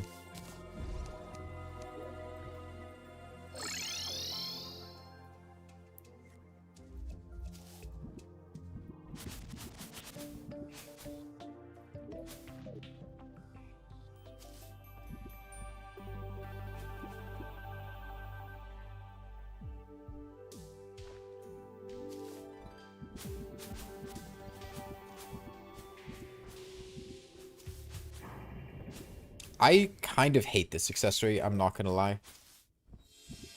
Hold on, did it say these effects were toggleable?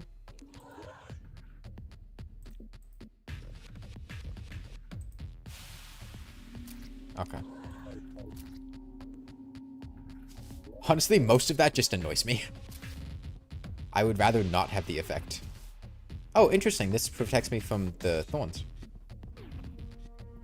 I do not like having those, the wing spikes shoot out.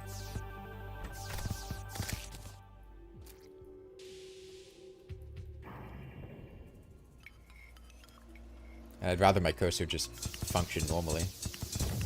Interesting, shields block piercing projectiles. That feels backwards, but...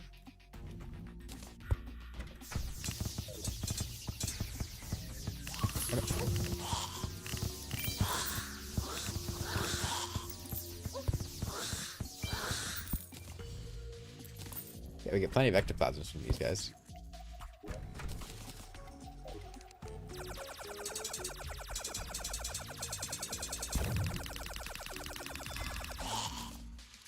Okay. Like, it really feels like the Super Star Shooter is still just better than these. It really does. We need a attack shotgun if we want to try the Shroomite enchantment. I imagine scopes, sniper scopes, are gonna be important for stuff. Sniper rifle might be important. Sniper rifle is also just a good weapon. And if we have a percentage-based thing, I could see sniper rifle crystal bullets being not bad.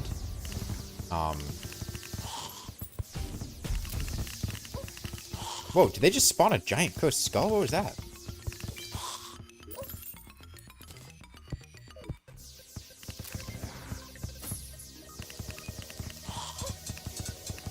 Is it just me, or are these enemies doing, like, no damage compared to... Why are there just, like, guys jump scaring in? What is going on? I guess it's the Necromancer. It seems like whenever the Necromancer shows up, a bunch of guys get summoned. The Hell Armored Bones explode when they die.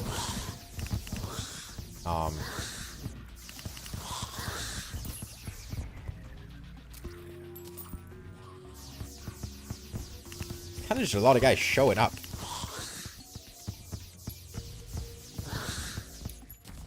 The gun from Lifelight is low-key ass. Yeah, it kind of felt worse than the Mega Shark I already had, to be honest.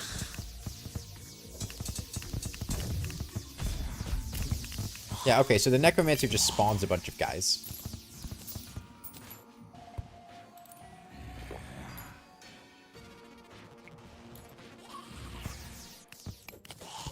Let's clear out this space here.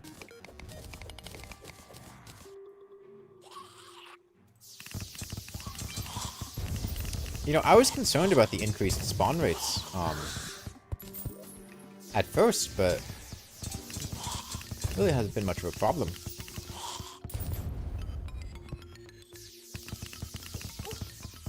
With what we have here, so I feel like we could probably increase our spawn rates perfectly fine. I was gonna say I could use the keybrand, but keybrand is still 1.4.4 keybrand. It doesn't have the reworked anything yet.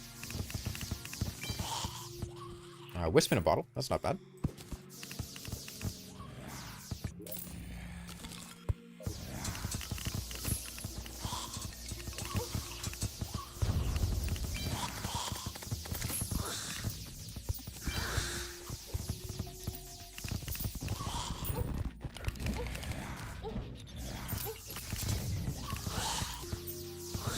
Man, the game does like dropping casters right on top of me. I will say that.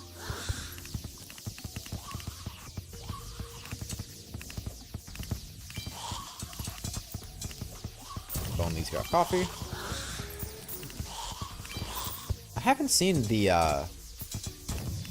any of the gun guys yet. Oh, there's a skeleton commando somewhere down below me.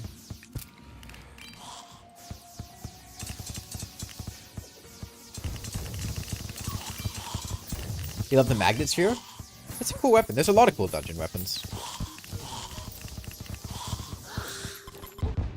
But just... What? Was it the skeleton commando? I guess he must have done something when he died. I don't really know what it was, but... No, it wasn't the skeleton commando. Oh, there's a skeleton sniper.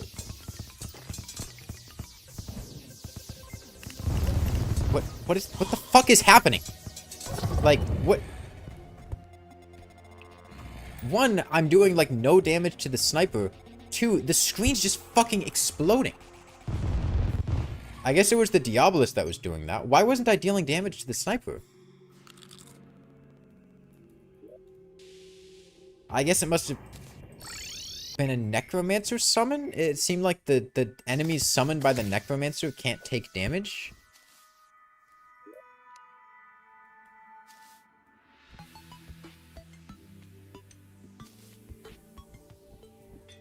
Seems a bit weird, but...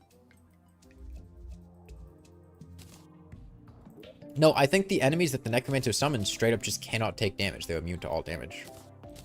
Which I don't think makes sense, but... The Spectre Staff damage is nerfed by 30%? 30%! The Spectre Staff. We're nerfing the Spectre Staff.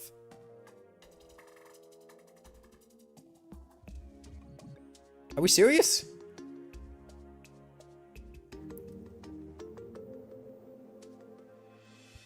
And not like a tiny damage. 30%? For a post-Plantera weapon? That wasn't even that great to begin with?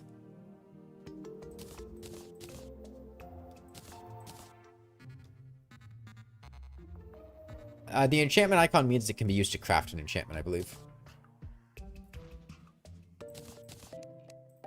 Okay, see, I think we could do our Wendigo skull, or Wendidog skull.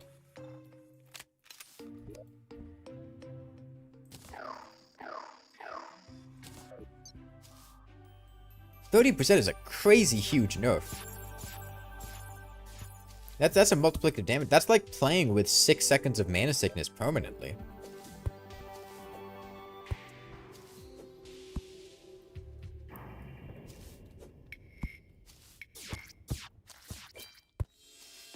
I guess maybe there's something that recontextualizes magic weapons to give that damage bonus or something, but that's really big.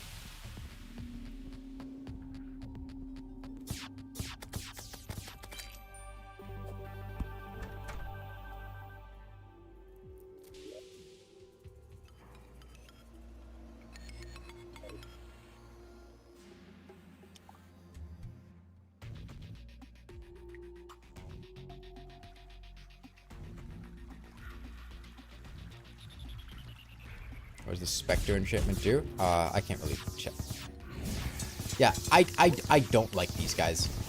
I don't like the fact that they just summon a bunch of guys that can't be killed.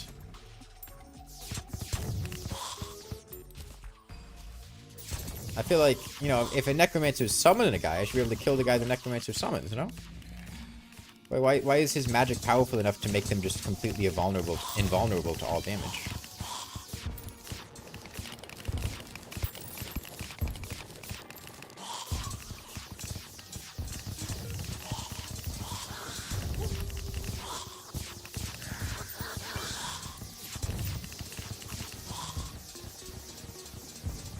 Paladin's having a little bit of trouble. Maybe it's broken with specific enchantments? Maybe. But a lot of enchantments, like, it's a homing weapon. A lot of enchantments don't even, like, work with homing stuff. Yeah, off the ectoplasm. That guy had 2 shields.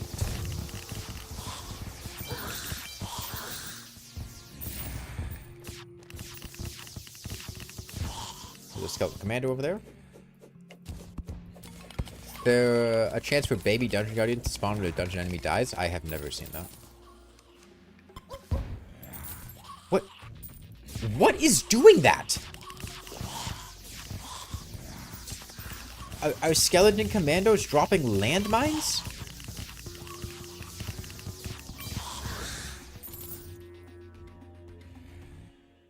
I guess the commandos drop landmines? That's the only thing I can think of that would be doing that. What was that? What was that? What was that? Why did I just blow up?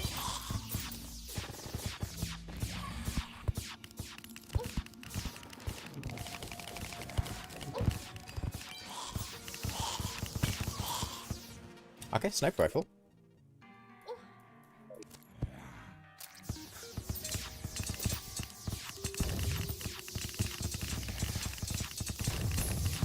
I'd like 1 or 2 scopes. Oh, there's probably I think killing the skeleton sniper gave me a pop-up that I could buy something from somebody's shop. So maybe they sell an item to increase sniper spawn rates. That would be good. Okay, he's dropping landmines. That's what that is. He drops a landmine.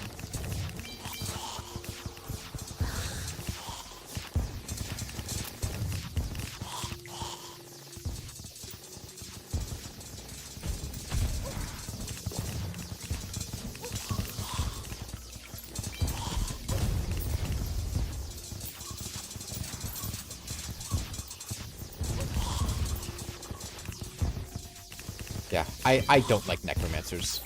I do not like these guys at all.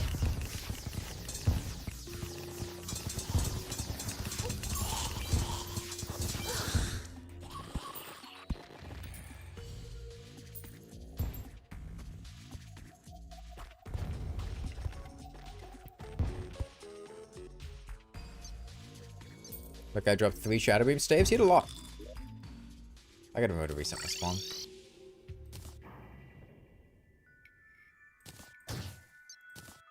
The Shadow Beam staff doesn't get a nerf.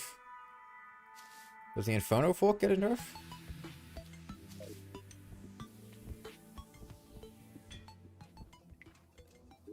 Everything in this dungeon looks annoying as hell. That's the general vibe for any biome in this mod. It's not exclusive to the dungeon. I could craft the biome chest weapons, I guess, for multiplayer if I want multiples.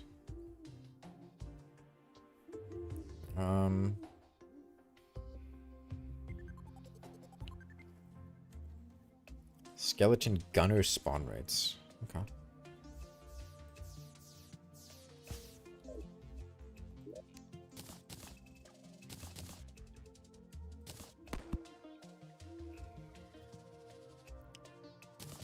So I'm gonna take this light slinger out of here. So in theory, this sniper rifle, if we were to get the Shrumite thing, might be quite strong.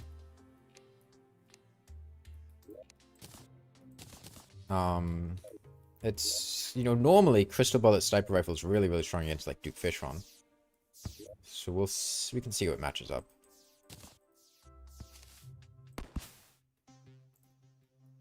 Wait, but it needs to be a piercing projectile. Wait, no, that doesn't work. Because if you have a high damage gun, you want to be using crystal bullets, which spawn 2 shards that deal 50% base damage. But I need to be using a projectile that pierces, and the piercing does a projectile that does 25% of the base damage. Why would... No, that's just bad. That's just bad.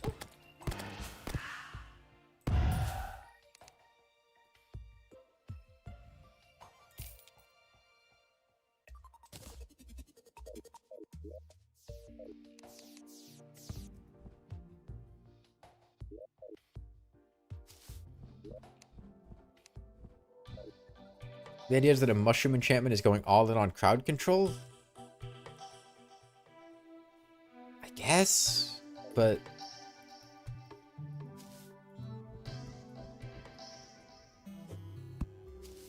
I don't know. Maybe sniper rifle high velocity, but... Like, usually...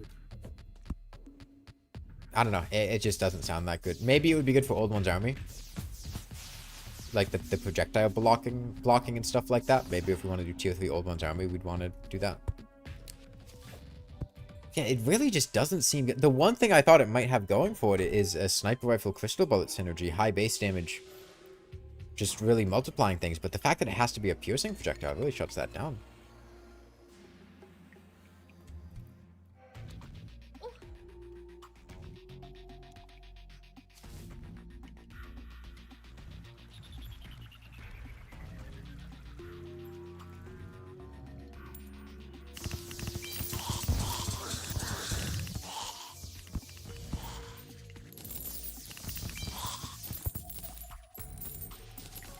Well, we got plenty of money from this, at least.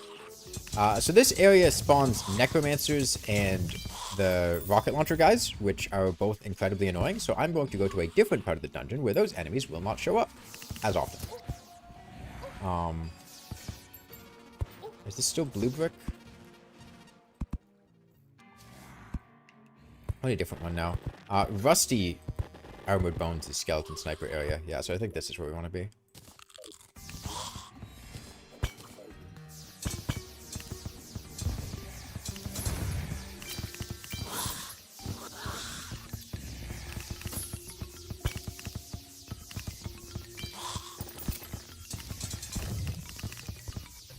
Sniper.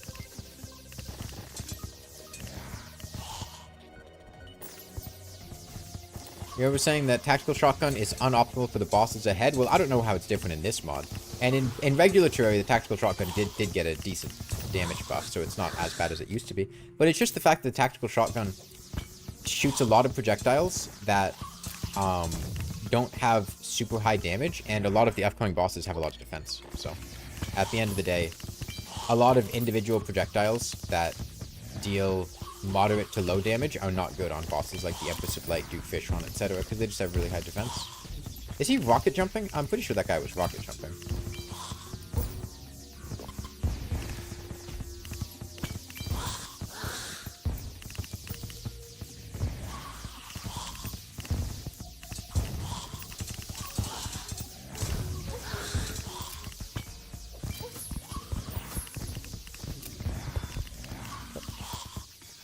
Well, that I'd like to kill Bone Lee here, but he doesn't quite agree. I could not imagine doing this without like an incredibly strong piercing weapon like the Superstar Shooter Man. Okay, got 2 rifle scopes.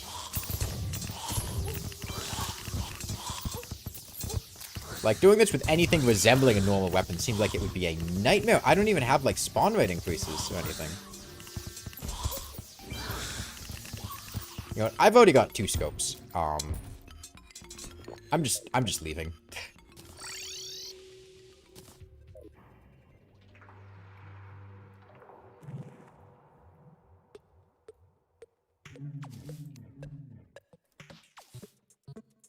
Can't imagine doing that with like the spawn rate increases from the Wendigo skull or like anything. You just you're getting ganked by everything.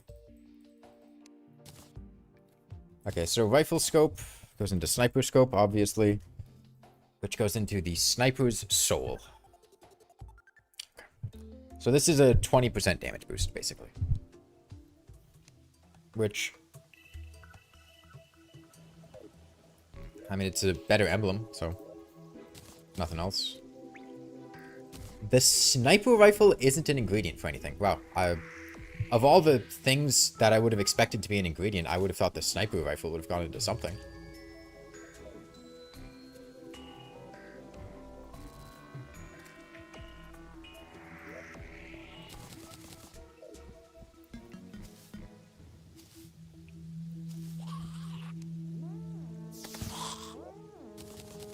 Okay.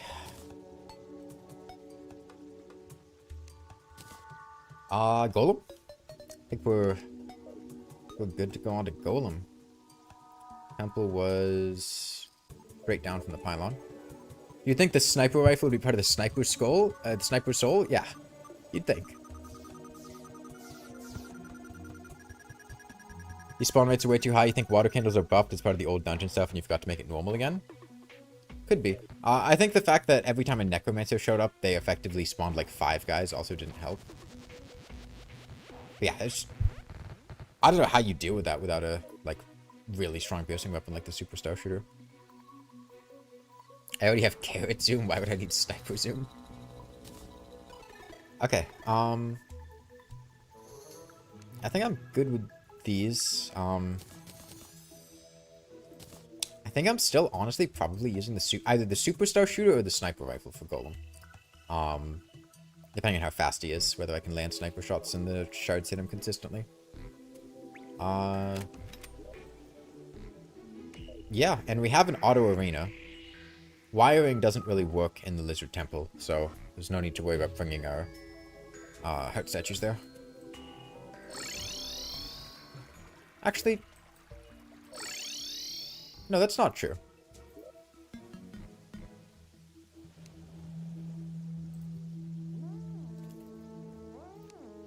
I think wiring does work, I can't place or break wires, but there are pre-existing wires that I could take advantage of. Oh, there's a golden worm here. Okay, so we catch that, and then we can feed it to the truffle worm to make it strong enough to summon Duke Fishron. Now we have an ultra truffle worm powered by a golden worm, and Duke Fishron finds that very appealing.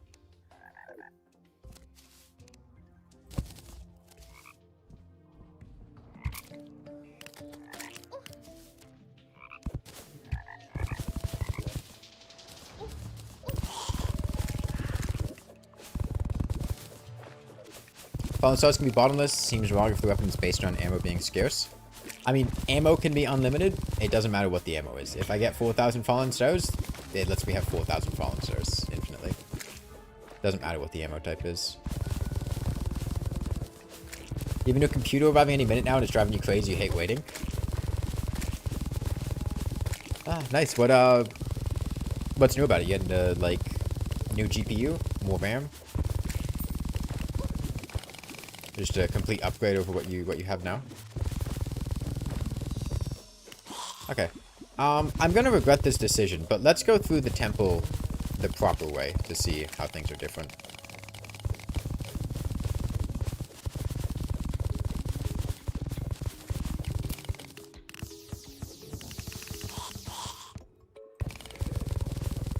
Should have used it as bait to catch the scraggler painting. And yeah, so yesterday, with the fishing stuff, illogical, what happened is I had line snap, line snap, line snap, line snap, surly slime, line snap, line snap.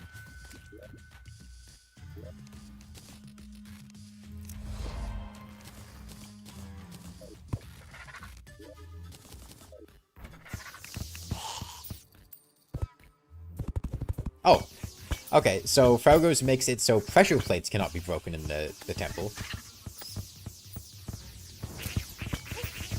Lizards shoot fireballs. I remember that from when we hoiked in the last world. Flying snakes have a dash. The AoE thing.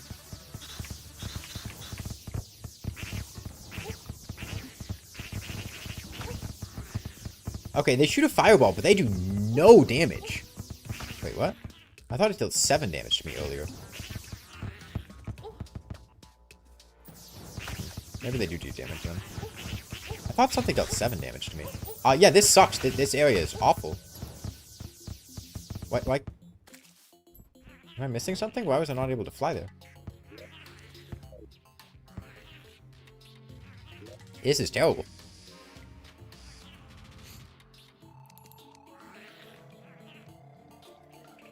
I guess we just sit here and regen some HP.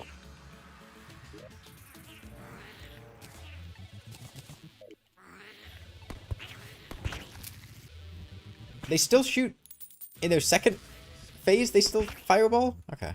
Well, we can one tap them with a sniper rifle. So I guess that's my line here.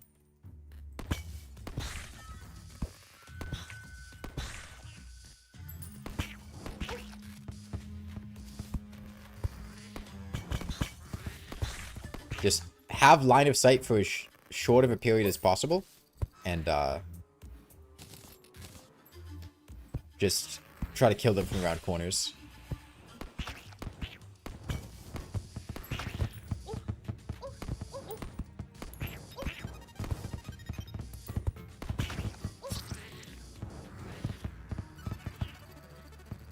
You want to rework Temple completely so bad you hate it so much even in vanilla? Yeah, it's a rough area.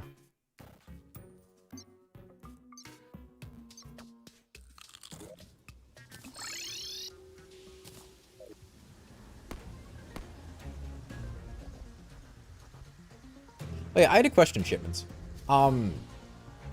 So I noticed that in this mod, it gives a lot of the dungeon enemies or skeletons and stuff weapons to hold. How difficult is setting up something like that? Because I was thinking about doing something kind of similar to that. Is that a much more convenient workaround for giving an enemy a weapon than, like, giving them a custom animation built into it and trying to create a custom projectile created during that animation? Because I imagine it's probably simpler than that.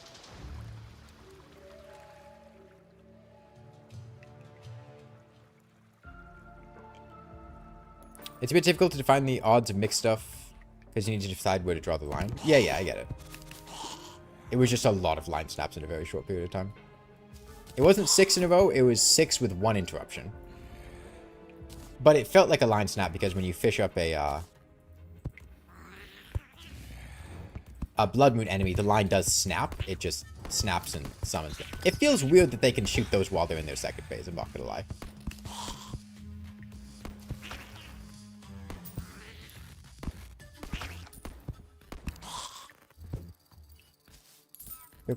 If you recall correctly, Starlight River is a pretty nice dungeon compared to the Vanilla Temple and dungeon. Well, there's not really any reason for me to loot multiple of these because,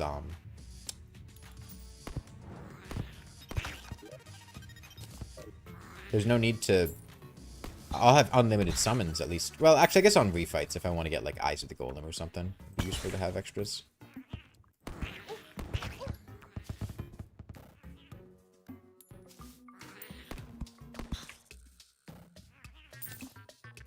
Okay, I just shot that lizard through a wall. Did you guys see that? I hit him so hard he ricocheted off and clipped into the wall.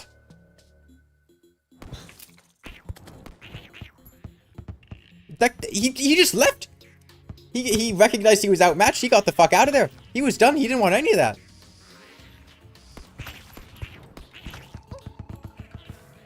Flying Snake knows when to quit.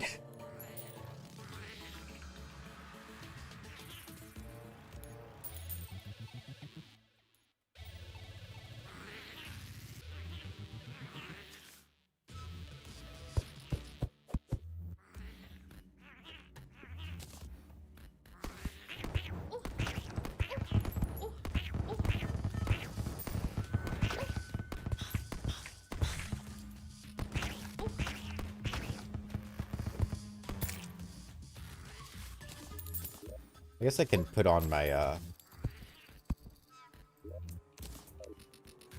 It's not that bad. The dungeon skeletons have a projectile constantly set to their position and checking if their owner is still alive. Okay.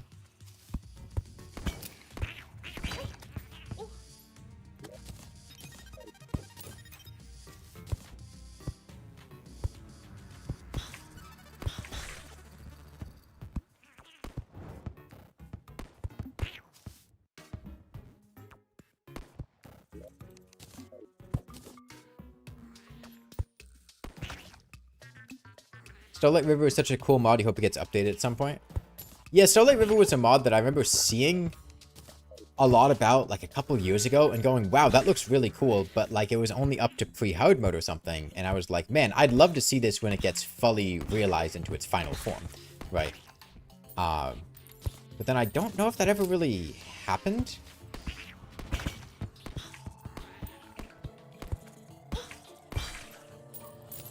And so I was in a spot where, you know, I didn't want to play the, you know, half-finished version. The altar's light shines on me. Okay, so if I use this, it's supposed to make a...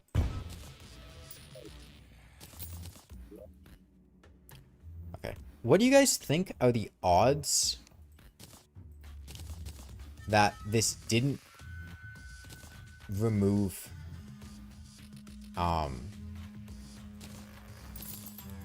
the wires?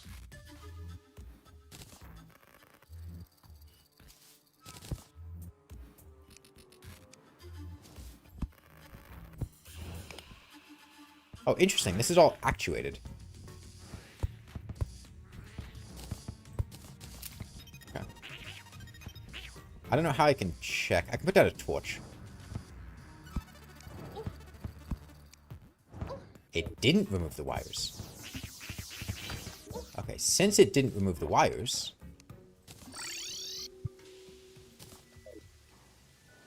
They're still working on Starlight River. We got an update ping yesterday. Nice. Yeah, you can't build in it.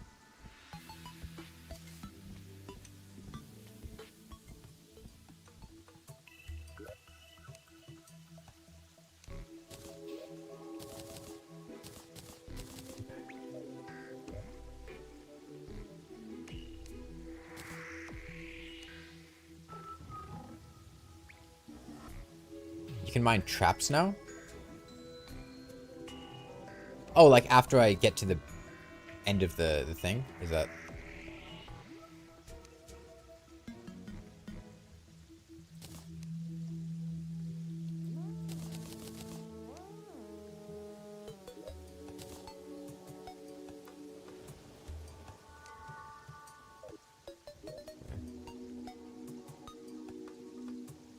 My heart lantern's still in my Plantera arena? Yes, yes. I got that.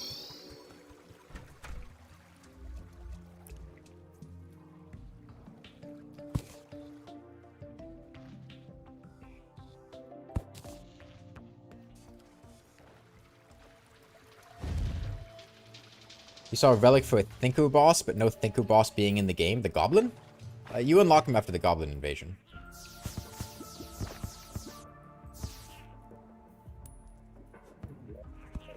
Okay. I am sick of going through this temple correctly. I am just going to Hoykin from the side. We've gone through it once. I don't want to deal with walking through that again.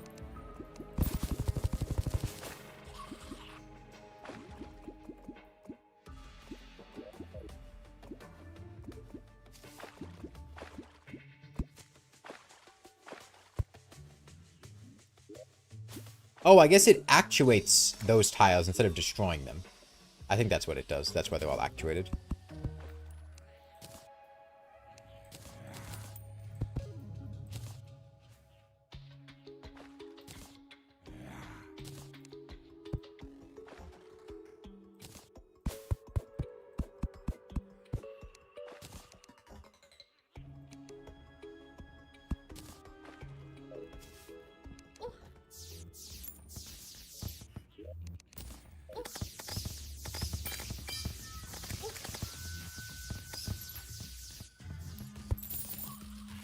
Right, so...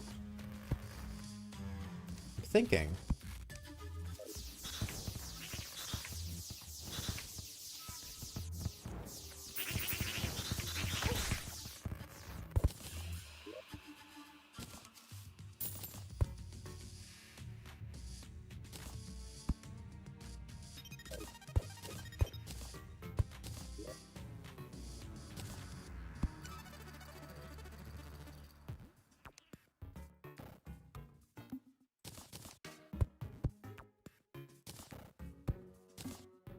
Okay, I can't put these down. Don't know if it's accomplishing much, but yeah, we can put them down. Worst case, they do nothing.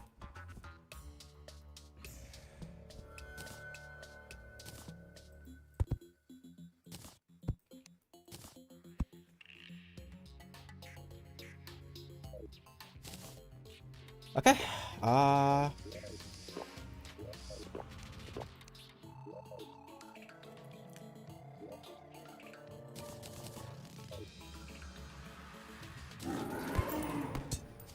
Use a skeleton. Okay, interesting. He has a lot of invulnerable body parts. His hands block shots, but they don't take damage. Or maybe he's like a boulder? He's not a skeleton? Can't quite tell. Okay, lasers are a bit different. More of an environmental fight. That counts as a laser, so I get my bonus. Activate the debuff. He's gonna have, like, a lot of phases. Maybe I have to kill the hands. Maybe they're factored into the health bar.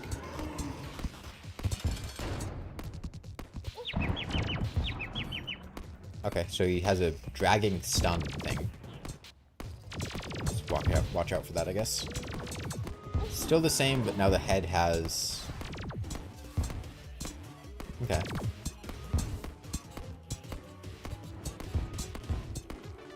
You gonna drag to the side? Okay. Okay. So very important to not get hit by that. The shots getting blocked by the hands is a little bit annoying. Because, you know, I don't have a piercing projectile, but... He kind of sits there and stalls for a sec when the time comes. I could probably jump underneath him when he does that. He's very slow. Yeah. Dragging to the side. I assume he's going to have, when he gets low on HP, he's going to speed up a bunch. And start doing all this stuff faster. Seems to kind of be happening now.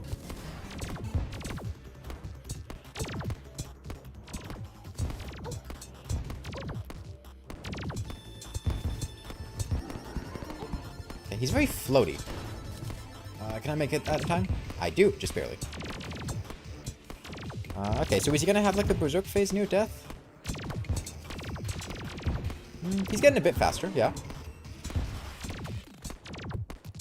I can't tell if he's alternating or if it's just, you know, coincidence that he seems to be alternating, releasing the spikes and doing the big pillar thing. Okay, well he should die here, unless he has a surprise extra phase.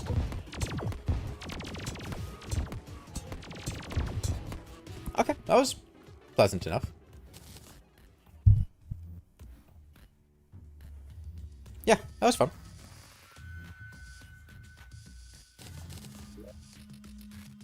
Summons Golem without an altar.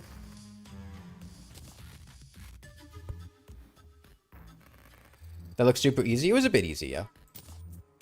Pixar. Sunstone. Okay, so let me see if there's anything I can really make with golem drops. Eye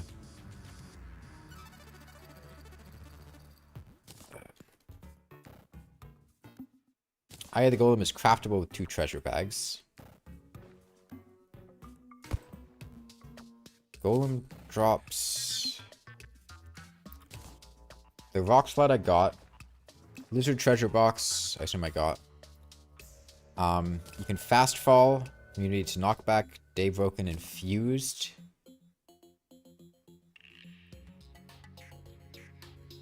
Okay. Yeah, this is on Eternity. Golem Fist. Eye of the Golem. Yeah, most of this stuff seems okay, but I guess, I mean, we have the summons. We can fight him a couple more times. Only thing is, Golem's very slow to kill here. Just because he has 160,000 HP. That's a huge amount.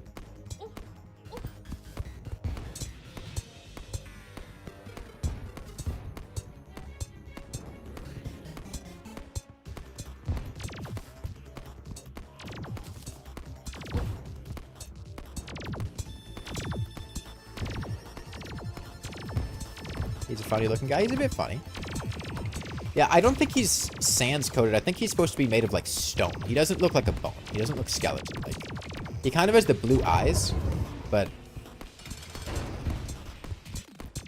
I think he's supposed to be like stone.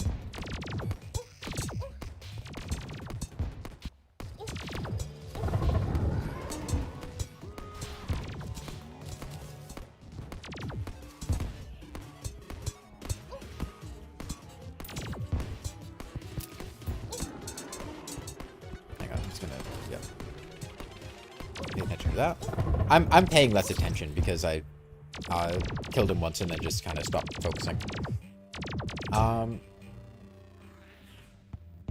Okay, well, I don't care that much. I feel like farming bosses in this mod, I get kind of bored because I feel like I've already killed the boss, but then the boss just has like a ton of HP. So I feel like every time I refight a boss, I do much worse than when I'm actually fighting them for the first time. Just because I lose interest, but the fight is going on for a really long time. Shiny stone goes into something.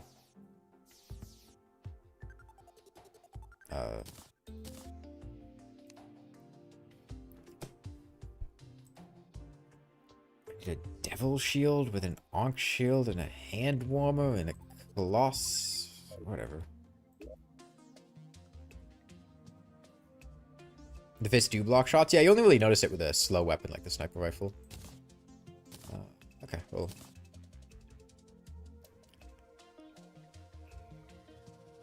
So.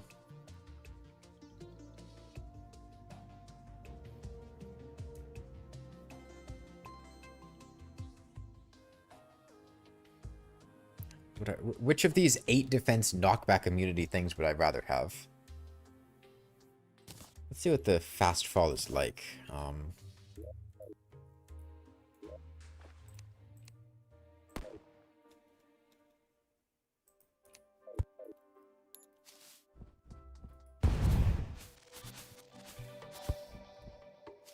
Okay.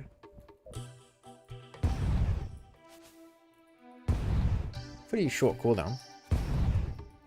It's very large effect.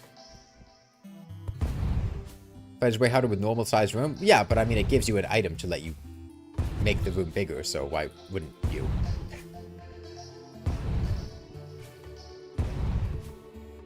I feel like I'm never gonna remember to use that, but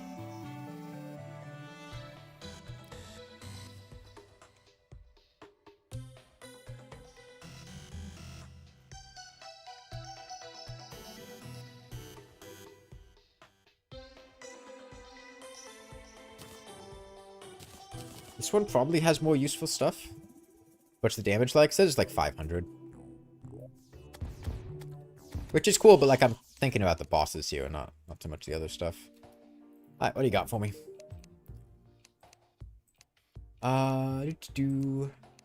Now is a good time to go for Betsy.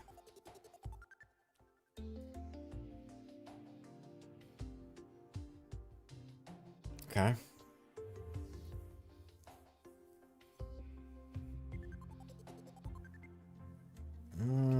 Okay. So it seems like we probably do the event, get to wave 7, then we get a summon for Betsy, and we fight Betsy outside of the event, so we don't have to worry about protecting the crystal. That would be my guess for how this is gonna play out.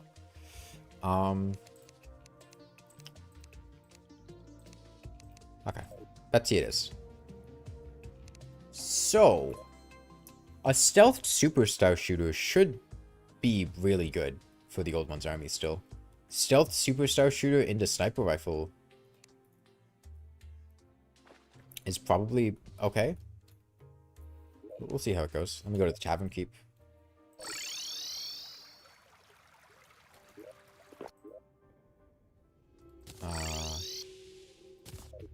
Thought my tavern keep was living there. I guess he moved somewhere.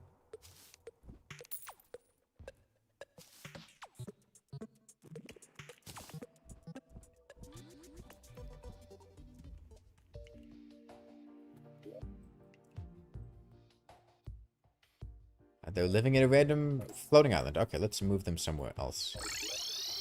Angler, I do not care about you. Make this child homeless.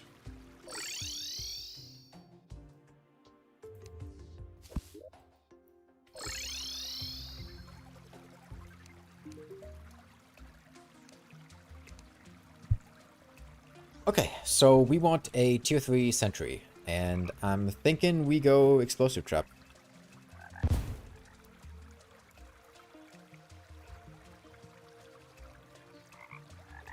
Because it's the enemies that block shots that are the concern, right?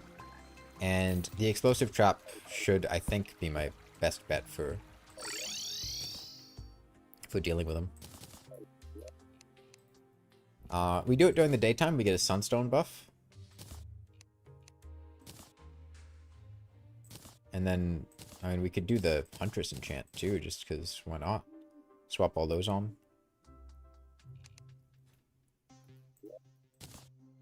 Oh, we could do a solar eclipse too. Manic the rock slide.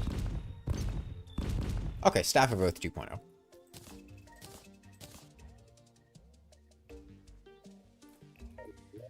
And then we have Beetle Husks, which goes into the Devil Shield. And all this other stuff. What does the Beetle enchantment do? Hitting enemies generates beetles. Beetles grant damage reduction and attack nearby enemies. Beetles die when taking damage. So this accessory, when fully charged, I don't know what the cooldown would be like, would give 6 times 2.5, 15% damage reduction, which is worse than a Worm Scarf. And the beetles do 40 melee damage.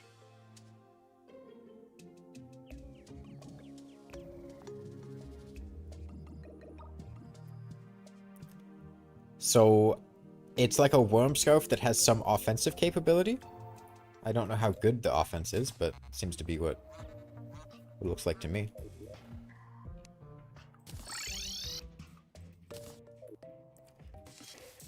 Okay, so yeah, I think we're probably going to get our ass kicked by Betsy the first time we do this, just because I don't know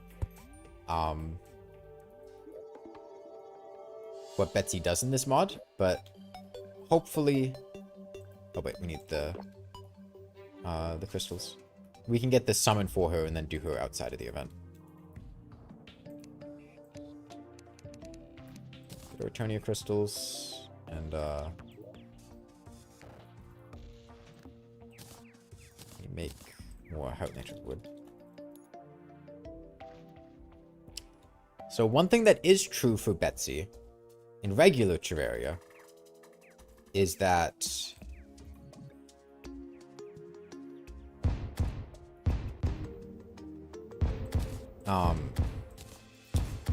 obsidian skin potions are really good against her. Now, I have a feeling like she's gonna inflict some unique debuff that obsidian skin potions are not going... Oh, wait, no. Oh, I assume obsidian skin potions still give immunity to on fire. So we'll see. Maybe the obsidian skin potion, if she inflicts a fire debuff, might help. But I don't think so. I doubt it. There's a chance, but a low chance.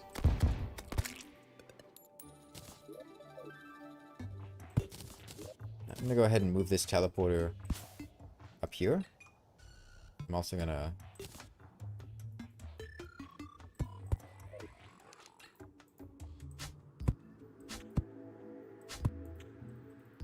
Okay, I don't think I'll need the hearts. I hope. Okay, we'll swap all these on. Going on damage. And hopefully this works out.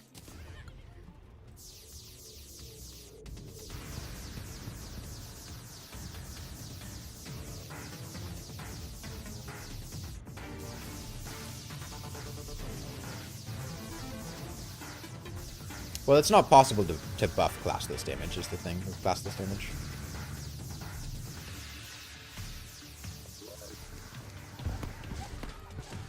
You know what?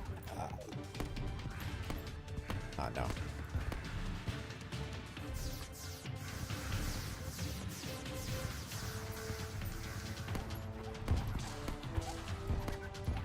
And I love my minions making my shots miss with the Huntress enchantment thing.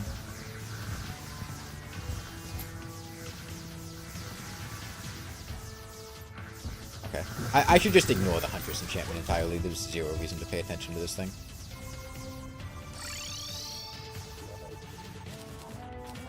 Minions don't count? No, but they inflict knockback, which caused my attacks to miss because the enemy is not where I was aiming.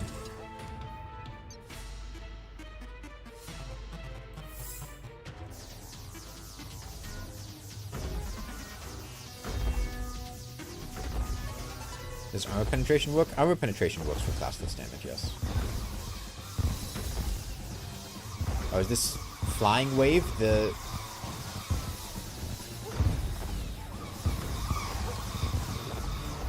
Okay, I guess this is the flying wave.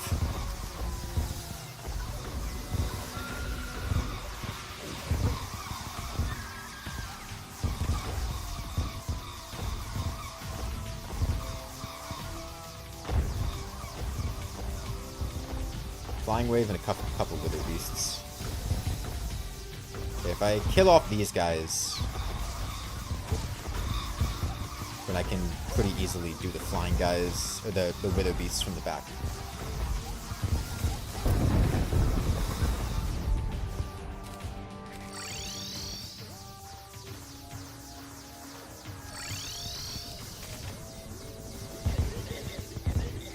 Did he just teleport back, or what was that?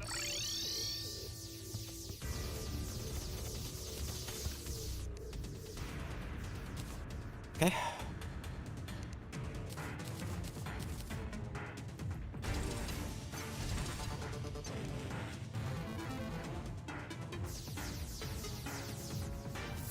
Let's pay more attention to what's in the wave. Goblins, wyverns. Okay, so a mix of everything.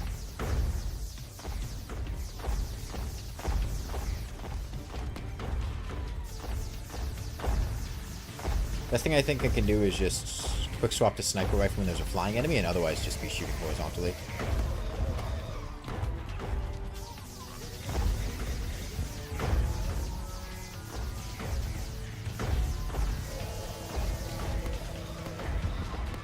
I mean, our sniper rifle damage is really high, so that's 1 point in our favor. Lots of projectile blocking, guys.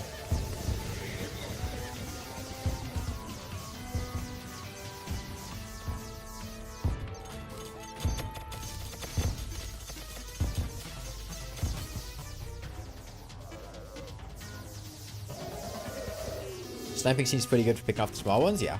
I mean, the sniper rifle is a good weapon. Don't discount the sniper rifle. Especially when you're stealthed and you can pick out shots and you've got crystal bullets for the extra damage. We've got Dark Mage this wave. Lightning Bug. And Gliders. Okay, so Fast Flyers and Dark Mage.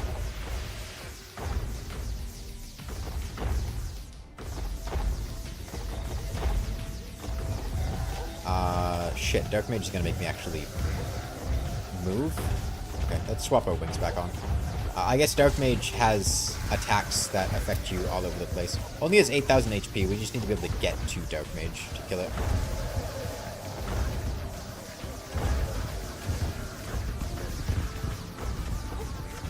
That does not end the wave. Good to know.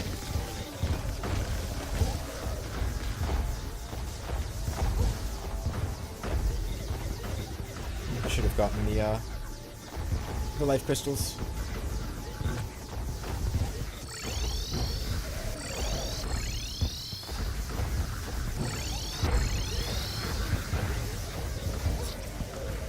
Okay. So I think in that wave, I just need to focus Dark Mage as soon as possible, because Dark Mage really fucks up my ability to deal with everything else. So, yeah. I didn't want to wait for the event for them to have to do that. Let me also get my statues back, because having some HP recovery there would be nice.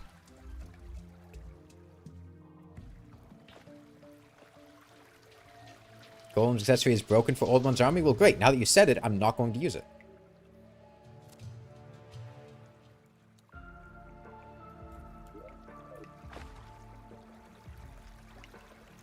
I'm just going to keep doing what I've been doing.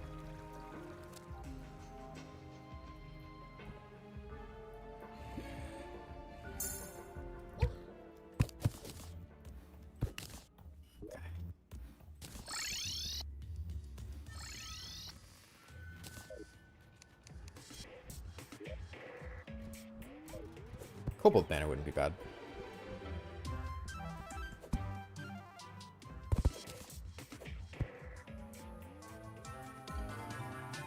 Yeah, I don't know what the altar's light shines on you message means. I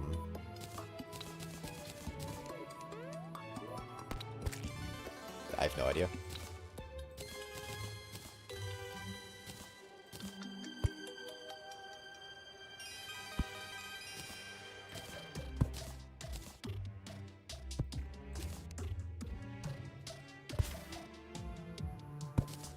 Okay, I'm gonna put the teleporter back down here.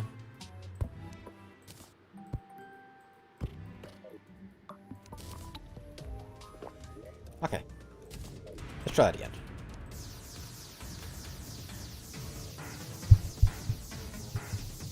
This should let me get away from the Dark Mage more easily. I just wasn't expecting the immediate stuff preventing me from moving. And I have debuff active skill. That's what it is.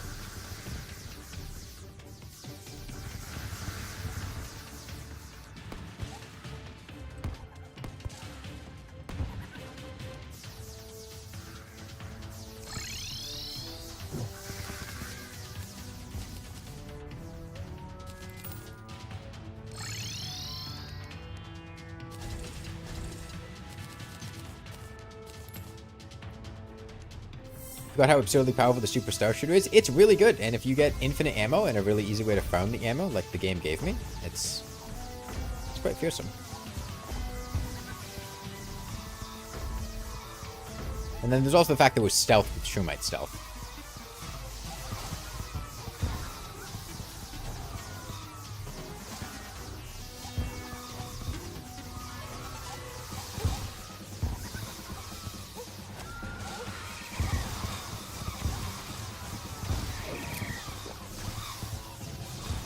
This flying wave is just really difficult for me. I don't have good, like, deal with flying attacks.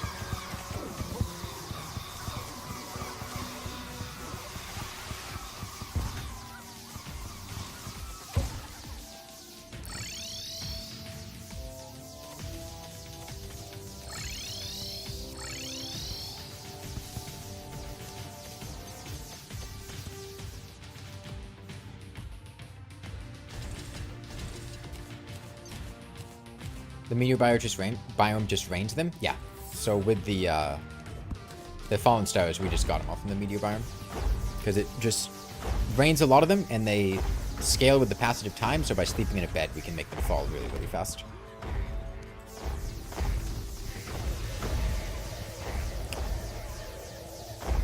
Nerfing the Spectre Staff, but not the Super Star Shooter? Yeah, I think the Sand Gun, the Super Star Shooter, there's a lot of weapons that are probably more deserving of a nerf than the Spectre Staff. Which, you know, I don't want any weapons to be nerfed, but if a weapon was going to get nerfed, the Spectre Staff is not the first one I would have picked.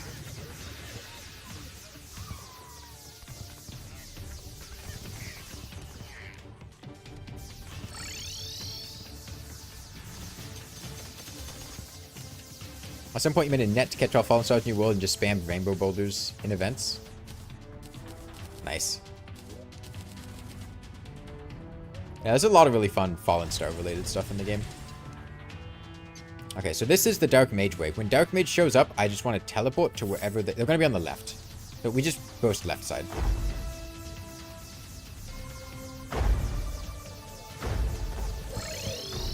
Right, they're not on the left actually, they're on the right. That's unusual.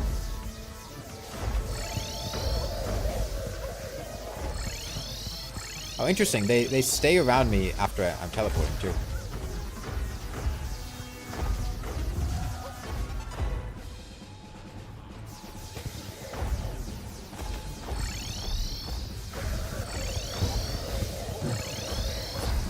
Dark Mage is fucking annoying. I should just set my spawn point there with the spawn point setting item. I'll just reset here.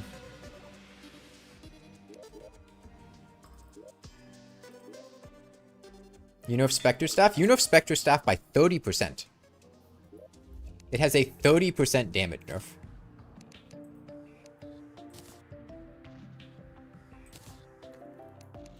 Which is the largest damage nerf I have seen on any of these weapons.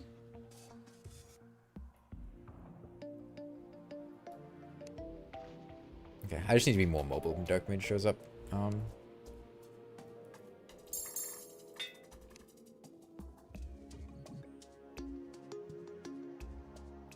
I wonder if...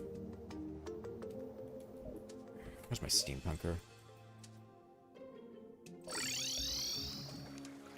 I wonder if just going sniper rifle high velocity would play out better than superstar shooter. Superstar shooter is good. Sniper rifle high velocity is also really good.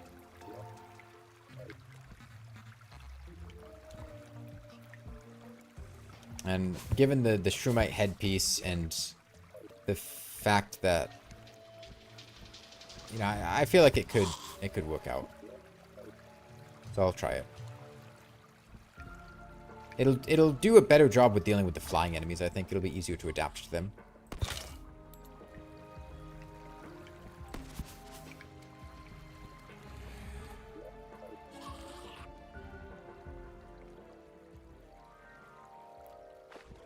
Lunar Portal Staff gets a 50% damage nerf in Fargos. I imagine all the Moonlord weapons probably have some balancing difficulties, because they're not exactly balanced to begin with.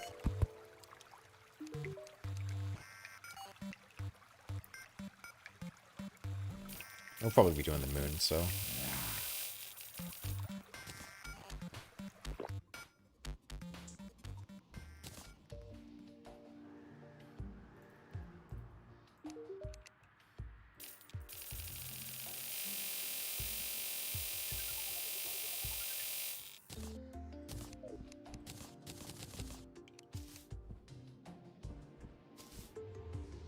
Random idea to make the sniper rifle more interesting. What if it revealed weak points on enemies or something like Railgun or Risk of Rain 2? I don't think it needs to be more interesting. I think it's perfect the way it is. I like the sniper rifle.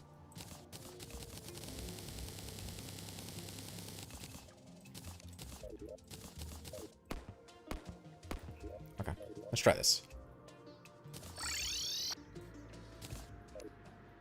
Sleepy Octopod does 70% more damage. The Sleepy Octopod's problem is not a damage problem. Making it deal 70% more damage, while it will be better, is not going to make it a good weapon still. Because it's just kind of fundamentally bad. It's just the way the weapon works.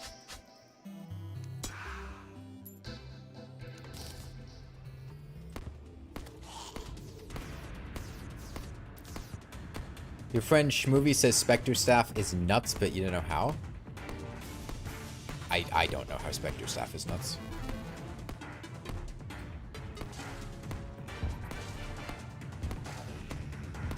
I mean, this right here is the sniper rifle's element.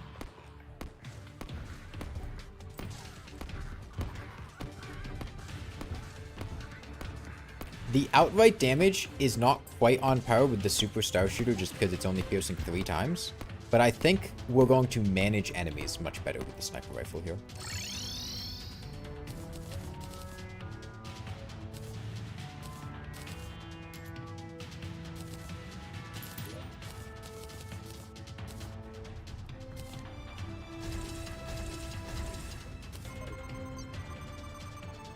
You enjoy Venus Magnum? Here, but sniper rifle is really good too? Yeah. Like, I imagine in this situation, this is where the Shroomite enchantment might be quite good. I could see it really doing well here. Yeah, we're basically like guaranteed one-shot every enemy we shoot, so. Can you guys actually see what's happening? I don't know if the nighttime is obscuring the enemies, but we can pick them all off with the sniper rifle really easily before they can get near.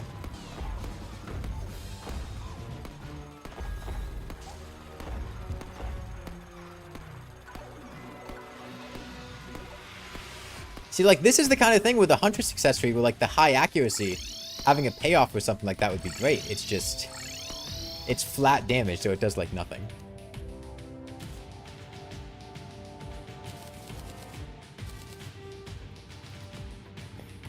We're in Dark Mage territory now. Just, well, no, one more wave.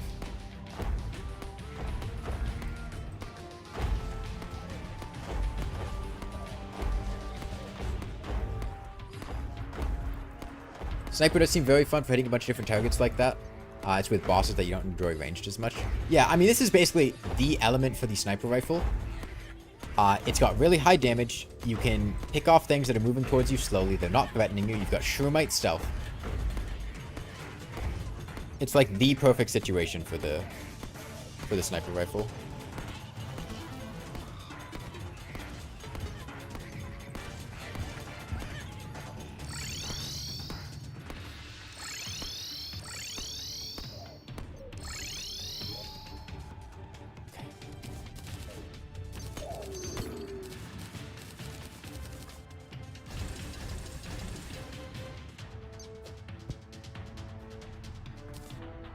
The sniper work with other ammo types? I mean, it's really good with crystal bullets.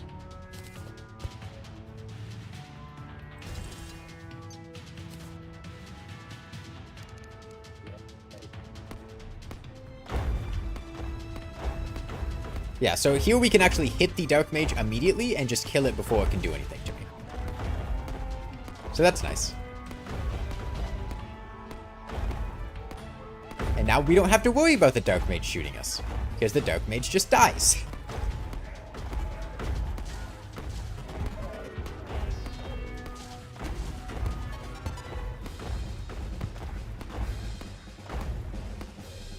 What about cursed bullets? They wouldn't be good with cursed bullets.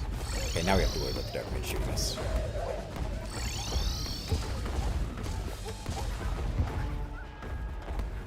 We re-stealth, shoot him again. Annoying thing about stealth is that it, taking damage cancels stealth, so. Keep in mind, Dark Mage is like the tier 1 boss, so it's not like absurd or anything. He's on the left side. Not like we're killing Ogre that fast, but... Is he disabling my sentry? Is that what that guy's doing? Kinda looks like what he's doing. Okay, I'm gonna put a couple of traps here in case any enemies get through.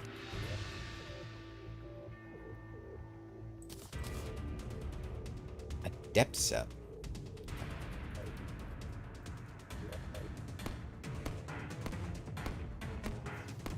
Your problem with guns isn't that they're not flashly, it's that they're more or less the same every time. Yeah, I like something that's more or less the same every time. Wave 6, honestly, is kind of scary. That's how fast we kill Ogre.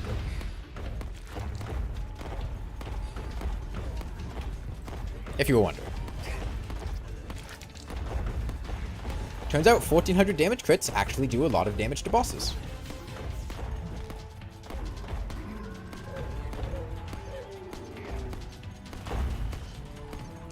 Okay, we gotta take out that, Yeah, I think they're disabling my sentries.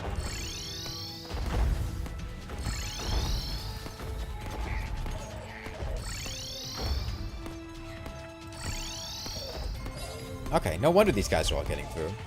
So that, I feel like that makes sentries a fair bit worse during this wave unless I can clear those guys out consistently.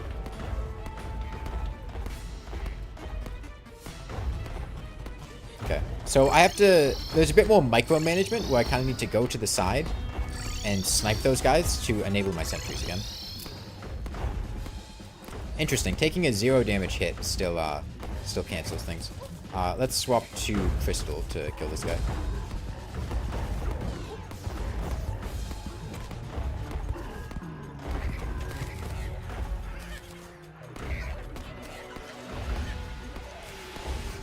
Okay. So keep in mind, micromanage a bit more, kill the lightning bugs, enable the sentries. This seems interesting compared to normal Old One's army. It definitely is. Yeah, there is more thought to what you're doing. Regular Old One's army, you literally just stand still and like shoot to the side with a piercing weapon, and that's basically it. Here we definitely have more like counterplay and thought as to what's happening. The enemies are doing things. I need to do specific things to nullify them. And that means things matter a bit more, for lack of a better word. Okay, this wave is scary. This is probably going to be the hardest wave.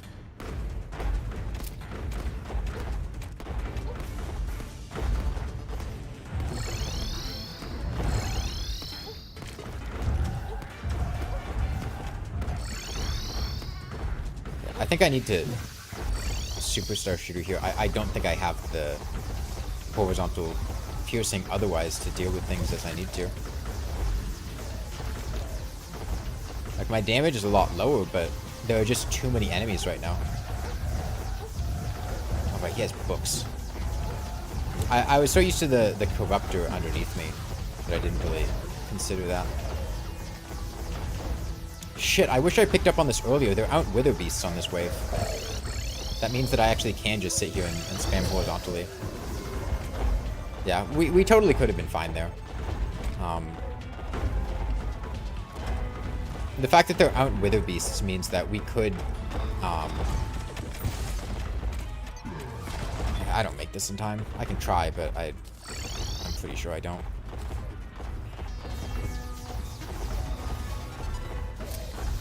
I don't know why I'm trying to stealth. It doesn't work.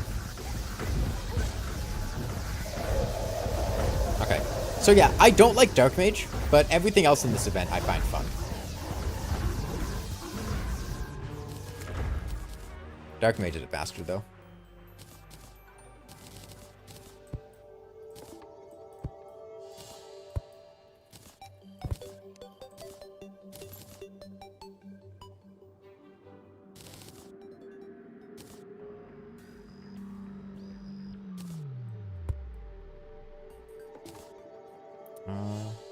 I think that's all my banners.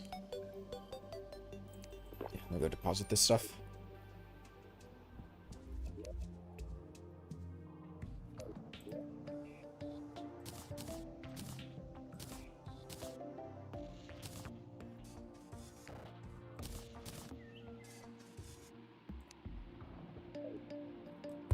Okay, sentry buff.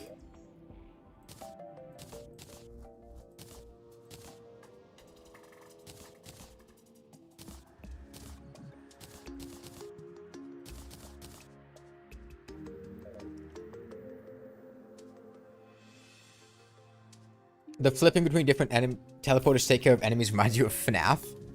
It is kind of FNAF coded. You're not wrong.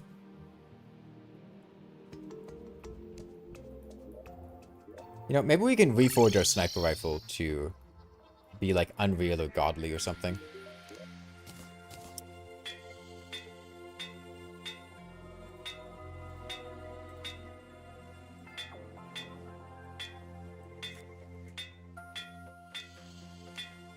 Demonic? Demonic's fine. Knockback is actually helpful in the Old One's army, so no complaints there. Yeah, I just, in that wave, the key thing is that the Wither Beasts aren't there, so they're not going to block my projectiles, so I think in that wave, we swap back to Superstar Shooter. Because the problem is, you know, if my projectiles are getting blocked, it's not that great, but if my projectiles are not getting blocked, all of a sudden it's a lot better.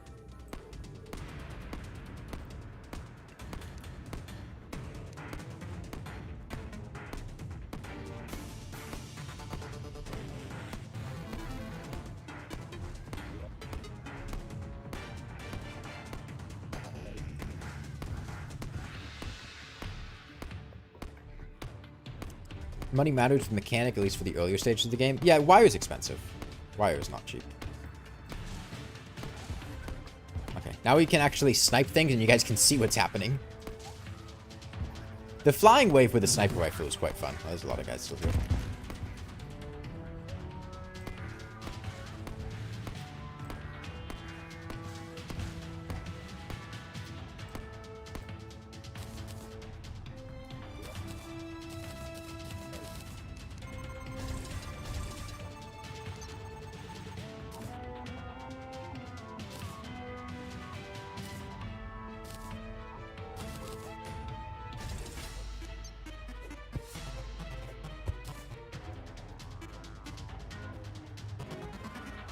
Would the other sentry better if the wisps disable them? I don't have the medals to get other sentries, so it doesn't matter. Plus, if the wisps are disabling them, then they're not coming towards me. It's fine. I don't mind taking a detour to disable them or stop the wisps sometimes. I just need to remember to do it. Yeah, this right here, this is a lot of fun.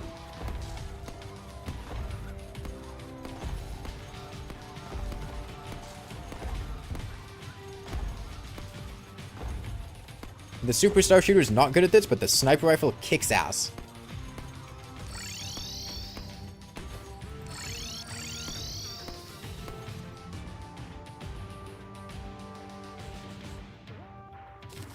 What are the green stuff around me? That's an accessory that like nullifies a projectile once every 60 seconds, basically. I can also just spread out my traps so that they don't get immediately disabled instead of building them all up on the portal.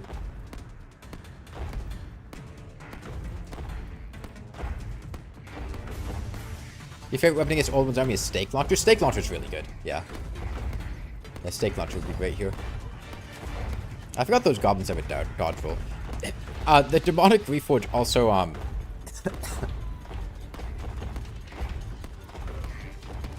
and that's not the bulk of my damage increase. I put down a banner, which gives, like, 25% more damage against Old One's army enemies or something. It's not as much as a regular banner, but it's still a good amount. The Demonic Reforge, strictly speaking, should actually make me do less damage in an individual hit than the Ruthless Reforge. Because, Demonic is 15% and 5% crit chance. So it's making me crit more consistently, which increases my overall DPS. But on any individual shot, Ruthless giving 18% damage, if that shot was going to crit anyways, means the Ruthless Reforge would be doing slightly more damage. But Demonic is better overall DPS. Check out which side he's on when he spawns. Right side. I lost stealth, which sucks.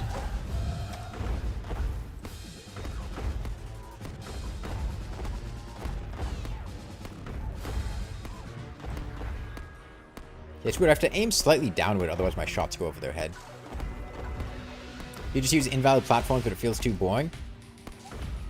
I assume there's probably some kind of anti-invalid platform tech or cheese for this mod. I'm not certain. That would be my guess. But I feel like the main reason I'm so drawn to using invalid platforms for the Old One's army is because the event isn't fun. In most cases. Sometimes it can be fun. And when the event is fun, I don't mind doing the Old One's army without the invalid platforms. But it's usually how I deal with the Old One's army while still trying to have some amount of fun for me. I'm a block up on the teleporter. I know. But,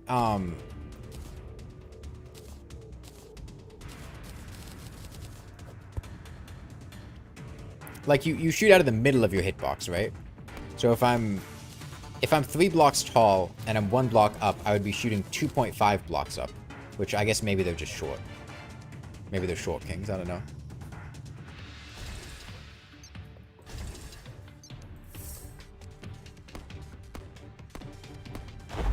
Yeah, we should be shooting 2.5 blocks up, no?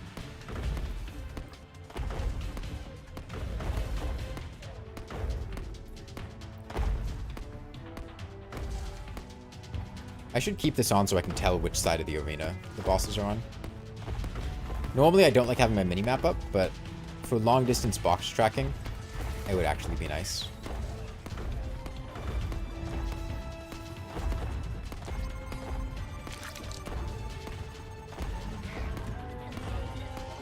Sniper Rifle also deals damage to the guys when they're in their spinning phase. Okay, he's left side. Oh, he's right side. I don't know where he is. Oh, they're blocking my shots, that's why.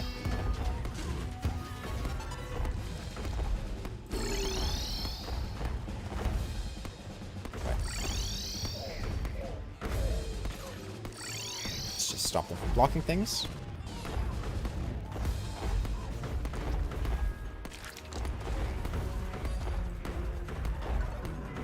Okay.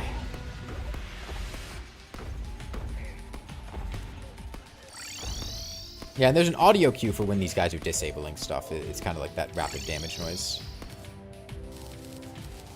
But yeah, I think just spread them out a bit. Don't build them up right at the portal. Because otherwise they get disabled. And what did I say? I said I wanted to swap to Superstar Shooter.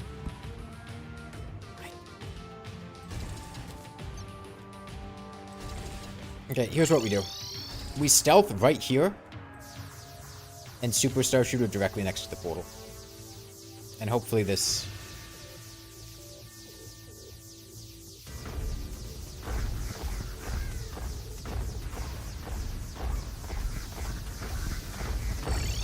Man, we really just don't do much damage with it is the problem. Like, fundamentally, it just does not deal anywhere near as much damage as my, Get rid of the Dark Mage, because he's a rat bastard. And then we just try to sniper rifle things.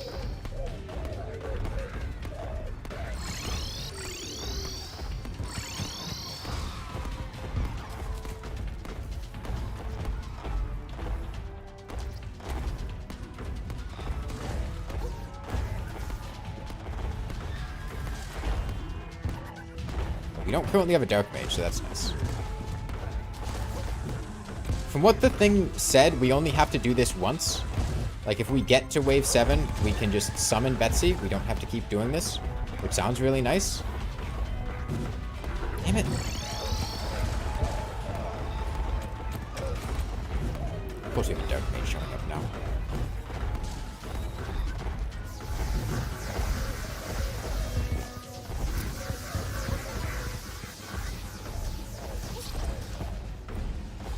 We're gonna lose it, like... Yeah. God, I really do not like Dark Mage. Like, everything else in this event, I'm having a blast with. I fucking hate Dark Mage. Every time it shows up, it just pisses me off. I should have just been using the sniper rifle the whole time. The Superstar Shooter just doesn't cut it.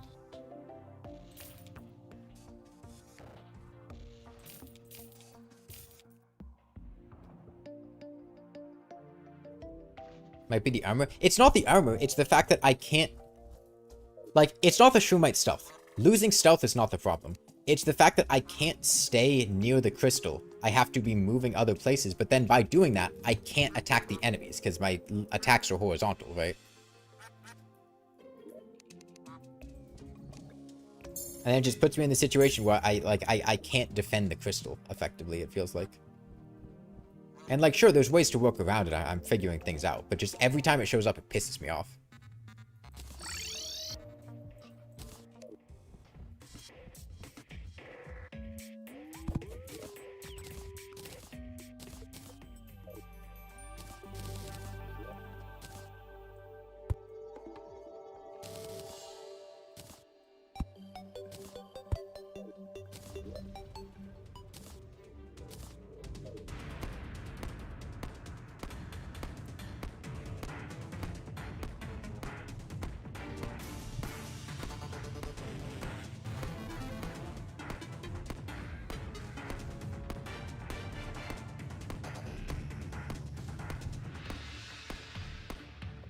At least 2.0 Old One's Army looks interesting. Is this new? Is the Old One's Army not like this in the current update?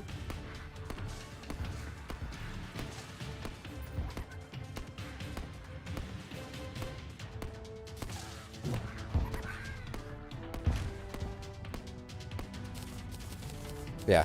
My current impression, if the Dark Mage didn't exist, this would be a solid like 8 or 10, 9 out of 10 event.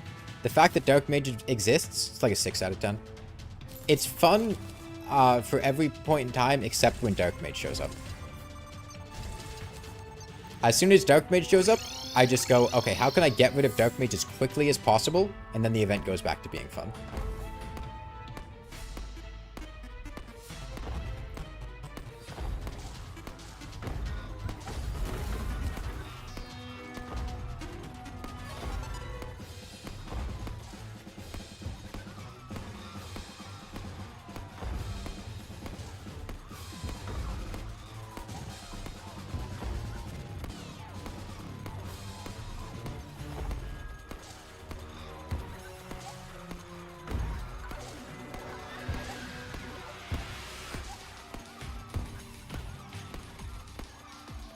So the flying guys.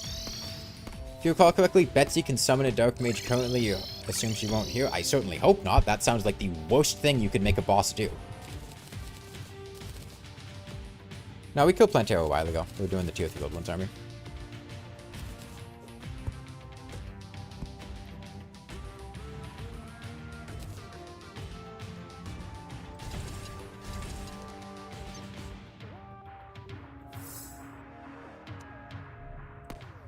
About the pocket dark mage for when times get tough.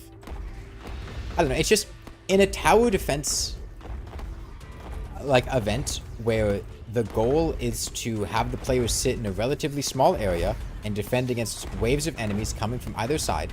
Having a boss that you can't easily kill because they're projectile blockers, they spawn far away, whatever.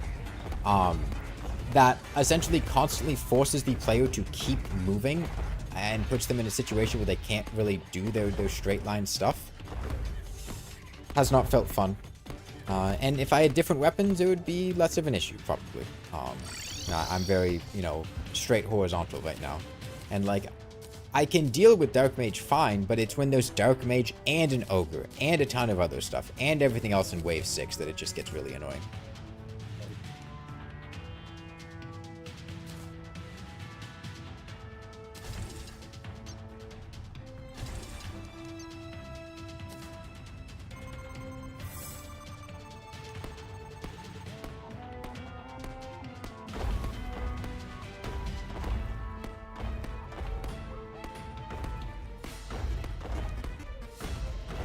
I'm going to keep my mini-map on just so I can see Dark Mage, literally. And the second he shows up...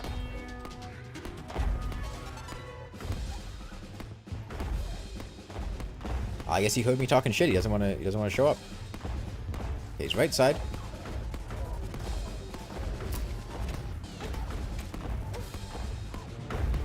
Oh, those heal him. Okay. Good to know.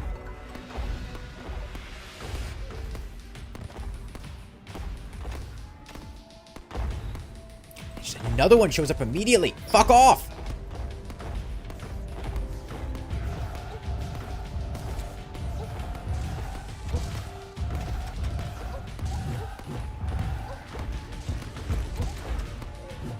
Like this, God, this is fucking infuriating.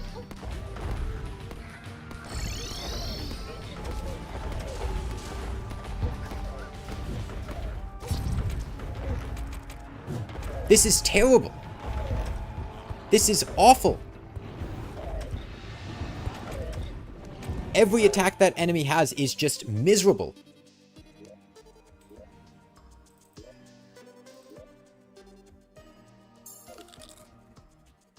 And you kill a Dark Mage, and another one shows up immediately. I had like 4 Dark Mages there. I'm gonna get my spawn point setter. Who was that? Did I even use it? It might just be in my chest.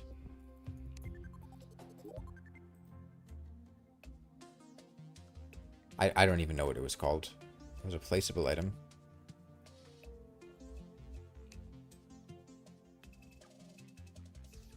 This thing. Life Revitalizer.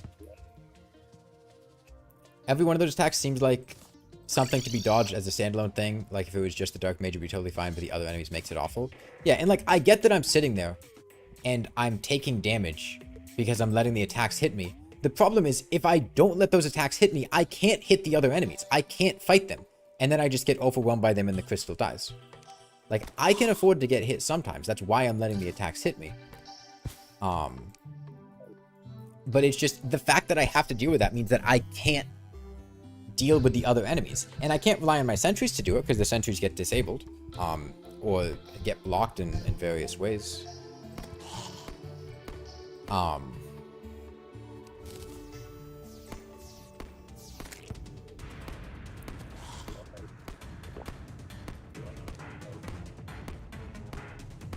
It's just Dark Mage is basically a big glowing sign that says while this enemy is alive, you cannot fight the other enemies. You need to kill this enemy as soon as possible. As soon as you kill the enemy, another one spawns. So you're just stuck in a situation where you have to try to just, like, out DPS. You can't rely on your sentries. You can't rely on your being able to shoot them, because you can't shoot them. If you're lucky, you can just over-penetrate and kill the Dark Mage immediately. Dark Mage counters Shroomite stealth. It's not stealth. Like, the stealth doesn't matter. I could be sitting here with my adamantite helmet on. It would be the same story. It's not the stealth. The stealth makes it better, but it's not, like, I kill the Dark Mage fine without the stealth. I kill the enemies fine without the stealth. Like, I still do, like, 700 damage a hit. That's plenty. It's not as much, but that will easily kick the ass of all of these enemies. It is not hard countering the Shroomite stealth. It is countering being able to sit in an area and attack sideways.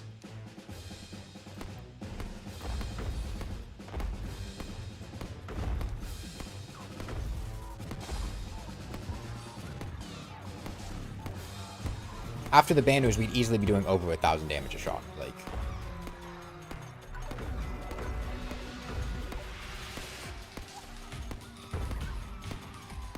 these enemies have 580 HP. Like, we're one-shotting them with a sniper rifle. It doesn't... Right now, I'm unstealthed, and guess what? I'm one-shotting all these guys. Like, the stealth is not what she's countering here. What she's countering is me being able to have a piercing attack horizontally that deals damage to enemies.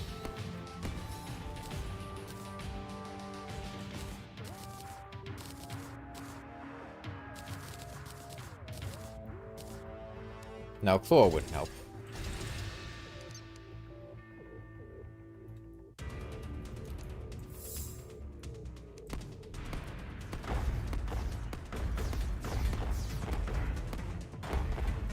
Is this the first post-golem event I'm running? Yep, that's what the Deviant recommended I do, so.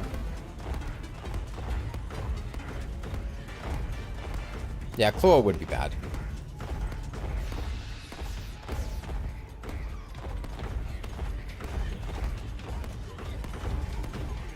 Like, let's say a Betsy showed up, or not a Betsy, a Dark Mage showed up right now.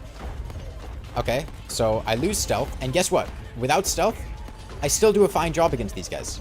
Is it as good? No, but I'm still handling these enemies perfectly fine. I do not need the stealth to be able to do this. It is not the fact that when Dark Mage is alive, I can't stealth. It's that when Dark Mage is alive, I need to be jumping. I need to be moving around. When I'm doing that, I can't shoot the enemies next to me. If I do, I can hit one at a time because I can't pierce enemies behind them.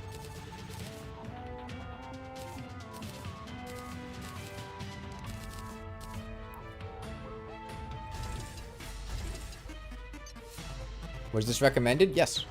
Yeah, it was.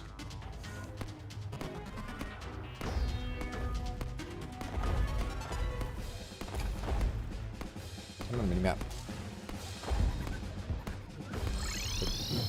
Dark Mage left side.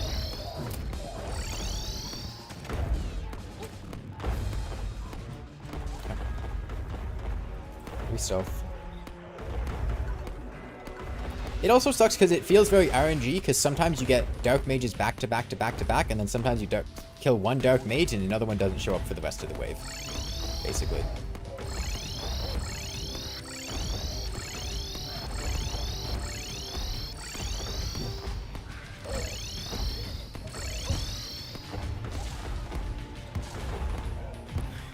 Like, we're at the point where, like, teleport,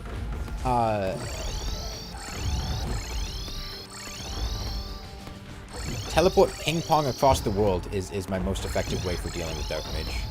Just because that lets me actually hit other enemies while also hitting Dark Mage. I have a bomb on me. Why do I have a bomb on me? Run into an enemy to pass it out. What? Okay.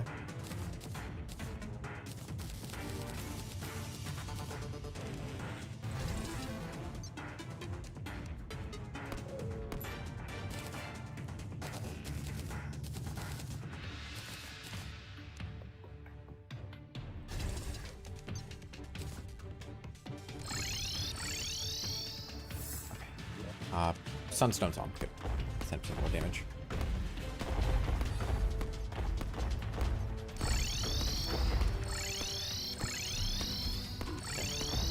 We want to get rid of those lightning bugs when they show up.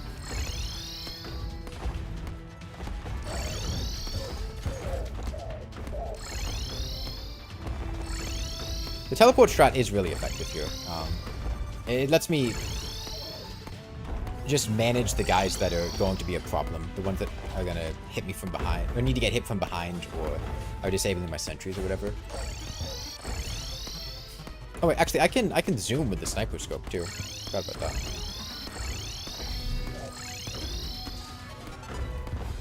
I wonder if it would be better if there was a fixed number of dark mage spawns per wave.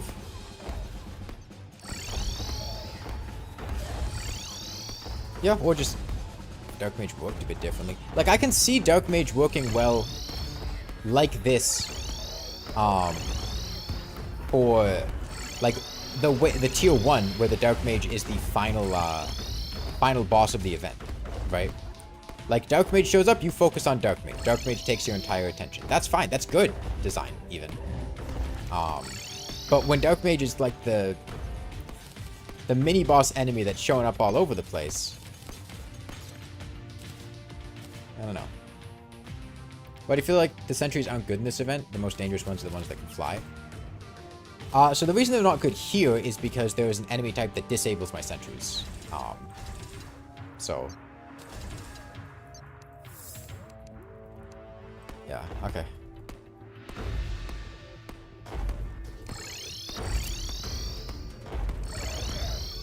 Dark mage is on the left. Dark mage down, we have a couple seconds of breathing room.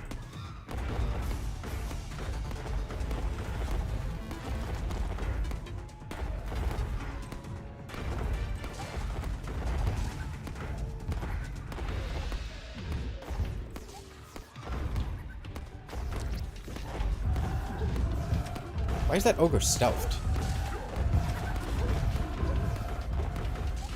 Why is he invisible?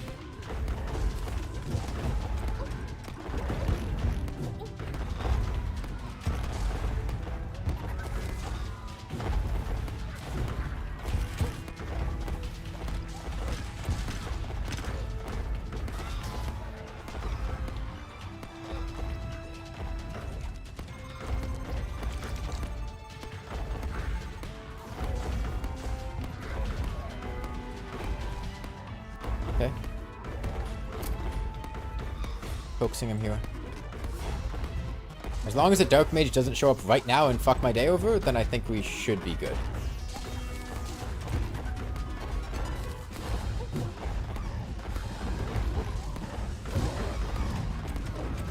Okay, dark mage shows up now, but the wave is complete. So all we have to do is just clean up these enemies.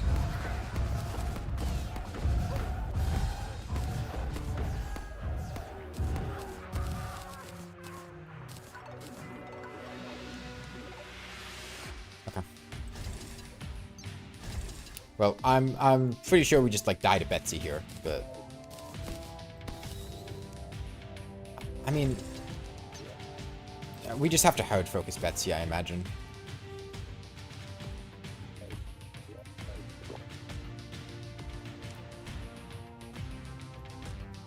Try it as best we can.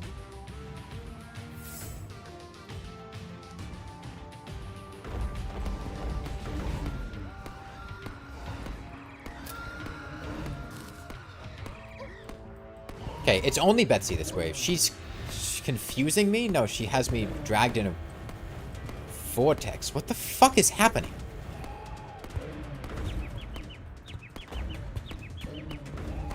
Okay, she gets stunned. Yeah, she has a unique fire debuff, so Obsidian Skin doesn't help you. About what I'd expect, but it's worth testing.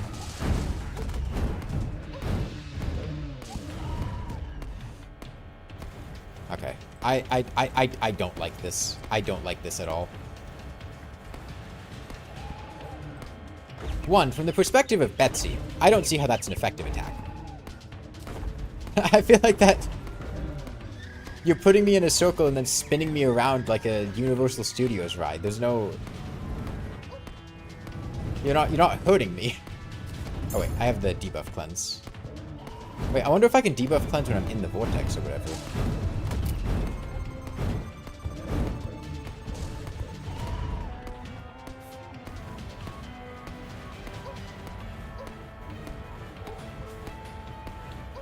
This is awful. That attack, no. Please, no. Don't do that. What's... Oh, come on. Don't do this.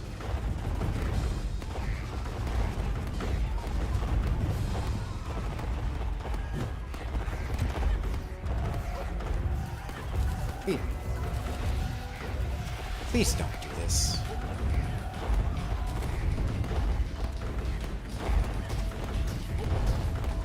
What is this?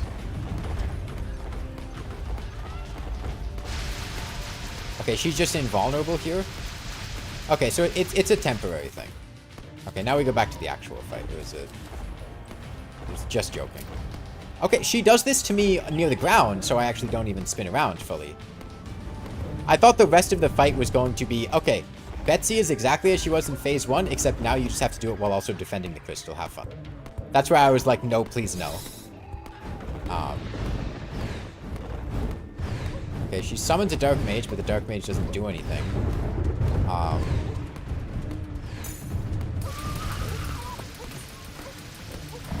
I'm sorry? What? Did I miss something? Did that not just fill the entire thing with damage? What?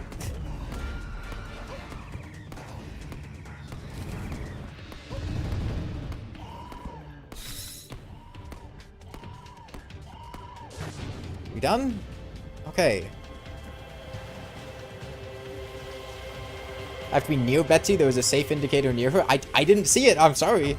There was a shit ton on screen. No, I didn't see that.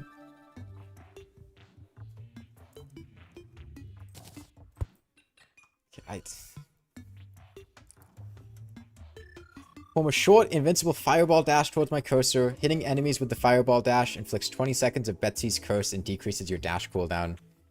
Grants immunity to the Old One's Army debuffs. Okay. Well, Betsy's curse is the defense debuff, so I imagine that's the main appeal of it. That was something. So, Betsy, I'm just going to put this out there. Betsy was easier than Dark Mages. The worst part of the Betsy fight was when she summoned Dark Mages. The Dark Mages are harder than Betsy. That aside, for the most part, that was pretty good. The parts of Betsy... The interlude where I had to protect the crystal, once I understood what was happening, was fine. At first I thought it was, oh, to protect the crystal while also fighting Betsy, and I was like, oh god, that sounds awful with this Betsy.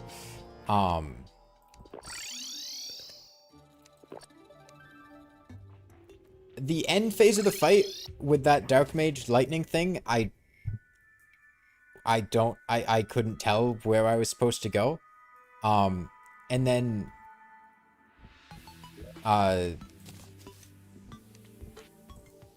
there was the part where she just has the whirlwinds that spin you in a circle. I don't like that attack. That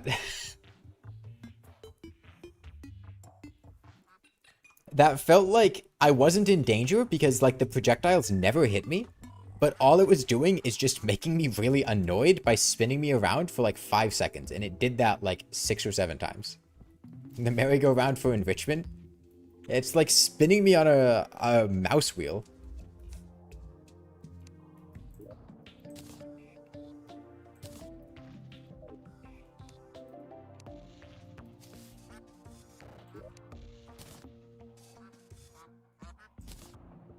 Nice, and we got an Aerial Bane, which is about the best one we could have gotten. It's the one I would actually use. And that will go into the Red Riding enchantment, which... Projectile shot, deal 5 extra flat damage. Landing a shot grants a stack. Reaching 10 stacks creates an arrow storm. God damn. Okay, so this is just the Huntress enchantment 2.0, but the problem is the Huntress enchantment wasn't good. It was kind of okay with the Mega Shark on a boss that barely moved around. Otherwise, it's been really bad. There was one weapon that I could make it work with on one boss. It wasn't good for Plantera. Everything past that, it hasn't been good. See, I don't want that. You're guessing you're supposed to limit me to a small area to dodge that attack in a specific way? I don't even think I was dodging the attack. I was just kind of there, and the attack was missing me. Red Riding is absurd if you can abuse the arrow rain.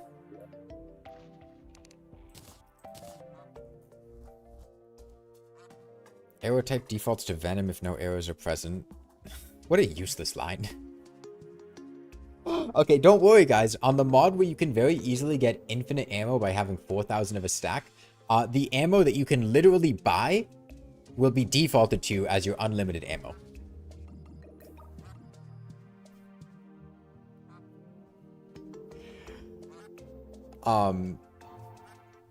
I guess Venom has the highest base damage of arrows, so with, you know, aerial bane, something that overrides it, it's good. But it's just like I can get 4,000 Venom for free. I don't need arrow defaulted to Venom.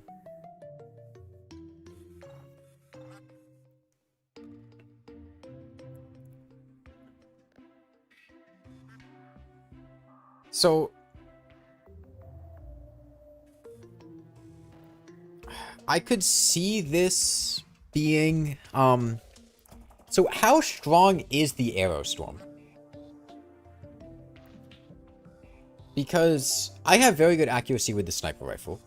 I could very easily reach 10 stacks with a sniper rifle. That would not be difficult.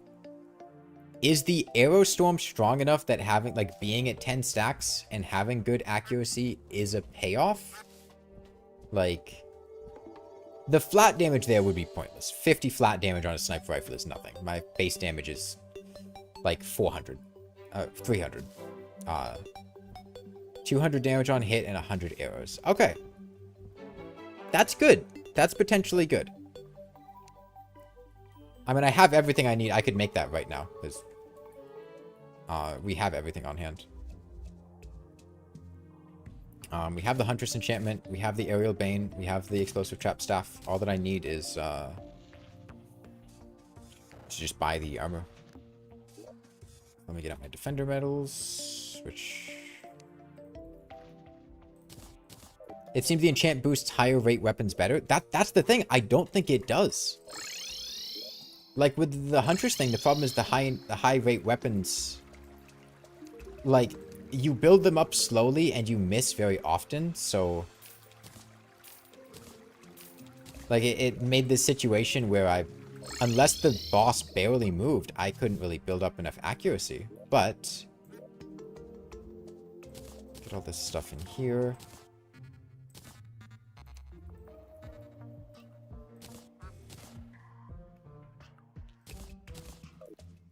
Let's build up some stacks here.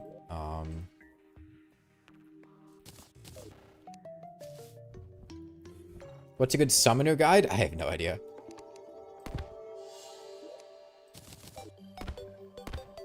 This could also be good with the Shroomite set, because we would be using piercing weapons for the...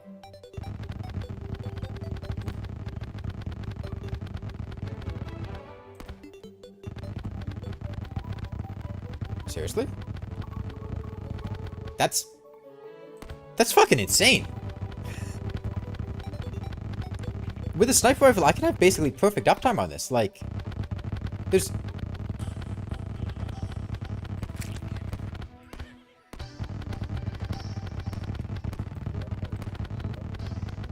And this benefits from stealth too, their arrows.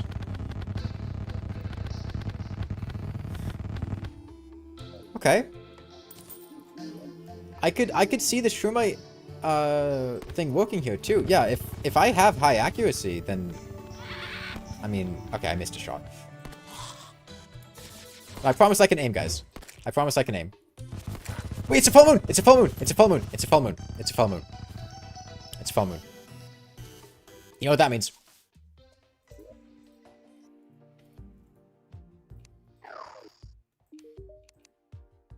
Buy Magic Lantern.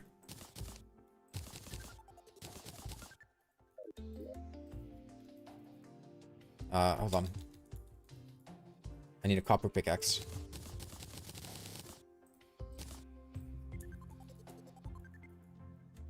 Now we can finally make the mining enchantment. Alright, now I don't think we're going to mine another thing for the rest of the game, more or less. I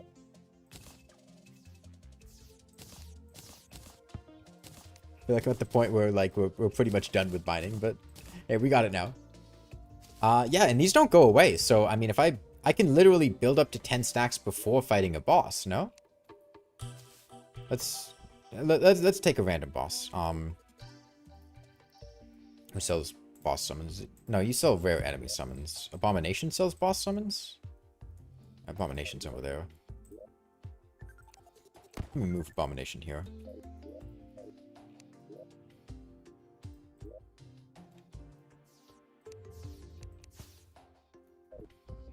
It resets upon spawning a boss. I know the dummy resets. Do my stacks reset? I mean, we'll find out.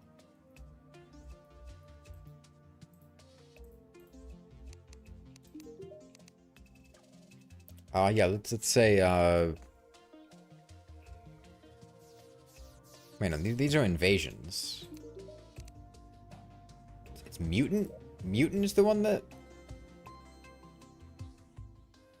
Do I even have a mutant? I don't think I have a mutant. Okay, well, let me look at what boss summons I have available then.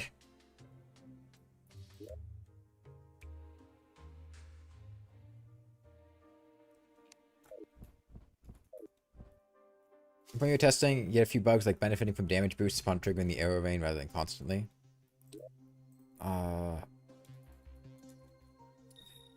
Consumables? Skeletron Prime, why not? Yeah, it resets on summoning a boss.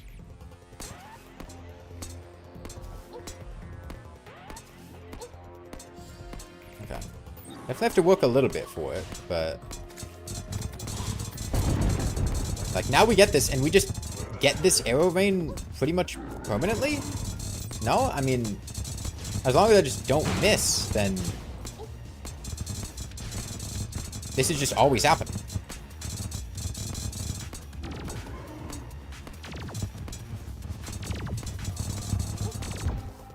And in fact, all I have to do is get the arrow rain, and then I can miss after hitting the arrow rain. I just have to hit 3 times before the next arrow rain. The arrow rain lasts for ages.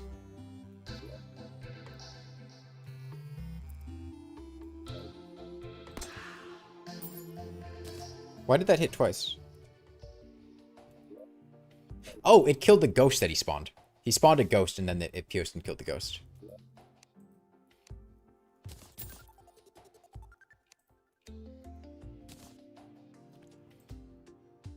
Okay, well, I think I'm gonna end the stream there for today, but...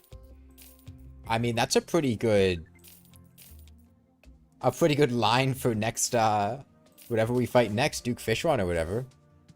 In fact, we can see what Duke Fishron is like real quick. I imagine that's probably a decent next place to look. I don't expect to kill him here. I just kind of want to see.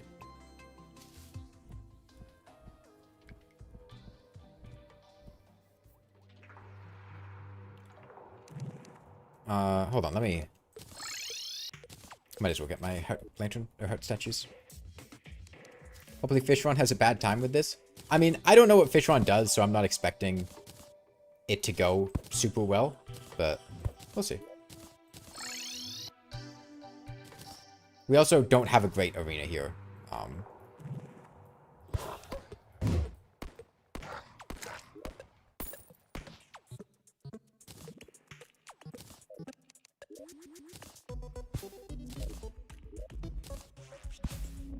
Maybe we make one more arena tier just for good measure. I'd also like it to be daytime, just because I feel like it's easier to play the game during the daytime.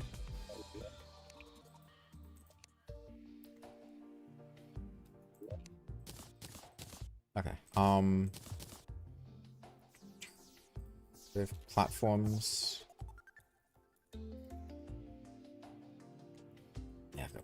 boxes. We can get rid of our Mega Shark. It was nice while it lasted. Might as well summon you. I'm gonna sleep for a minute, just make it daytime. The one annoying thing about the sniper rifle is that every time you right-click, you start zooming.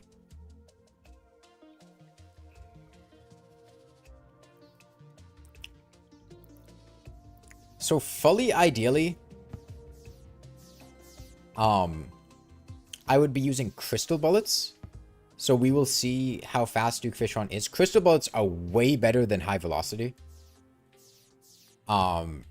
But it is much harder to hit with crystal bullets versus high velocity, and given that accuracy is kind of a play here. In vanilla, it's almost impossible to miss Duke Fishron with a sniper rifle, regardless of your bullet type.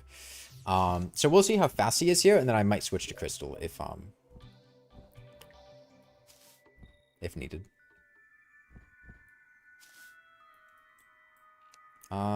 Not right now.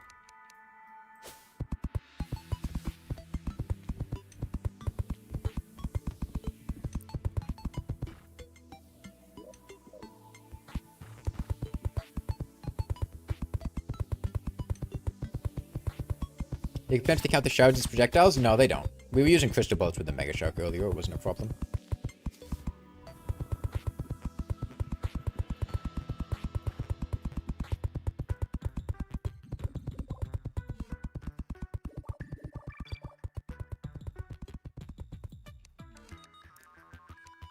Okay, let's see how this goes.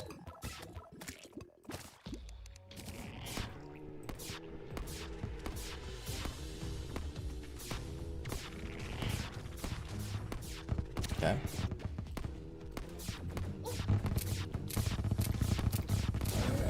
Yeah, I mean that's pretty good. You know, it's not bad. It's all right.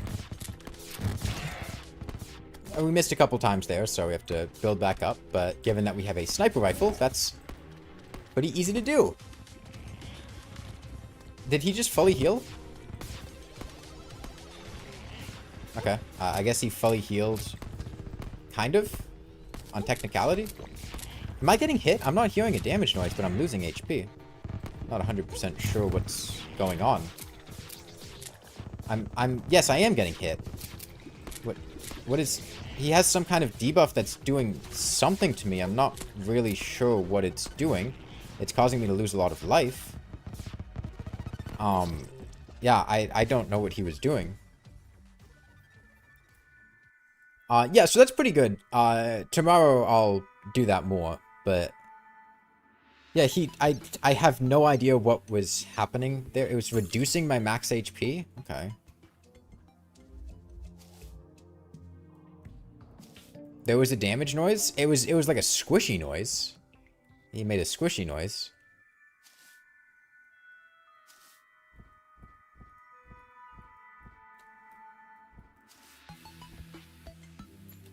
Yeah, we could do it again.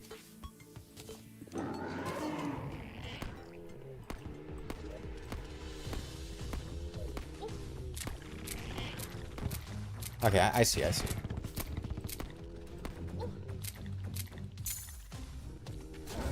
Okay, but I get my max HP back by... Okay, I definitely could use a wing upgrade. My wings... B-wings, not ideal for Fishron. I can definitely feel the lack of mobility a little bit. Okay, the boss was invulnerable, so I missed my shot because of that.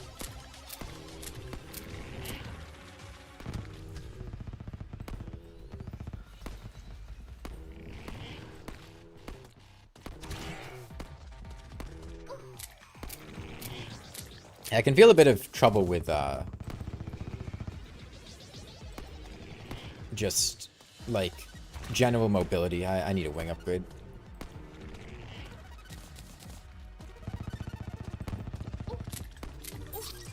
Okay. Yeah, I'll probably would buy Steampunk.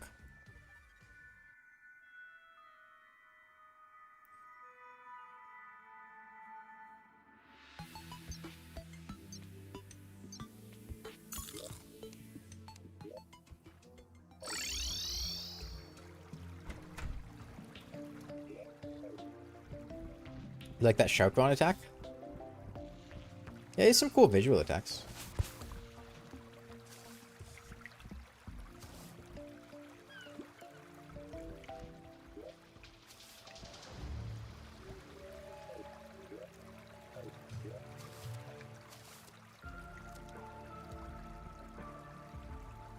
This one's life regeneration based on lighting. But we have a wisp in a bottle, so we should have good lighting for good life regeneration pretty much permanently.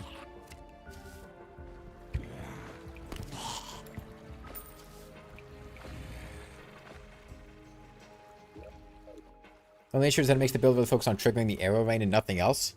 Yeah, but on the other hand, the arrow rain is so powerful that, you know, I don't know if I care that much.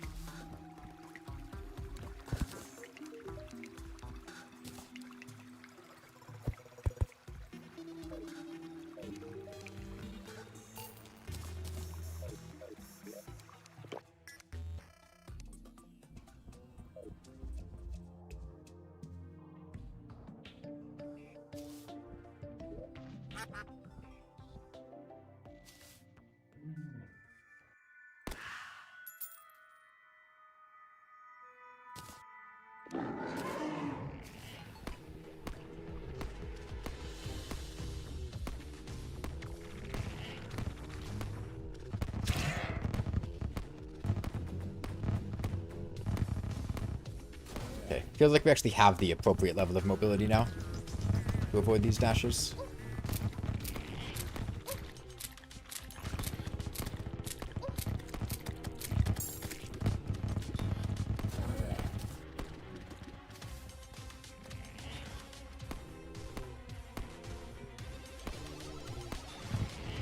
Let's not forget we have a slime mount too.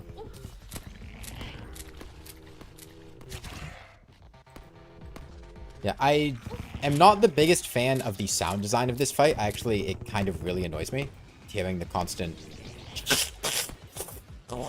every time you take damage. But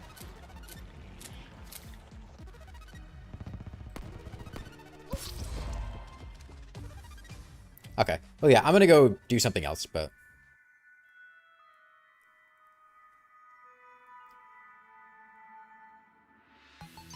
I think that'll be it for today.